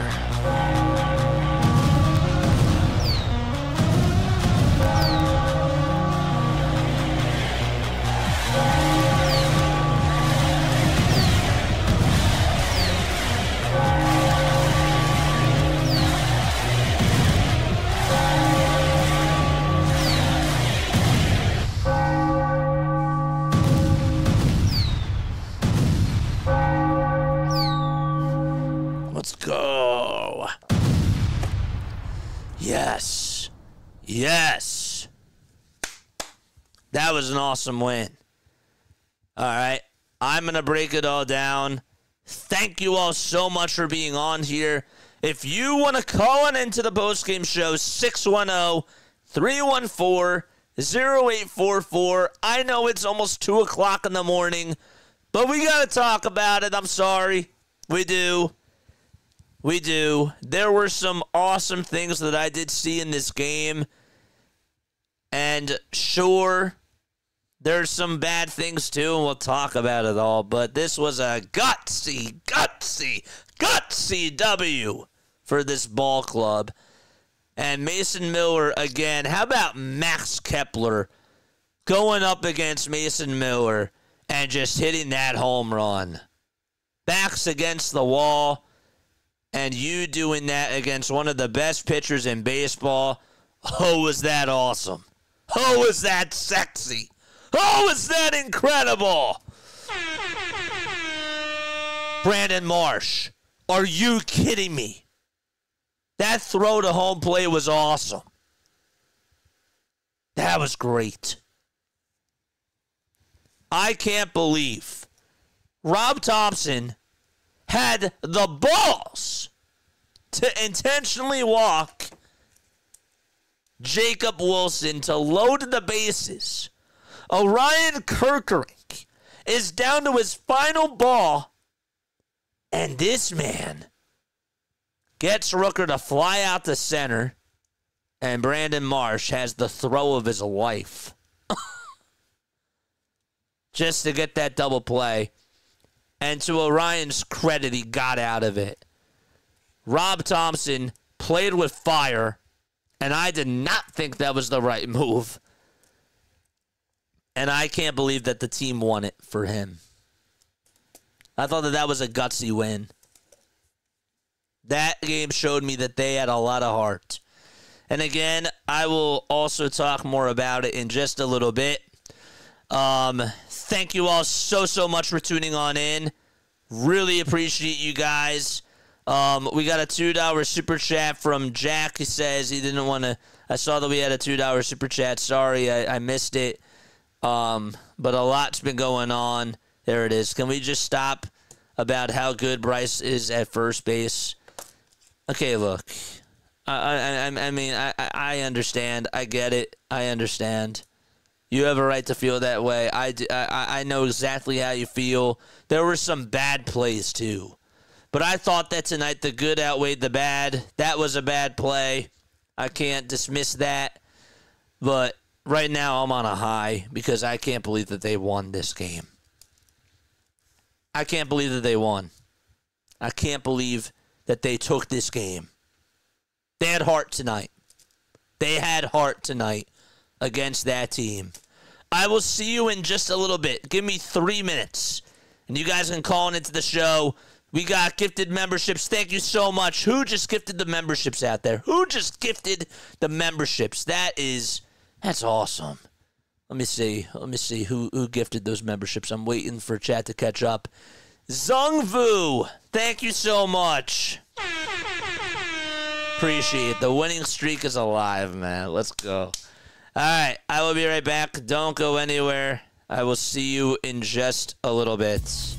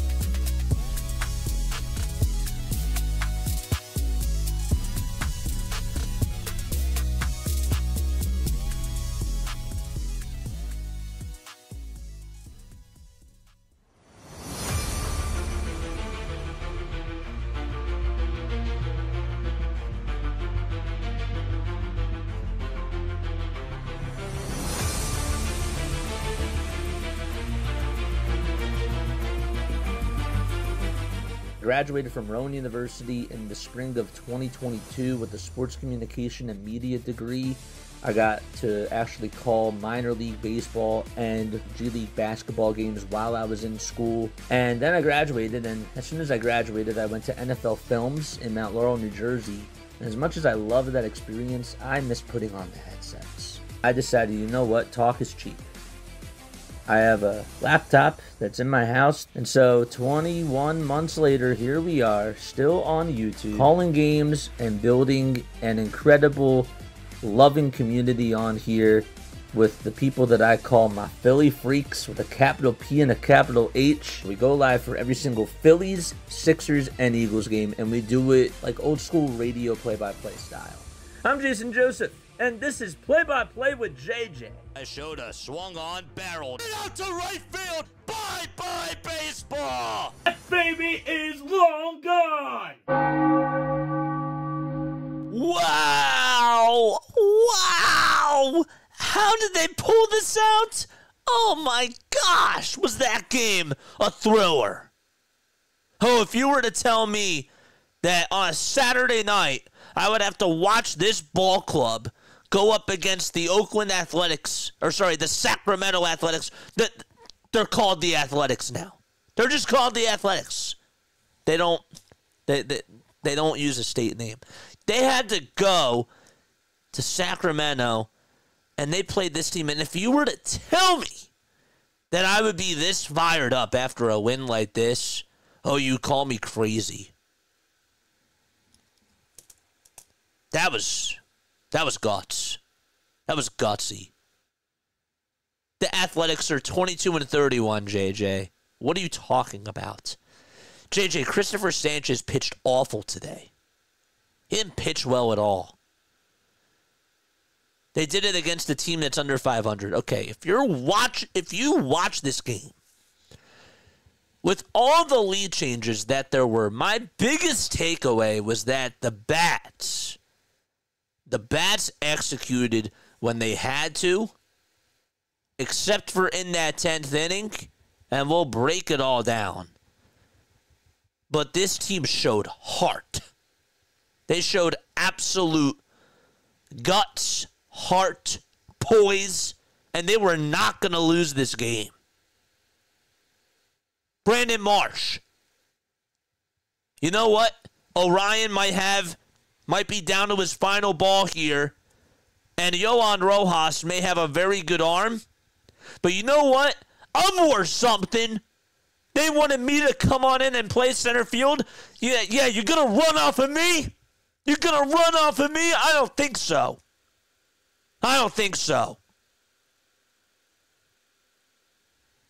Wow, was that awesome. I'm going to go to sleep tonight watching Brandon Marsh throw out a runner, and JT on that swipe. He doesn't get enough credit for that. JT had a miserable night tonight in the batter's box and behind the plate. But the unsung hero on that play was JT. He barely got him on that shoulder. He barely got Soderstrom out at the plate on that shoulder. That swipe was awesome.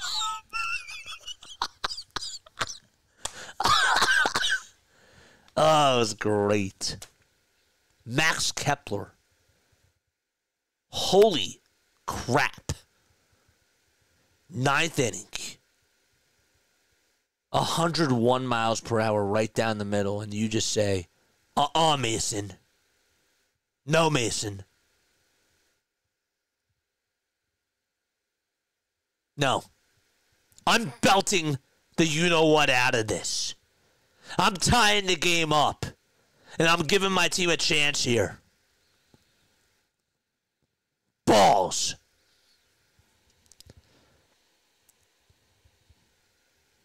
And you know, again, a night where Christopher Sanchez didn't even have his best stuff.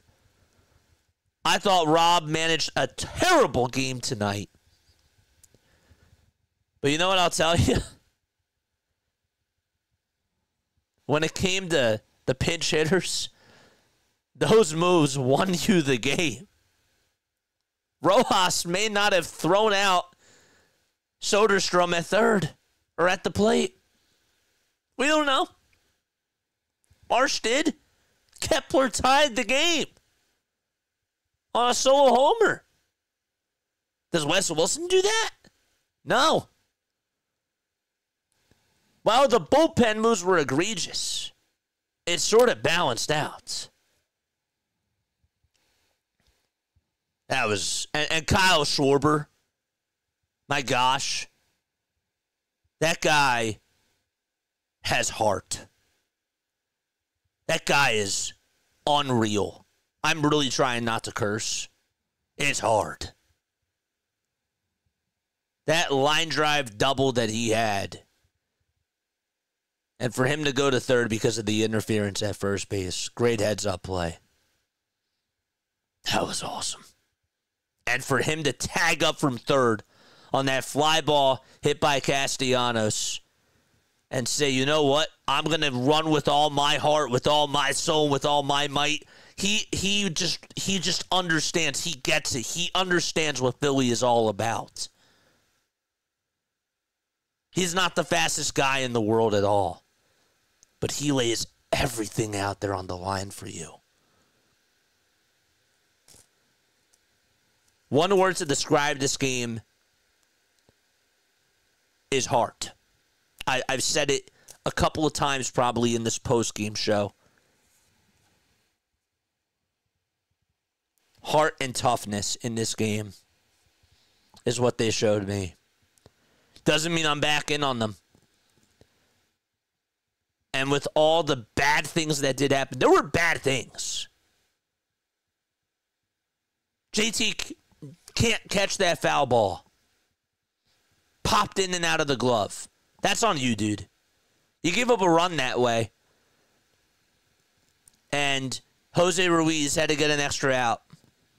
Trey Turner, bad defense again at shortstop on the backhand. Almost some bad plays, too, even in that 11th inning. You know, Kepler almost collided with Trey. I know almost doesn't count, and it's a results league, but man, oh man, Kepler hung on to that thing. If he doesn't hang on, different feeling, different result.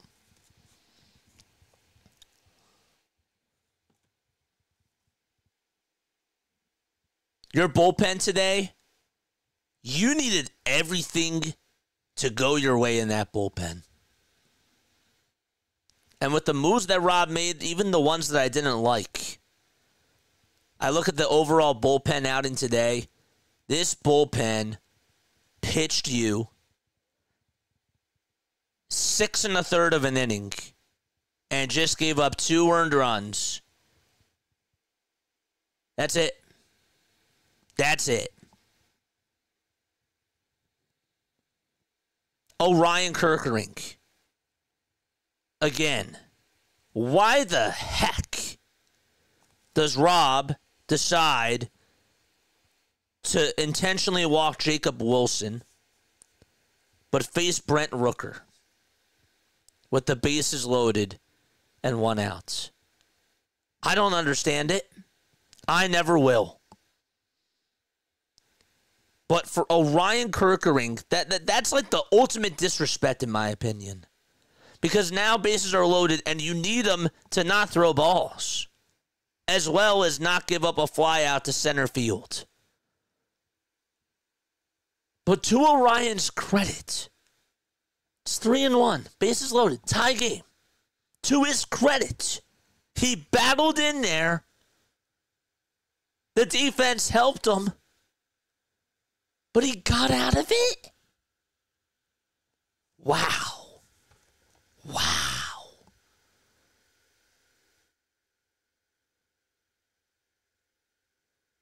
Insane. Kerkering got the win. Lazar got the save. That's his first save of his career. 9 wins in a row. And that one makes me want to run through a brick wall. I haven't said that all year long. Well, I maybe said it once, and that was against the Dodgers. I know it's against the Athletics. I understand. But you also need to understand, too, that context does matter. They made mistakes in this game, but they had to go up against the best pitcher in baseball, the best bullpen pitcher in baseball. They tied the game up. With Jose Alvarado being where he is and how much he has just really hurt this team, and with Matt Strahm not being available, they still figured out a way to get this win. Brandon Marsh with just an incredible play. An incredible play. And you needed that. And then Kyle Schwarber to deliver when he did. Like there were clutch moments after clutch moments, and they got out of it. I don't care how you slice it. Great win. Great win. And I want to hear your thoughts about it. 610-314-0844. That is the phone number. You can come on. You can talk to me about this. I'm not buying back in fully. But this win deserves love. It does. And I'm not dismissing the mistakes that they made on the defensive side. But for the bad defensive plays that they made, for the egregious errors that Harper, Turner, and JT had. And there's probably others that have sprinkled in that I can't even think of. But for all the bad plays that there were some gems. And I'll take that.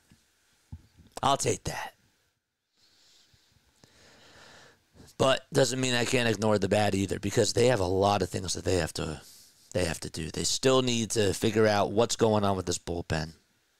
That's a problem. Rob dodged a bullet with the bullpen today. I'm shocked that they pulled this out. They pulled out this game. In years past, they don't do this. They don't do this in years past.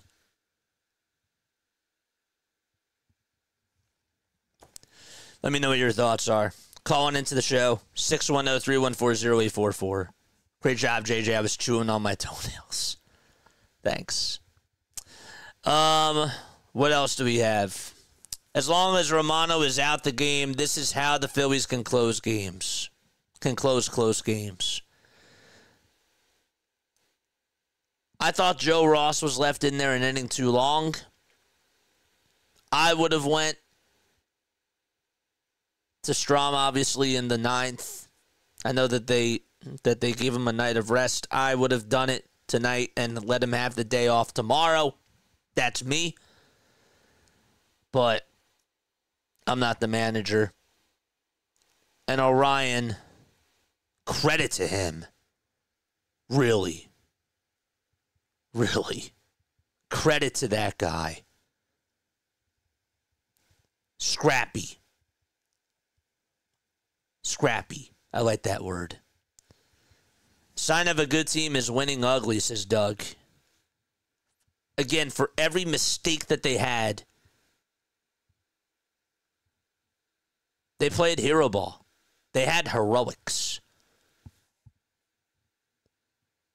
That was Saturday Night Baseball right there, says Marco. Yeah. I didn't think that was what I was going to watch tonight. I did not think that this was the game where I would actually get excited for once. Doesn't mean I'm bought back in. I don't want you to get it twisted. But with what was presented to us tonight, did you guys think that they were going to win this game? I don't know about you, but I thought even with the bases loaded and nobody out in the 10th inning, and even when they went to the 9th inning against Mason Miller, I thought that maybe they had a shot, but I was expecting for it to be Miller's night. Brent Rooker hits that go-ahead home run. That's a stab in the heart in years past.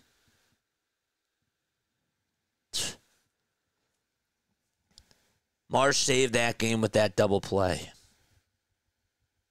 The 8-2 double play was the play. It's ridiculous. Alvarado's suspension is really hurting in nights like these. Still upset with his stupid and selfish decision, says Quan. Yeah.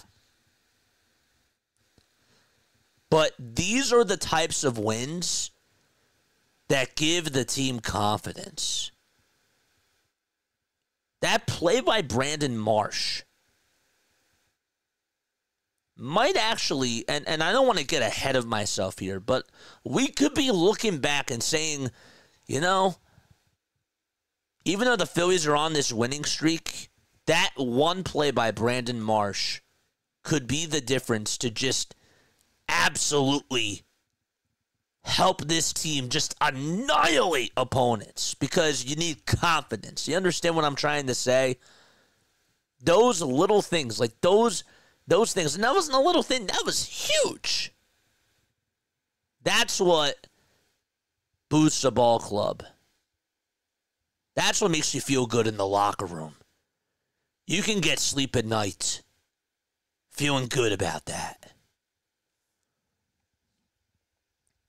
This was a last man standing back alley scrap.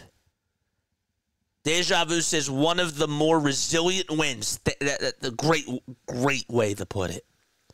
I still feel we need bullpen help, and there were defensive errors, but they still won that game. Sheesh. You summed it up perfectly there, Deja Vu. You did. It was a resilient win. Their backs were against the wall. They didn't quit. That's what I learned tonight. Now, my next question is, can they do that against the Braves? Can they do that against better ball clubs? To do it against this team with the circumstances that were presented to them, that was a big step. I didn't think that this team had that. And with the manager pressing all the wrong buttons in regards to the bullpen, and with the roster being, the bullpen being flawed the way that it is, gosh, testament to Orion Kerkerink, testament to Tanner Banks and Max Lazar, and a testament to Rob at least for pushing the right buttons with the pinch hitters.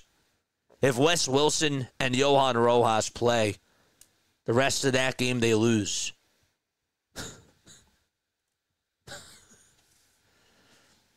The harder the battle, the sweeter the victory. Vigilant Tracker says Phillies never quit. That kind of effort and heart is what wins are made of. It is.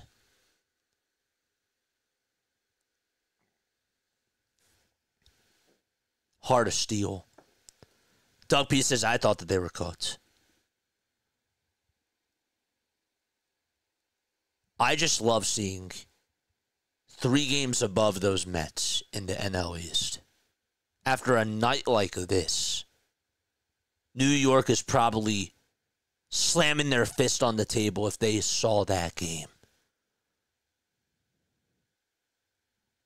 Oh, it's such a great feeling. It's a great feeling. 8 for 11 was an absolute thriller. We first had to tie it, then they loaded them. Thriller. And Quan, you're right. maybe this game can spark some confidence for Brandon Marsh with his hitting. Now, I don't know if I'm going to buy into that, but that is a possibility. There's no doubt about it. It's a mental game. That's a feel-good moment. That's going to go down as one of the best defensive. And now, Rojas' catch last night was awesome. And Edmundo Sosa's catch out in left field to take away a home run was absolutely incredible. But this play, the play that was shown tonight might go down as one of the best plays of the season for the Phillies. Just regarding the circumstances. The Rojas catch was awesome. Like, that was incredible. But this one, you saved the game there. You saved the damn game.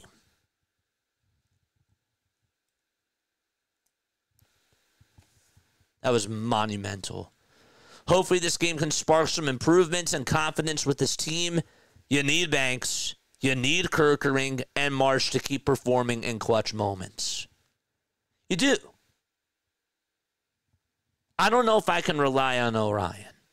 I don't know if I can rely on Banks. But for them to do what they did tonight, that's a step. That's a step.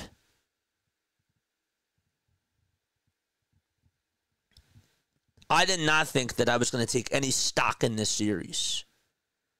I'm happy to be wrong. I want to enjoy this team winning. I want to feel the wave. I didn't really feel the wave.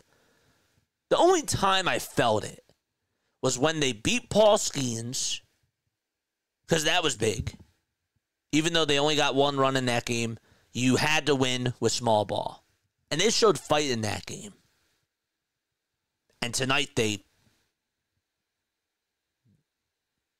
this is just one of those games where I have to smile.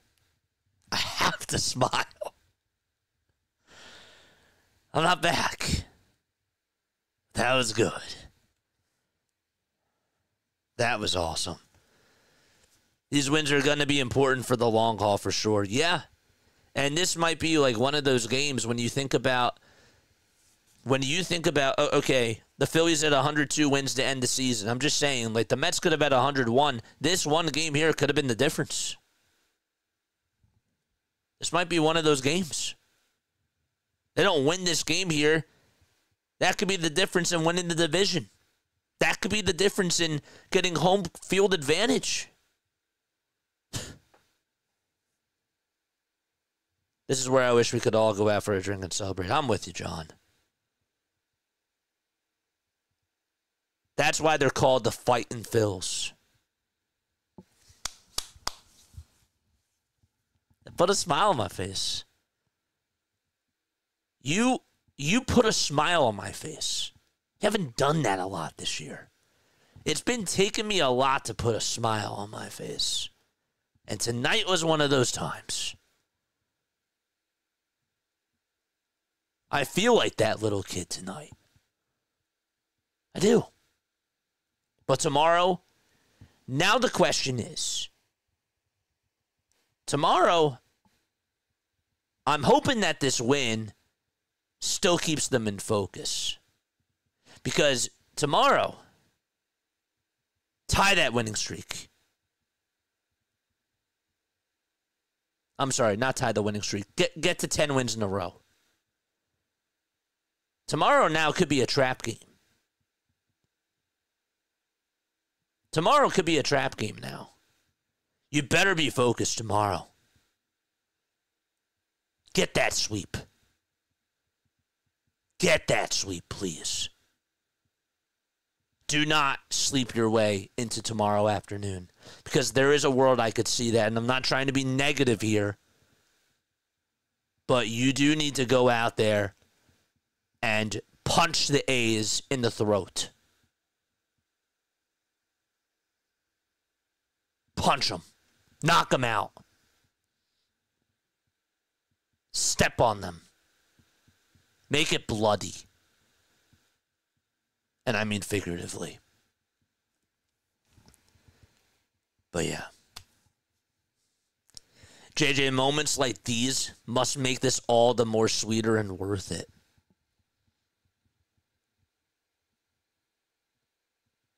I said it before, when you put a smile on my face, it's been, you know how hard it's been for me to actually smile with this team and actually enjoy cool moments? There have only been a few. One of them was the Mick Abel game on Sunday against Paul Skeens tonight. And the other one was back against the Dodgers. I haven't really been enjoying baseball. I haven't really been enjoying Phillies baseball. And tonight, even though I'm in the moment, this one's up there. This one and Mick Abel, I'd say, are the best. So, one last thing, and then I will let you all go.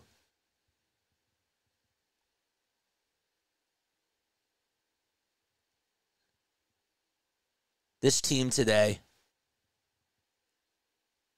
this team was still, they were 4 for 18 with runners in scoring position.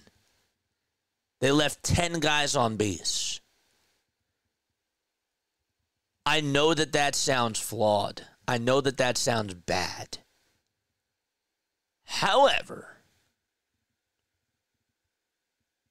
you take away those extra innings because of the ghost runners, that type of stuff. This team was like this team did better. I still thought that they hit a lot of adversity. And those 4 hits with runners in scoring position were extraordinary hits.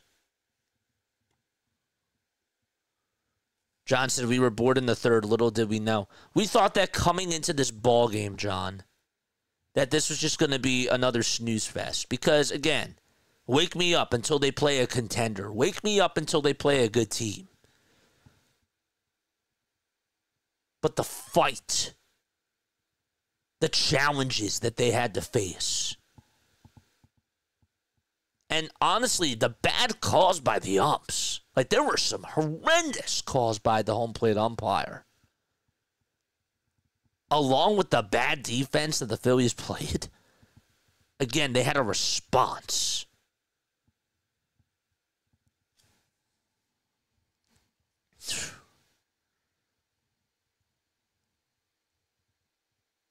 I didn't see that from this team up until today. All right, that's going to be it for me. We got a 4 o'clock game tomorrow in the afternoon, or today, I should say. And, yeah, I love you all so much. Celebrate this win. And be ready to go to the park tomorrow. John says I might go back and watch the entire game. Oh, you know what I'm going to do. I don't want to go to bed. I haven't felt that in a while with watching baseball. That was cool. And shout out to the crowd in Sacramento. That crowd, gotta tell you, they're getting more people at that stadium than they did in Oakland. But man, that crowd was awesome. There were some Phillies fans there. You could see them standing up. You could even see some of the Athletics fans standing up, just watching good ball. That crowd was great for a minor league park. Special. Good night, everybody. I love you all. Again, calling into the show anytime. 610-314-0844. They're going to wrap it up. Good night. Laila Tov. Goodbye. Go Phils. Go Phils, baby. Let's go.